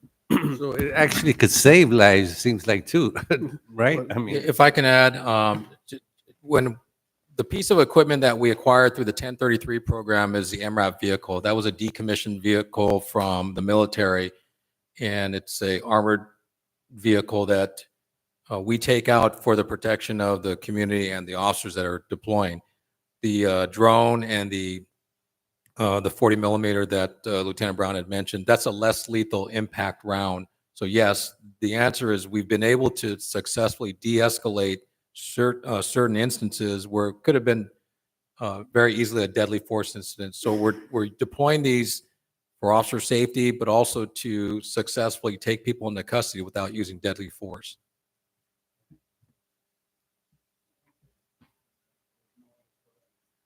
No.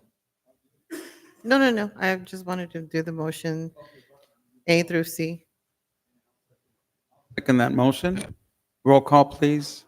Councilmember Avalos, Yes. Councilmember Barron, Yes. Councilmember Rios, yes. Mayor Hurtado. Yes. Motion passes. Thank you. And thank you for being out here this late also.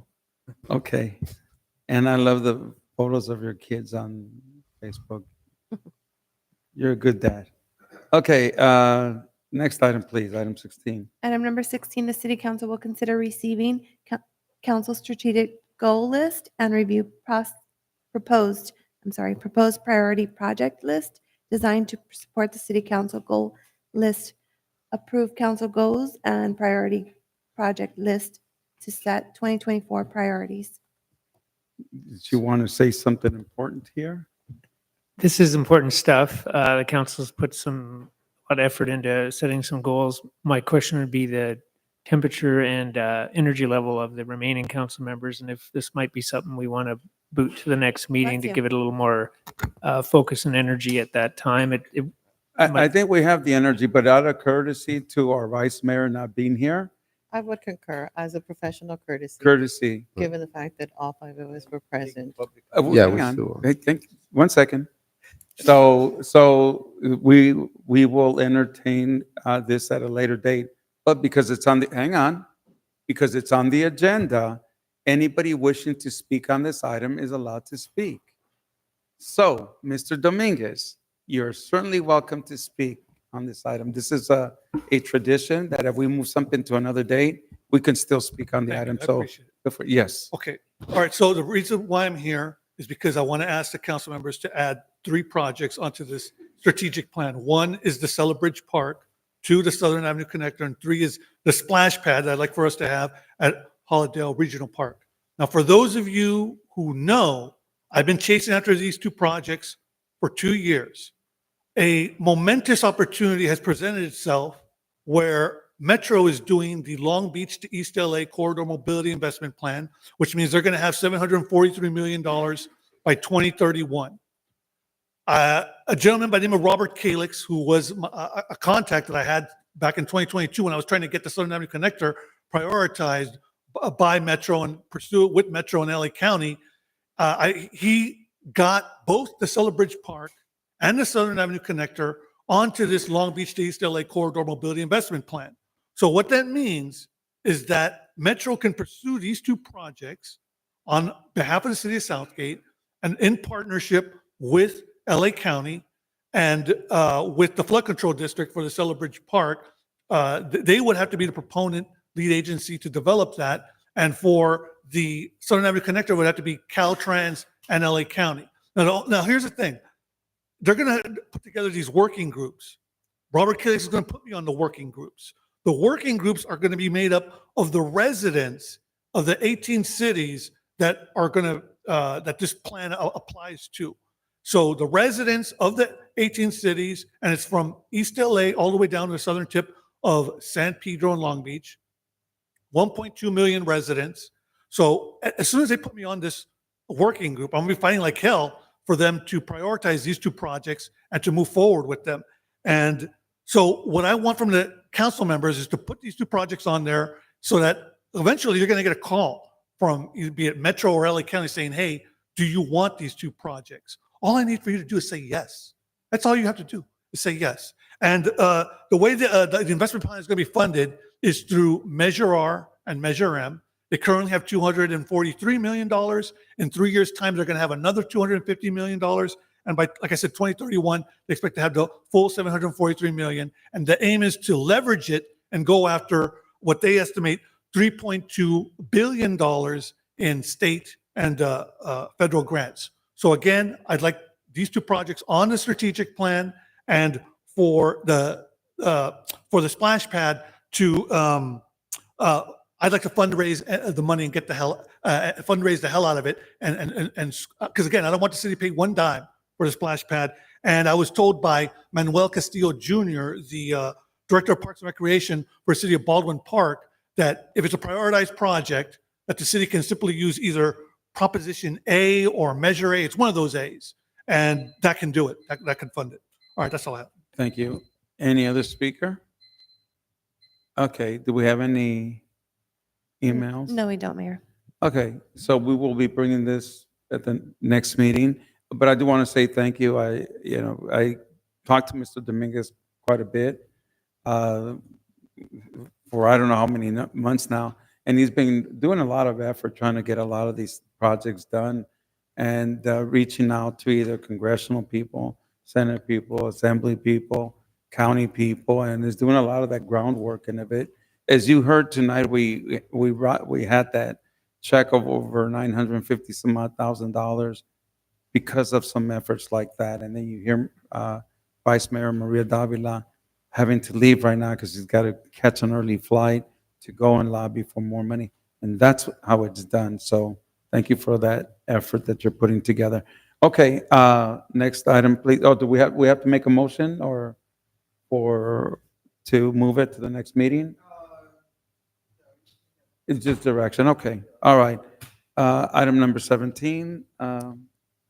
The City all Council will yours. consider approving the warrant register for May 28th, 2024. Grand total is $2,461,330.34. Thank you.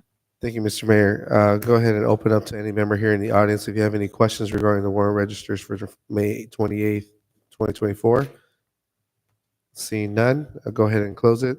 Bring it back to council. I'd What like do to you make wish? a motion to approve warrants. We have a first and a second. Roll call, please. Councilmember Avalos? Yes. Councilmember Barron? Yes. Councilmember Rios? Yes. Mayor Hurtado? Yes. Motion passes. Mr. Okay, Mayor, if yes. I may, if we can just close in memoriam of all of our servicemen and women who have perished, who have allowed us to have our freedoms here today. I think that's appropriate. Okay, we stand adjourned. Good night, everyone. Good night. Thank you. Mario, hang on a second.